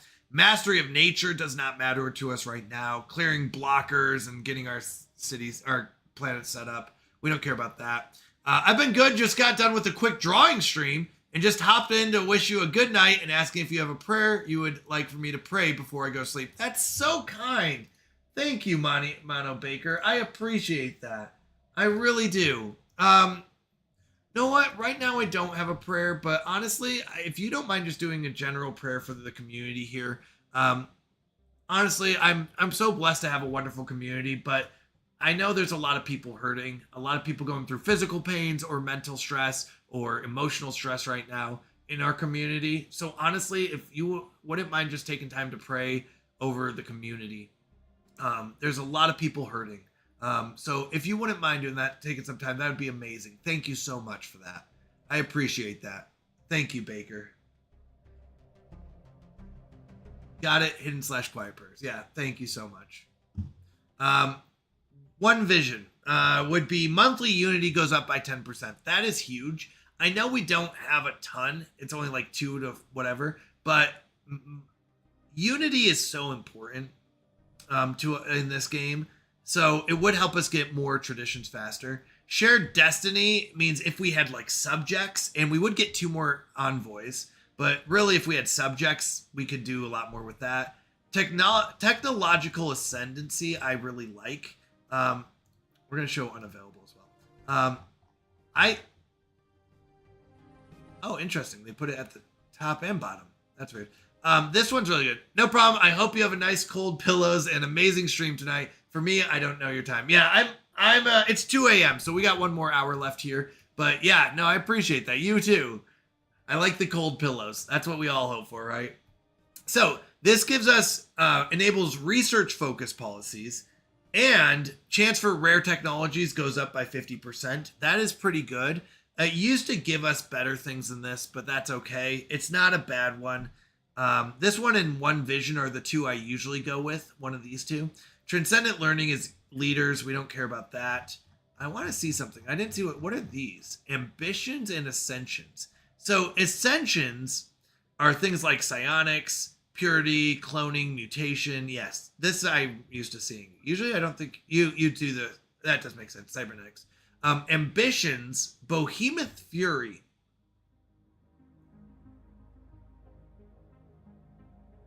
This requires 3 other ascensions. Oh, and biological shipset. We're not doing that. Our ships are made from like metal, or alloys, not made from biological stuff. Cosmogenesis is what? Refugee attraction allows the League of Magar to progress towards this ambition.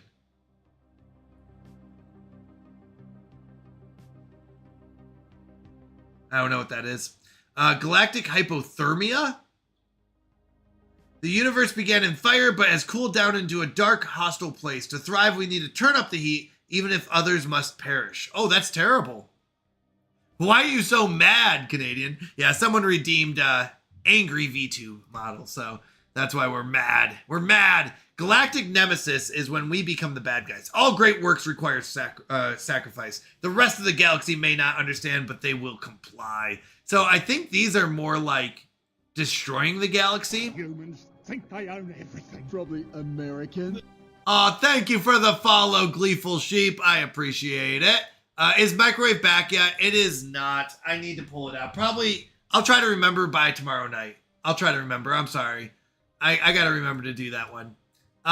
Behemoth Fury is interesting. The apex predators of the stars are not bound by petty limitations. In the same spirit, we will cast off the biological weaknesses that hold us back, become a force of nature. So these seem like ambitions seem to be like taking over the galaxy or destroying it. That's interesting. And then we've got these other ones that are down here that we can talk about later. But okay, then I'm gonna leave. Bye. No microwave. I'm out. Good night. All right. One Vision Unity or Technological Ascendancy. They nerfed Technological Ascendancy. The Imperial Prerogative will be good later. One Vision is pretty good. I do like science, though. I like science! I know. Elijah, that was funny. That was funny. We are materialists. The monthly Unity is good. We're going to go Technological Ascendancy. We're scientists. We like technology. I like technology, but not as much as you see. I still love technology. All right, let's see what's here. While you're up here, go figure out what's that is. All right, he's going to go ahead and claim this spot. Then we're going to claim this spot and then finally get our colony going. I mean, yeah, we need to get that colony. It'll take 11 months before we even research this. Ooh, we are losing 9 energy credits a month. 10 because of our government. Now, it did say something. Oh, it said there was a science stance. Pre-FTL interference. Right now, we have a non-interference. I have arrived. Say Gex? I'm not sure what that is. So when we've met one pre-FTL civ, which means that, or thing, never mind. Oh, okay. We met one one person who can't travel the stars yet. They're stuck on their planet. They're in the atomic era. So, okay. So one of the things with that is that do we want to interfere with them? Right? We could say, hey, it's not our place to interfere with these, these empires who haven't reached the stars yet. We can study them, but we really shouldn't interfere with them. Or we could say, hey, maybe we can nudge their development in the right direction, but our touch must remain subtle. Because someone redeemed V2 model, you can change the emotions of V2 model. Are you becoming a tomato? Yes, I'm becoming a tomato. Or we can be active interference. And we can say, to unlock the secrets of the universe, any subject of interest must be made freely available for study. Now, we are scientists in this playthrough. He is also becoming a tomato, yes. So we are scientists. We're going to say active interference is our play. We definitely think that we should be able to interfere with whoever we want because we're scientists. We need to study them. So that's what we're going to stand on that. Enlightenment. So should we be able to lift them up and, help them out? All right, Toby, what are we going for? Funny words on screen. Happy it is. Here we go. Woo! Excited with the stars. Let's go. So, are we allowed? I am Muscular Beaver! All right, Elijah, we'll name someone after you. 7 hours stream, by the way. Yeah, we do 8 hours. So we go from 7 p.m. to 3 a.m. Eastern time on Saturday, Sunday, Monday, on Saturday, Sundays, and Mondays. The only day we do a half stream is on Fridays. Yeah, that's what I usually stream. So usually 7 p.m. to 3 a.m. Eastern time every Saturday, Sunday, and Monday. We do a half stream on Fridays because we use the second half of our stream to support another streamer. So we'll go from 7 p.m. to 11 p.m. Eastern time, and then we'll raid to another streamer and send them some Canadian Mountie family love. Is that still Sunday for you? Yes. Yes. So we have one more stream tomorrow. I mean, it's technically Monday because it's 2 a.m., but this is part of the Sunday stream. I forget what redeems do. I just redeem them. Yeah. So we'll name someone after you, Elijah. So I have to figure this out. Do we want to be able to enlighten someone? Our technological advances could potentially be shared with these pre-FTL societies, opening up new horizons for them. Are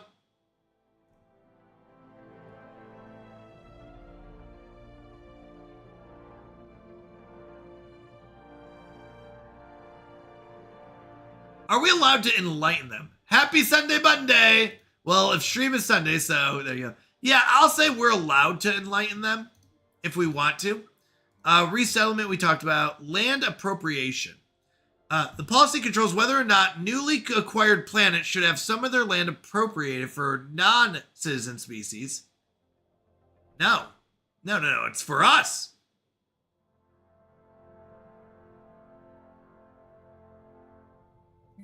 Oh!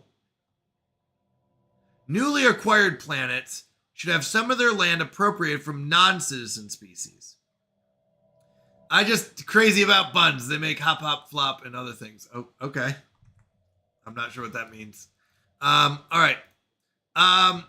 Land that our empire controls belongs to all of its inhabitants, or the land that the lesser species are not properly utilizing can be put to greater use by their betters. Yeah, I'd say we allow that. We are totalitarian, meaning that we want to control our inhabitants and be efficient. Not evil, just we want to be efficient. We talked about these. Okay, physics research focus. This is interesting. So we can say in physics, we can do general studies and we just get a 10% boost. Or we can focus on particles, computing, or field manipulation. Now, I will say generally computing is where we want to go. So we're going to say, let's focus on computing. The machinations of this mind are an enigma. 3 days. Oh, let's go. 3-day streak. Nice. Let's go. So we're going to say we can go with new worlds, advantage of new worlds, statecraft, biology, or military theory. I think we want statecraft, to be honest. New worlds aren't bad. Biology's not bad either. I can't remember the tech trees. I don't think we want military theory or new worlds as much as we want statecraft, which is dealing with other empires, or biology, which is increasing our own biological empire stuff. Let's go statecraft, though.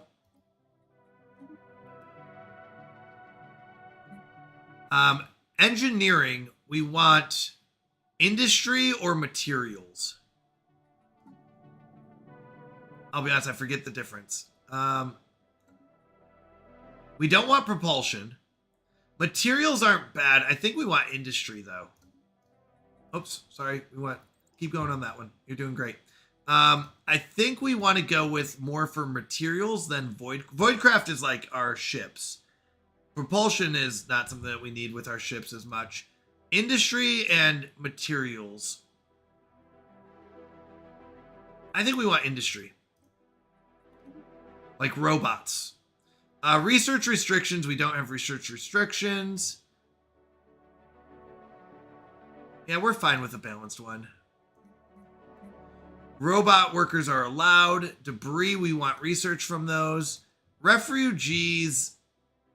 Yeah, I don't know if we want refugees. We don't have slavery and we don't have a bridge. Okay, we're good there. Cool, cool, cool. I'm officially broke. Oh no. All right, Elijah, do you want to be the leader of our nation? Do you want to be a scientist, a commander, or an official? Those are the people I can name. So you can be an official, which is a governor of our capital. You can be a commander, which runs our fleet. You can be you want to be an official. All right, an official it is. Let's rename you. Do you want it to be Elijah? Or you can name it whatever you want. I'll put Elijah here, but if you want it to be something else, let me know. All right, you're running our capital. I trust you. They usually stick around. Usually. Just don't die on me. Exotic radiation. This particular asteroid is an extrasolar capture and appears to have been washed by some kind of exotic radiation as it plummeted through interstellar space before finally settling in the WEU system. That's right, WEU system. Anyways, it's too hot. 30 Celsius at room. Gonna lay on a bed. I get that. Fan in bed. And economy energy. Yeah. I get that. The original source of this radiation remains unknown, but the MLE car has been able to pick up a wealth of physics data by studying the asteroid's energy emission. So we just got a bunch of science. That's basically what it was. Nice. Woo. Good luck and have a good stream. Thank you so much. I appreciate it. I really do. Thank you. All right, he's building his spot. He finished construction. I do have enough to get another spot. It probably wouldn't be bad to get this one. But I really need him to get it. No, he'll get the next one. We're going to go ahead and say, build the mining stations. We could use the 4 energy right now anyways.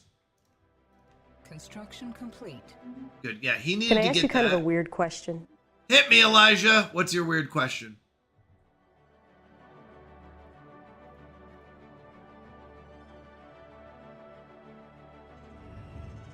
Ancient weather balloon.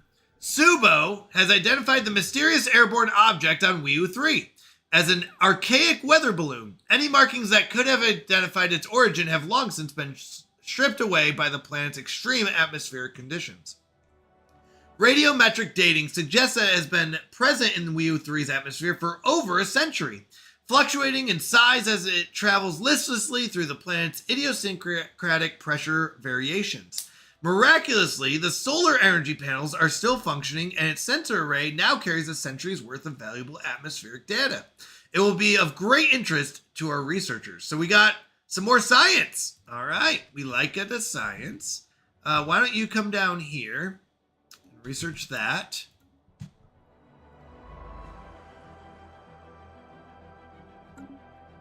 If you could visit one planet in our solar system, which would it be?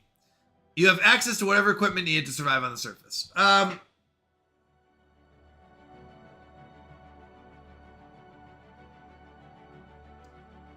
That's a good question. I'll be honest. Well, hold on. Planet. So does this include the sun? I guess the sun's not a planet, it's a star. Okay. Let's go with probably Saturn. As a kid, I was always like into Saturn. I really liked it.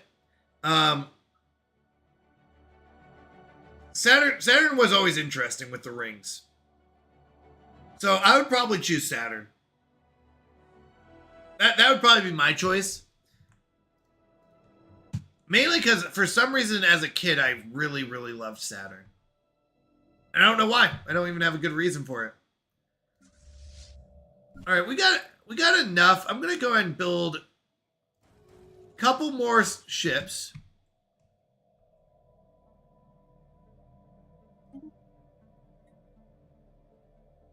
Okay, the agreement we signed giving you access to our databanks has run its course. Would you like to extend it for another 10 standard years? Or do your researchers no longer require the information? We absolutely want to do that. For 420 energy, we get 5% research speed. Yes, we want that. Seeing the ring from the ground would be awesome. Absolutely. I don't know about the visibility with the weather, though. Yeah, I mean, it'd still be cool. It'd still be cool to be there, you know? Technology researched. All right, colony development speed is faster. That's good because we're about to do this. Oh, you know what we should do? Also build a colony ship. We need 64. Okay, we'll wait. Army health, like this doesn't matter. We don't care about improved deflectors. We don't care about lasers. Auxiliary fire control doesn't matter either. The resources from research stations are terrible. We have, what, 6? So that's 0.6 physics, 0.24 society, and 0.96. It's not even 1, right? Like it really is bad. This doesn't matter. We could pick it just to get it out of the way. We're going to go auxiliary fire control, I think.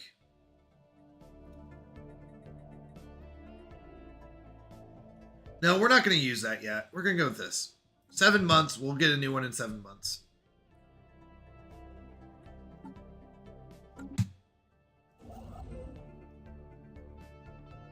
That's going to be our best bet. It's just one of those, like, it was worthless. We rolled bad. We'll get better next time.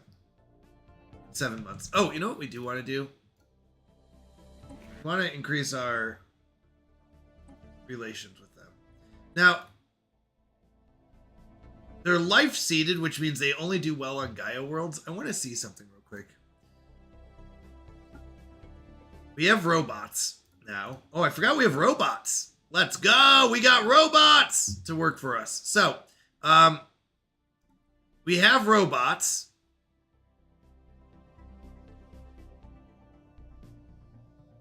I didn't realize this. Okay. We also have some of these guys. So they also cost food like us. They're good at farming. They're good at researching.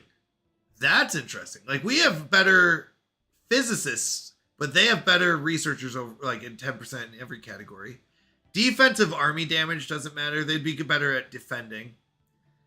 Their governing ethics attraction is minus 15%. Job efficiency for influential jobs. What's an influential job? Oh, we have the same problem as them. Okay.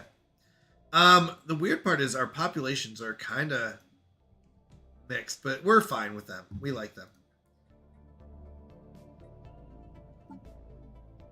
59 months we'll get that.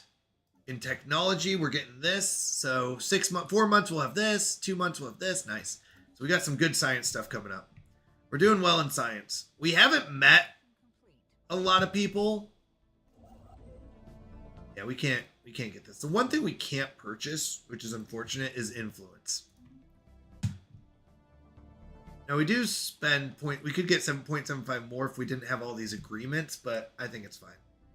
Technology researched. Exceptional individuals. We have powers beyond any doubt that the galaxy is filled with life. Apart from the dominant species and nations, there are many others who traverse the stars. From time to time, exceptional individuals may arise to shake the foundations of galactic power. If we can harness their ambition, these renowned leaders may be willing to join our cause. Oh, we get 50. Nice. We needed that. Okay, naval capacity isn't bad, but not something we need. Edict fund, definitely not. Off-world trading, no. I like these monuments. They give us more unity, and I like that. And more for each ascension perk, but mainly based on population. That's what we want.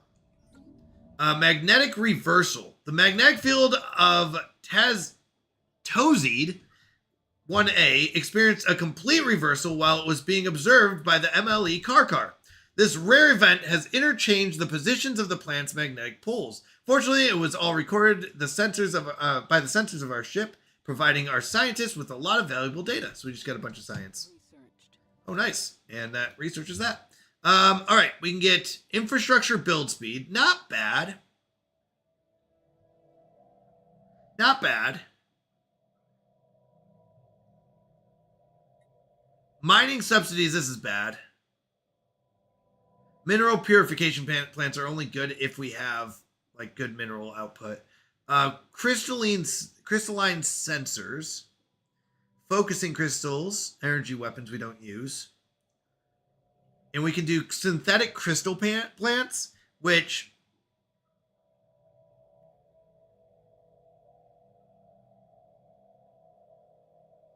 means we can produce these, what are they called? Rare crystals.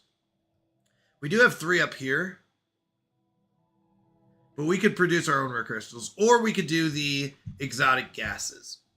Exotic gases we don't have in our territory. They had theirs, some I think over here. Yeah, they had some in here.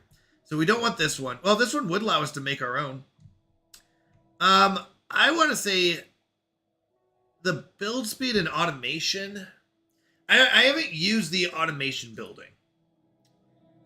Automated workforce for this district plus 20. Unlock several buildings that automate a percentage of specific basic resource gathering jobs. It costs 8 energy credits per month. I don't know. I don't know what this means. But I think we did go into materials.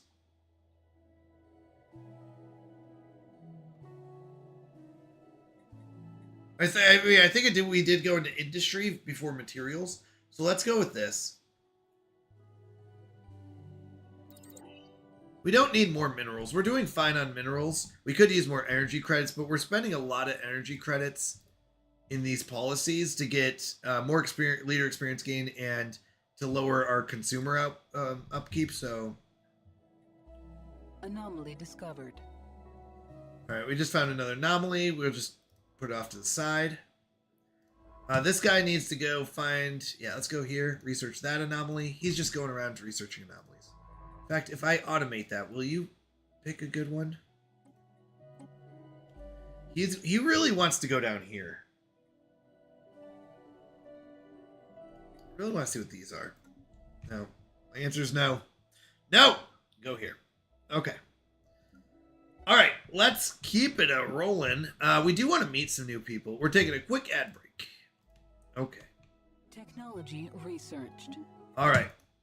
That was a waste, but let's see. Research alternatives +1. This is really good.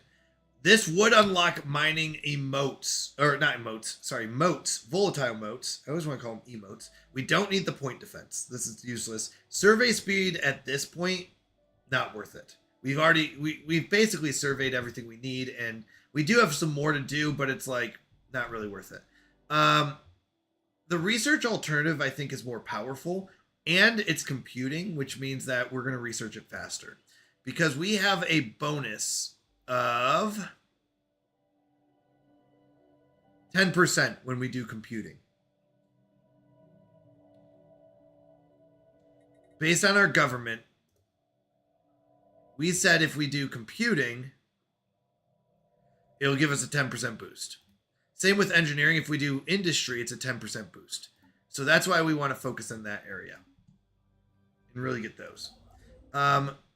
He's building. I think we have enough to have you stop what you're doing. As soon as he's done here. System surveyed.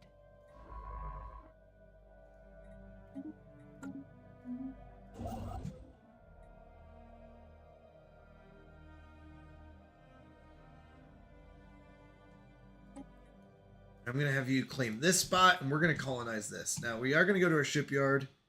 We're lacking 8 alloys. That'll be 2 months away. That'll be fine. How many ships do we have? 9? We have 9 military ships. We are not very powerful. But our science is keeping up with them, which is good. We do want to meet some new people, but we need to get our foundations done. Get our own territory finished out, and then we can. We have a 590 strength. They have a 4,000 there. An 817 and a 3,000. Yeah, we're not going to fight those. Definitely not.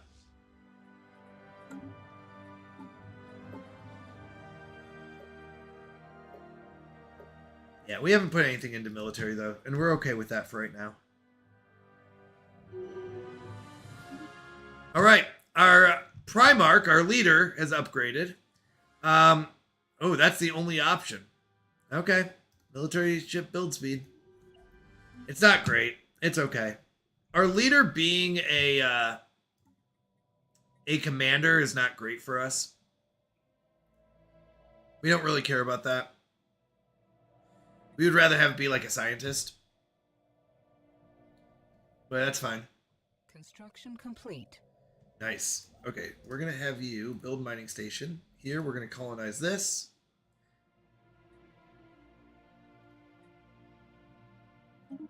Buy the alloys at this point. Yeah, their habitability is 0. Ours is 80%. We want that to be ours. So we definitely want to colonize with that. The question is, what type of world is this going to be? They're not very good on these other resources. We could make it into consumer goods or unification. The thing is, our consumer goods are doing really well right now. So I don't really need a factory world yet, but I will as this tech world builds out. Because as I build more technology, buildings. Oh, we do have the Xeno Lab now.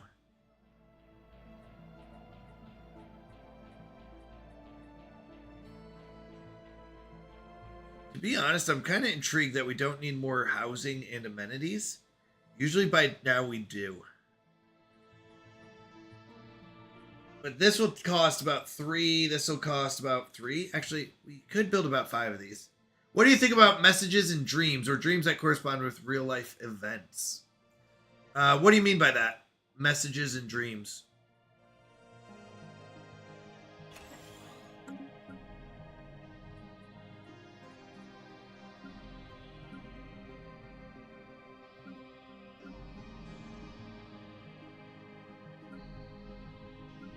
Oh, we could change this. That's what it was. We have this instead of the Xeno.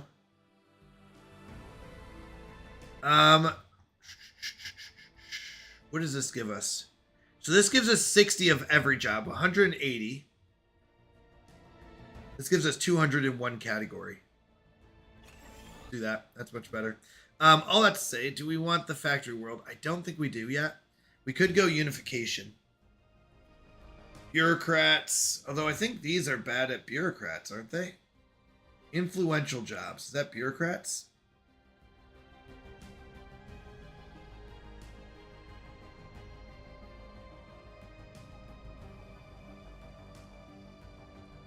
Elite jobs are entertained by our trophies, first class passengers, and maintenance drones. I don't know. Unity is really good. Factory, we don't need this one. I could use really a generator world, but this only has 6 spots for it. So we're going to go unification for right now. Like when you have a dream about something, it comes to pass, or you get a revelation from dreams. I'm pretty open that God can speak to people however he wants, but as for me, and I would say where we live, it's not something that, or where I live, sorry, in America generally, dreams are not something that we usually take into consideration when we think of God talking to us. There are cultures that put more stress on things like dreams, but at least in America, I don't know if I've ever seen it where I was like, I feel like this is God calling me to do something through a dream. I don't think it's that he won't. I don't think that he can't. I don't think he does for me, at least. I'd be careful with it. Generally with dreams especially, I think that falls under the same thing as like speaking in tongues, where you want someone to be able to translate it. Otherwise it doesn't really mean much. But I would just be careful with it. I don't know. I like I said, my mindset is sure. I don't see why God couldn't do it, but I also don't know if that's the way that I've seen God talk to me personally. So that's when you're saying like, what do you think about it? Like for me, I don't think that's really the way that he's talked to me in my life. So if that makes sense. All right, lost in space. The signal we intercepted was a distress call from a ship in orbit around Sethelback 3A. The ship was not giving off any heat signatures and seemed to be drifting. A special project has been issued to investigate what has happened. So we can say intriguing, or we don't have time for this. Yeah, sure, we'll go figure it out. So I don't know. I mean, the answer is I don't know. Dreams are a unique area for me. You know what? Go ahead and research the project while you're there. I'm just a little nervous what that project could be.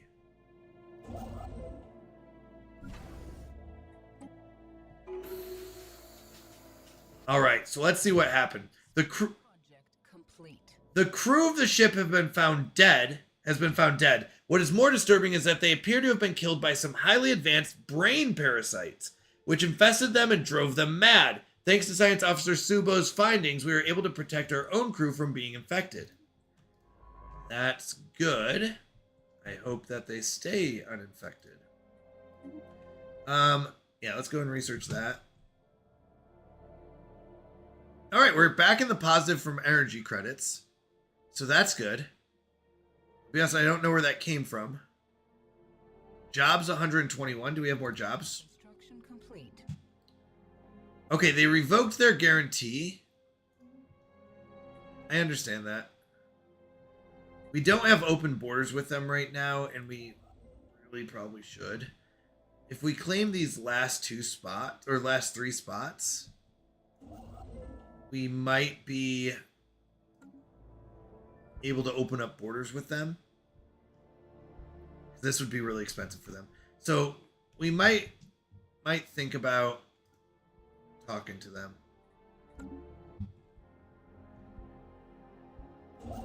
We'll see. We claimed this colony spot. Cosmic clogging. Our engineers on Maga report that the Stardust Storm is having adverse effects on water filtration systems. As the particles settle in the planet's groundwater, the resulting mineral slurry is clogging key infrastructural points. The resulting hydroponic failures are heavily impacting the planet's agriculture, as well as leading to shortages in safe drinkable water. The problem could have long-lasting consequences on our water supply if not dealt with. Fortunately, our engineers are confident they can create more robust filtration systems to address the issue. So, in Maga itself is getting hit by this storm, and we are losing, well, it's going to be minus 10% food from jobs. That doesn't matter. Habitability, happiness. The happiness is the hard part, probably. And we have a special project that's called Clear the Pipes. So if we go to our situation log, it would spend 13 months researching it, and we would put society on pause. You know what? That's okay. We're going to do that. I need to clear these pipes. We're going to spend a year and a month unclogging them. It's worth it.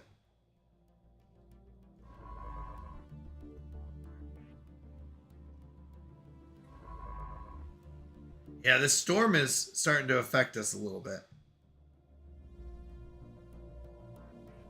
Oh, that's why we got a huge boost to our energy credits. Because the storm is hitting MAGA. So remember, the storm itself gives resource production produced from farmers increases, resource produced from miners and technicians goes up by 100%. Oh, sorry, Elijah said, just wondering because I had a dream about an old man yelling at me, shake my hand and show me that you are a man. And when I shook it, he squeezed real hard and looked at me saying, that's a good firm handshake. I woke up and went to church. The first thing that happened as I walked out in was an old man exactly like in my dream, grabbing my hand and squeezing strangely hard, looking me in the eye saying, that's a good firm handshake. That was today. Yeah, I mean, that's very interesting. The only thing is I don't know how that would be applied, if that makes sense. Like, how would that be applied to God talking to you, if that makes sense? If you can explain that, that would make more sense to me. Right? So it's like, it's very interesting. I just don't know how that would apply to it. It was weird, but I don't think I know any. Yeah, and I'm the same way, Elijah, where it's like, that is intriguing. Like, that's very interesting. But I don't know how to apply that. Or how I would say that's God talking to you or or showing you something, because it's like, okay, but what does that mean? And that's where I would say I don't know. And that's I guess my only thing with dreams especially are very hard for that, because it's like, well, what does that mean? I don't know. And you're like, okay, well, so I do think God talks to us in ways that we listen and that we would understand. So like I said, I think some cultures do take dreams very seriously, and he might use dreams in those cultures more, right? Where he's like, hey, I know these people listen to dreams, or they listen in this way, and he might use that way to talk to them, to show them stuff. But in American culture, I find it less common and less prevalent, so I don't know. If I'm actually 100%, I may have a clue to what it means, but I got to pray about it. Yeah, I would say pray about it. I definitely think he can use it. I just don't know how to apply it. There's also the electron quantum jump theory, where electrons jump randomly through time, carry memories with them, and they typically happen in dreams. That's interesting. Never heard that one before. Our crew aboard the MLE car report that the Majek 2 shipwreck appears to have been the result of an unexpected geomagnetic solar storm. The supply ship suffered a complete loss of life support systems and sustained inoperable damage, drifting until it entered Majek 2's gravity well. There are no survivors. The ship's cargo hold does indeed contain a notable amount of minerals. So we could say we need those, and we get 10 intel on the kingdom, but it will displease them. Or we won't risk it. We will return the minerals, and this will please them and increase our influence. Yeah, we don't need the minerals. We don't. We're doing fine on minerals. We're not going to steal the 300. We're going to go ahead and not risk an altercation. We're going to give them their stuff back. Great. Okay, next up, I do need to figure out what is over here. So you're going to survey that system. You need to keep... Okay, you know what? Why don't you go ahead and just start investigating anomalies that we found now. At this point, now you can go down here. You've been dying to get down here. As an official, I agree. I love that. All right. Go and build the research buildings. He's going to claim this spot. Then we'll claim this spot and this spot. Then we will open borders. Magars! We have received word of our downed supply ship's cargo. We would like to extend our gratitude to you for taking the time to recover it without the need for Paxalian intervention. Our pleasure. We get 100 influence, get 1 favor, and they like us more. That is huge. That is huge. We are becoming really good. We're friendly with them. Let's go ahead and send our second diplomat while they're doing nothing over there. We would like to form a federation with them eventually, but the problem is, if we form a federation with them, they will most likely be the leader of that federation. That's the only problem I have with it. And I would like to be the leader of the federation. I want to be the ruler. So That's something we'll have to think about. A federation would make us stronger, although we would have to fight the wars that they're fighting, which could be bad. But they seem to be pretty good guys, right? Good guys. We like them. We like them a lot. All right. How's our science looking? Spaceborne life form encountered. Oh, I thought that was something. 31 months, 16 months, and this one we're waiting for the clear the pipes to finish. In 35 months, we'll get our next tree started. A drifting capsule. A mysterious capsule is adrift in Light's End. It has no obvious offensive capability and is unresponsive to our signals. Initial scan shows that its damaged exterior is constructed using advanced materials and unfamiliar engineering techniques. Further analysis is needed. So they want us to study the capsule.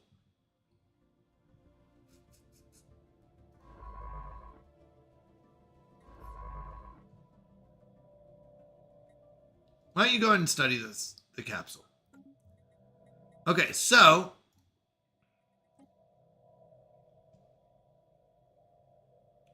he's going to study it and figure out what it is. They will be saints until you form a federation. Then they will become the biggest war criminals in the galaxy. Exactly. I'm glad you're understanding. All right, so he's gonna go figure out what's in the capsule. He's building the science station. He's building this one. We're gonna claim this one, and then we'll open borders to them. They can come through, go explore whatever they want to explore. Oh no, wait, we need to claim this one too. And these two. We want to claim these two as well. We don't want them claiming stuff on our side. Filters unclogged. The engineers have dealt with the hydroponic blockages and water shortages on Maga. That's good. The colony's water supply network has been improved and can now filter out complex impurities such as those introduced by the Stardust Storm. These improvements to our water infrastructure can be repurposed to improve irrigation efforts across the League of Magar. So, food from jobs goes up by 5%. And we gained eco-simulation progress, which is just more food from farmers. We don't need food from farmers. Excellent. We can only hold 15,000 and we've got 11,000 already. So we don't care. Okay, he's done here. I need to claim this spot. Then we need to claim up here. Meanwhile, come back here, build the mining stations. I think that's all we needed. 7 more months till that's done. And our scientist leveled up. So we can make him an explorer where he's better at surveying and anomaly discovery chance. No, this guy's more of our anomaly researcher. We can make him better at anomalies in archaeology, which is much more close to what we want. We can make him, he's not a governor. He's not going to be governing a planet. And he's not going to be a counselor. So we're going to go ahead and make him good at anomalies in archaeological sites. So he'll be faster and better at that stuff. That's good. That's good. He's trying to get these anomalies done, then this one, and probably over here. Now he's a level 4, so I don't know if he'd be very good at the level 6 anomaly up here. But he can at least start doing these ones. Do this one up here. Things like that. How's the capsule going? He's just studying it. Okay. Oh my goodness, I had no idea what that was, and I thought it was like a Tangia. Judge Old Dagger. The alien is adorned in rich, intricate robes. Despite his obvious age, his eyes are alert and betray a keen intellect. Salutations, I come to offer my services as a keeper of peace. So he's a commander. He would, if he's as a counselor, he would add stability, reduce crime, and plus 40% pacifist ethics attraction.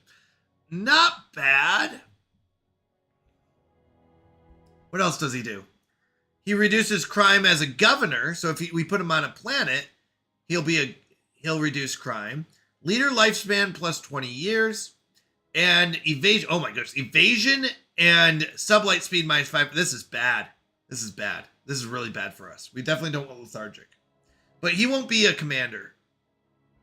Yeah, he won't be running a fleet. So he's fine. He is pacifist, which is nice. Tell us more about yourself. I am one of the select few anointed as a judge among my people. This is a position of great honor. I have memorized the laws of many worlds, and through long experience, I have learned how to balance the scales of justice. Why do you wish to work with us? I am old. I have served my time in office. Although it is the custom of my kind to give way to the young, I am not finished. Crime knows no border, and I still have much to offer. This is known, and many in the galaxy have approached me with their offers of employment. But what sense is there in working for those who misuse their authority? I believe that our values align on this, and it would be my privilege to serve your people. What led you to the law? The universe is a merciless judge. From deep in the old alien's throat emerges an eerie clicking sound. As sentient beings, it is up to us to do better. It is through reason alone that fairness is born. His gaze rests in the middle distance. For a brief moment, he seems to forget himself. The power of the law must be used with caution, lest it becomes its own justice. All right, so we got a guy who's really against crime, which is good. We have 3% crime here. Elijah, why are you allowing crime on my planet?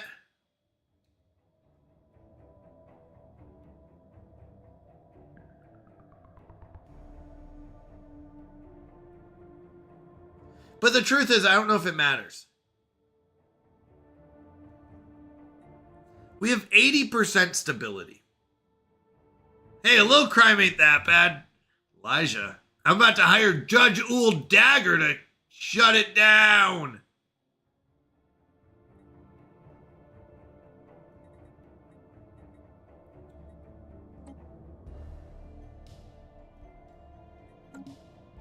Now, I could hire him and put him in charge and shut down the crime.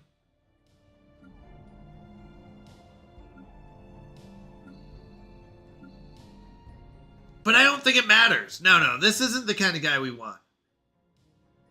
I mean, the upkeep is 8. It's not bad. He's not a bad guy. It's just, I don't need this. Stability +2. Sorry, I just have the same judicial system as the United States. There you go. Yeah, we're just going to dismiss him. I'm sorry, buddy. I like you, but I don't need you right now. Not for what we're working with here. Like, if we were next to a crime syndicate or something like that, maybe we would be, like, more worried about it. All right. Another colony! Let's go. But once again, yeah, we're not really dealing with that right now. Do we have enough? We do not have enough to go get that spot, so I'm just going to have you build the observation post for science.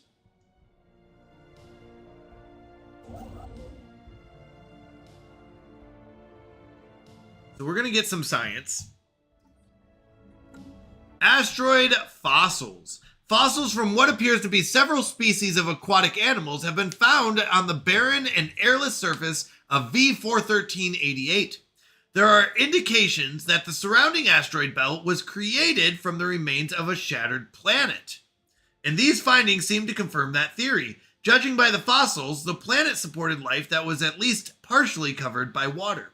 So we found this, we get some research, but we also found an asteroid fossil. Now, if we want to use it, it would spend 10 energy, and we get 2% minerals from jobs.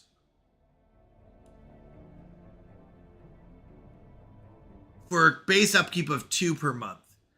1% would be 1. Wait, produced is 160, would be 1.6. So 2% we would get 1.6? 3.2 minerals at the cost of, from jobs. No, from jobs is 47. We would get like 1 mineral. 0.8. 0.94. We'd get basically 1. 1 mineral for 2 energy. No, that's not worth it. That's bad. Bad. We're not doing it. We're not using it yet. If we had more mineral jobs, sure. All right, we got that. We don't need the blockers. Fleet command limit. Gene clinics. Let's do it. Let's get gene clinics. No, let's not. Is there anything better? We have 3 dense jungles and 1 toxic kelp. Do any of these matter? These are industrial wastelands, which would unlock more mining districts and more agriculture districts. I mean, to be honest,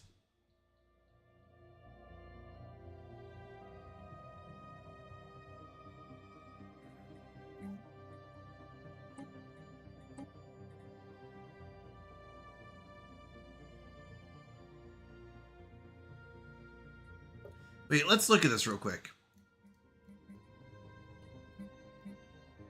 We've got 798. What does this give us? I don't know if civilians actually give us anything.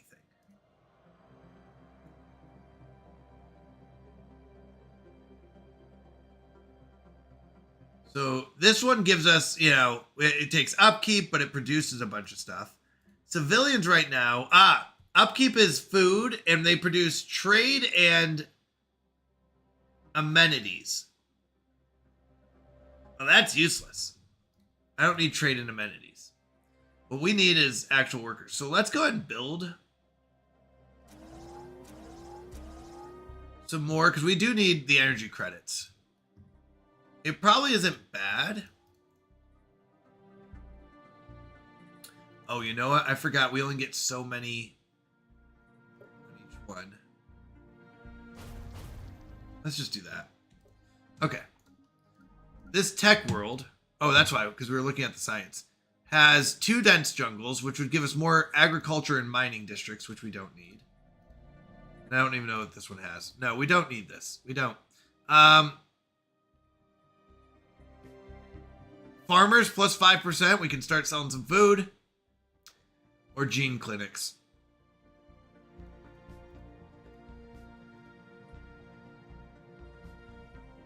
Nice job. We'll go for gene clinics. I don't know if I'll use them or not, but this one's using the medical clinic. We'll see if we upgrade it. We might.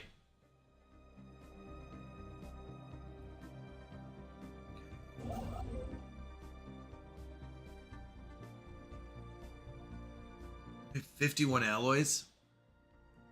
Let's buy the alloys.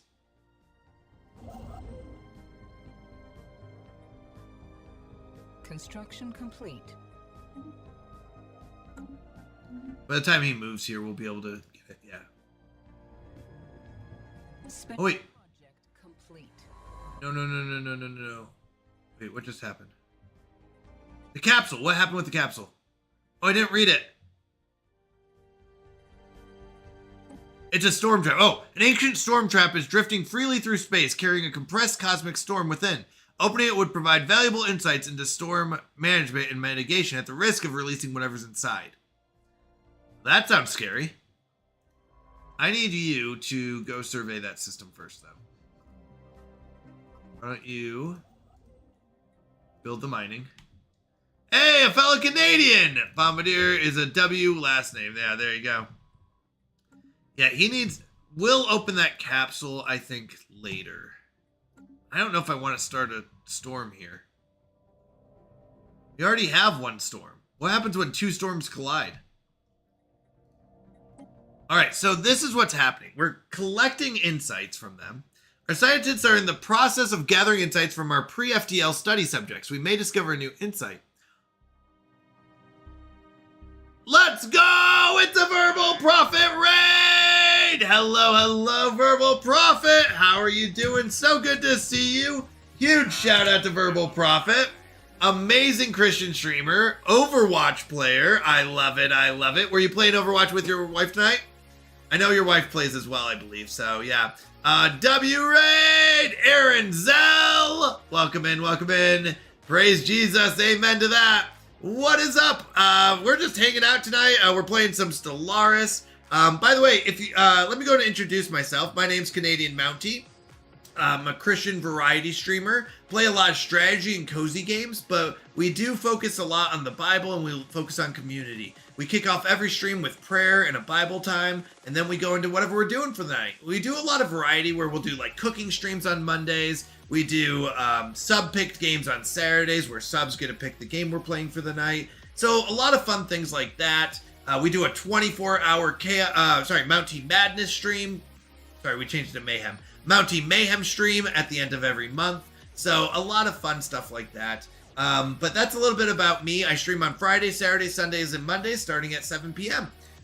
So Saturday, Sunday, Mondays, I do wrap up at 3 a.m.-ish. So we got about 10 more minutes here, but I really appreciate the raid. Thanks for coming in. If you do need to raid and run, I totally understand. I know streaming takes a lot out of me, so don't feel bad about that. That goes for the streamer and for the viewers. If you're like, yeah, I got to get to bed or I need to eat something, I get it. So if you need to head out, totally understand. If you're sticking around, I'd love to have you.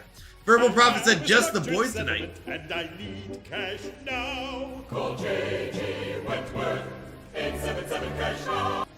Oh my goodness, Connor, welcome in. That brings back so many memories. Oh my goodness. Oh my goodness. That is hilarious. Thank you for the 15 bits as well. But oh my goodness, JG Wentworth. Oh my goodness.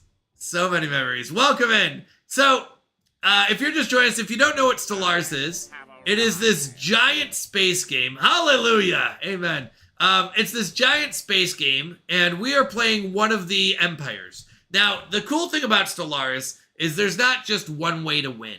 In fact, there's like, you could do it with min-maxing and trying to get the best army and conquering the galaxy. That's one way you can win.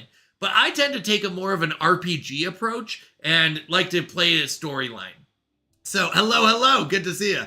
So I picked a random, whatever the computer makes for me, random empire. So we are these like shrimp-like people. This is our species. Whoops, not that.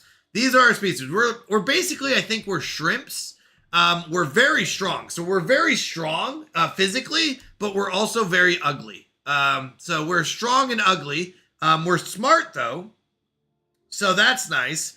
But we're very pacifist. So we are also pacifists and we're also scientists. So we're very pacifist scientists who are strong and ugly. That's basically our species that we were given. So the good news is we met our neighbors and they are very smart, but they're also pacifists, which makes it really nice. Hey, Dove! So good to see you. Welcome in. So these are our neighbors. They're also pacifists, which is nice. So we're not going to be going to war with them because we're not very good at war anyways. So we met them. We haven't met anyone else, and we just started getting some robots. But there is one other thing we found. We found this planet with this species that is still in the atomic age. They don't know how to, travel in space and do all this cool stuff like we are, right? We're more advanced than them. We can travel from one solar system to another solar system. But we found this atomic age species, right? And we're like, what do we do with them? So we started studying them, and we kind of have to make a decision how we want to study them. So that's where we're at. You're joining us during that moment. Now, we can say that we favor insights. We get less science from them. I think that's what this is saying. We'd get less science, but we would get more insights on it, more figuring out what's happening. We can collect insights, or we can favor mission. We invest more into our observation mission at the cost of our insights. I don't know what that means exactly right now, off the top of my head. Once we gather enough insights and encounter a breakthrough event, we will have collected enough data for our new insight technology. We'll just leave it as is. So we're going to just study these people, see what they do, see if they grow or if they nuke themselves. There's times where they accidentally do an extinction event and they all bomb each other with atomic bombs and they just kill each other off. And you're like, well, we studied it. My bad. You probably shouldn't do that. So it's kind of fun. There's a lot of different events that can happen. There is an economy, but like I said, I like to do it more as a story mode, less than like a military, like we're going to conquer the galaxy or stuff like that. I like to play. So we are We are researching, we're kind of figuring out stuff because we're scientists. All right, we found sonified science. The MLE car, which is one of our ships, our car, has succeeded in isolating a signal embedded within the unusual pattern of interference in the SCANT system. The signal is a song, a complex sonification of an advanced mathematical equation to be precise, and one that the scientist Subo cannot seem to get out of their mind. Who or what may have composed this song remains unknown. So we just found, basically what happened is we found this weird thing out in space, and we found out it's a song. We can't get out of our head. We don't know who made it. Who or what may have composed this song remains unknown, though its complexity infers an incredible level of technological sophistication regarding subspace harmonics. The signal's geodesics, I have no idea what that is, suggest a point of origin from outside our galaxy. So we just got a bunch of science from it. That's all that was.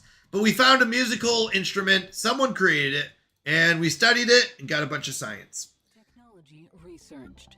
All right, more technology. All right. This improved deflectors would make our shields on our ships better. We don't use shields on our ships. Dyson swarm capacity. We could build a Dyson swarm. This sounds fancy. Dyson swarm makes me think science. Improve the output of stellar deposits. Oh, it would make whatever a deposit would be even better. Gravitic sensors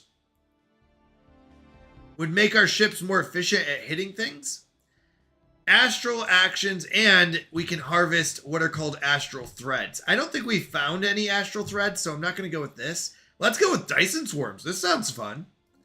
Vincent, how many Star Trek fans does it take to screw in a light bulb? Whoa. I got nothing. How many, Vid? Elijah said, as I downloaded a game on my phone right now called Dyson Swarm, you said that. Whoa! That's crazy. Construction complete. All right, he finished building his stuff. We're going to build a research station there. All right, we're building our generator districts to keep our money flowing, our energy credits, sorry. They separated energy credits from trade now, but it used to be energy credits were trade, and then they separated them. A focus reward. We don't care about these, but we'll see what we got. That's not government. That's situation. Yeah. So this kind of keeps track of the history of our people, which we don't. So, you know, we gathered. So we grew up with a prosperous unification. Our planet unified. We went to the stars and we started like exploring. And then we found out we are no longer alone. And then we made footprints in the void. What is this? Observed a precursor. And then we found a new world. And then the dust of ages. Was this the archaeological site we found? Then we had a cosmic shortcut. We found a wormhole. So this kind of keeps track of your story. It's kind of fun, but not necessary really. But kind of fun if you want to do it. It's very extra. All right, we're losing 10 energy credits, but we have 9.5 thousand, so we're okay. 4, 1 to screw it in, and 3 to lament how much better the original series did it. Nice. Vid, did I already give you points tonight? That's a good one. No, I did. I remember you saying you never said anything good enough, and I gave you points for it. That's a good one. That's a good one, though. All right, so our neighbors seem to be doing good. We're very friendly with them, so we don't have to worry about going to war with them. We haven't found anyone else. We could go exploring in a little bit, but I want to know what else we have here in our territory. Construction complete. So we gotta figure out what we have before we go out there and figure out what else we need. Yeah, why don't you come here, build those mining stations? He's going to go figure out what this spot is. I want to claim these 2 spots before I open borders with him. It's amusing you actually understood it. I expect to have 45 miles of head clearance. Yeah. No, I got it. Technology research. All right. Infrastructure build speed and automation building is new to us. Now, this would be really good for our ships. So we haven't put any science into our ships. Our ships are weak. But we're mainly pacifists, so we're probably going to be doing mostly diplomatic things. We're not planning on going to war, but it is good to have a military that can defend itself in case we find someone who's like, hey, you're really weak, let's take you over. So we do want to build up a defense. So afterburners are really good for us. Armor is really good for us. Starholds are better. Starholds allow us to build up defensive spots. Urban district housing, I don't think we care about. Let's go with Starholds. This is going to be good for us to build up this spot in case there's a bad guy over here that wants to invade us. It's way past rack time for me. Have a great stream. Thank you so much. Oh, it's 3 o'clock. All right. It's actually closing time for me as well. So let me go ahead and save this and let me get to this.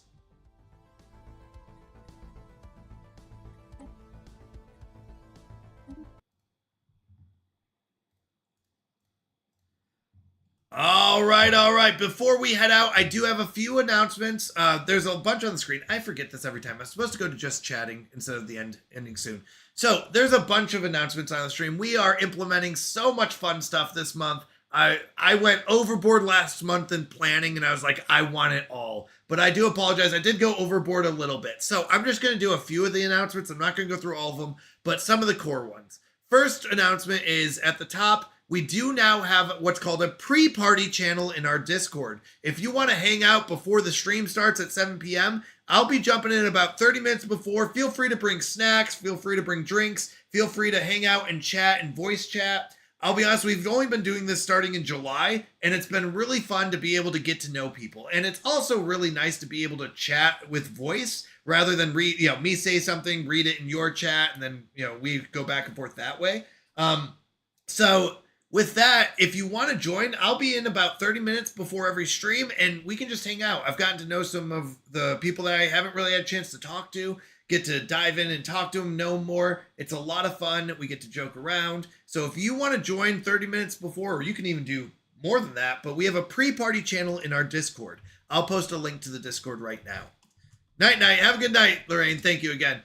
So if you want to join the Discord, it's not a necessity, but we do a lot of announcements and stuff through there. But the pre-party channel in our Discord is for anyone who wants to join early and hang out and voice chat, so we can just chat and have a good time. All right, next announcement is on July 20th. This is the first month we're doing this. We're doing a monthly birthday celebration for all birthdays in July. So my birthday's not in July, but I know my wife's is. But on July 20th, we're doing a cooking stream because we do that every Monday. We're going to bake a cake during that cooking stream, and we're going to add a candle to that cake for every sub and every 200 bits that were donated throughout the month. So if you're like, hey, I'm going to save it all up for July 20th, you don't have to do that. If you donate throughout the month, we'll just add a candle based on that. So don't worry about saving it all up for that. But July 20th, we're going to do a birthday celebration for all the July birthdays out there. I just think it'll be fun. We'll do them once a month. We'll do a birthday celebration for that month. So it'll be a lot of fun. We'll have a blast. We'll probably blow up balloons and do things like that. We'll make a cake and celebrate July birthdays. That's going to be on July 20th. And then the last one I want to do is actually the fourth from the top, the Canadian Mountie bundles. If you want to support the Canadian Mountie stream, but you also want to get some cool stuff, Canadian Mountie bundles are the way to do that. In our Discord, we have a merch channel, and you can go to that merch channel, and it will have two documents. The first one is a list of the different bundles. We have monthly bundles if you want to get things like unique stickers every month and try to collect all the stickers. There's trading cards you can get. There's temporary tattoos that you can get. That might be fun. So those are the monthly bundles where you'll get unique things every month. That's what the monthly bundles are. Then there are one-time bundles where it's things that you probably don't need 12 of. For example, you don't need 12 t-shirts or 12 hats or 12 hoodies or, things like that. So that is the first document, kind of breaking down what each bundle is and what you get for each one. All right. That's the first one you'll find in the merch channel. The second link you'll see is the form if you want to order some. So if you want to order a bundle, support the stream while also getting some fun stuff, that is a fun way to do it. So that's what the Canadian Mountie bundles are. And we just started them this month. I want to say thank you to everyone who's been supporting the stream, whether it is financially or just by being here and chatting, hanging out. Being here means a lot to me. I really do mean that. I could not do this without your support. That is the truth. I never thought the stream would get to this point. I did it as a hobby for like 4.5 years, and it was just me hanging out.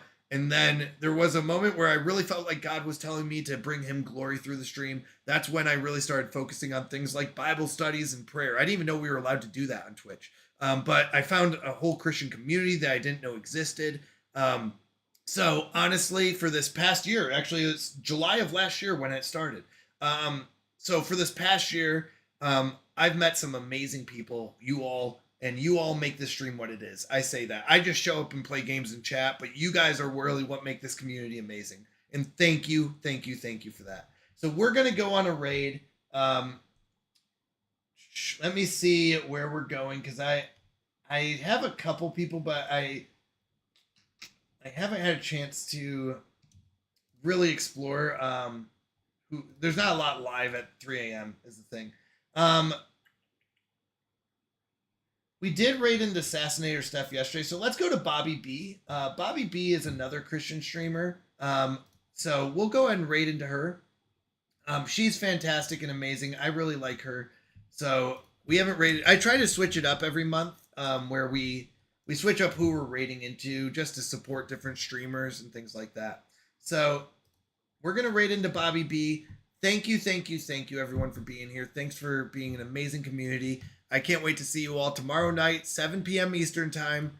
My streams always kick off at 7 p.m. Eastern, Friday, Saturday, Sunday, and Monday. So can't wait to see you tomorrow. Oh, I forgot to go to ending screen. Can't wait to see you tomorrow.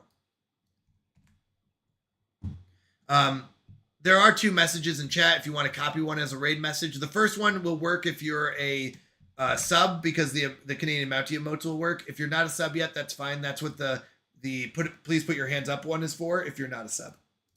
All right. Thank you again. Love you all. God bless. And good night.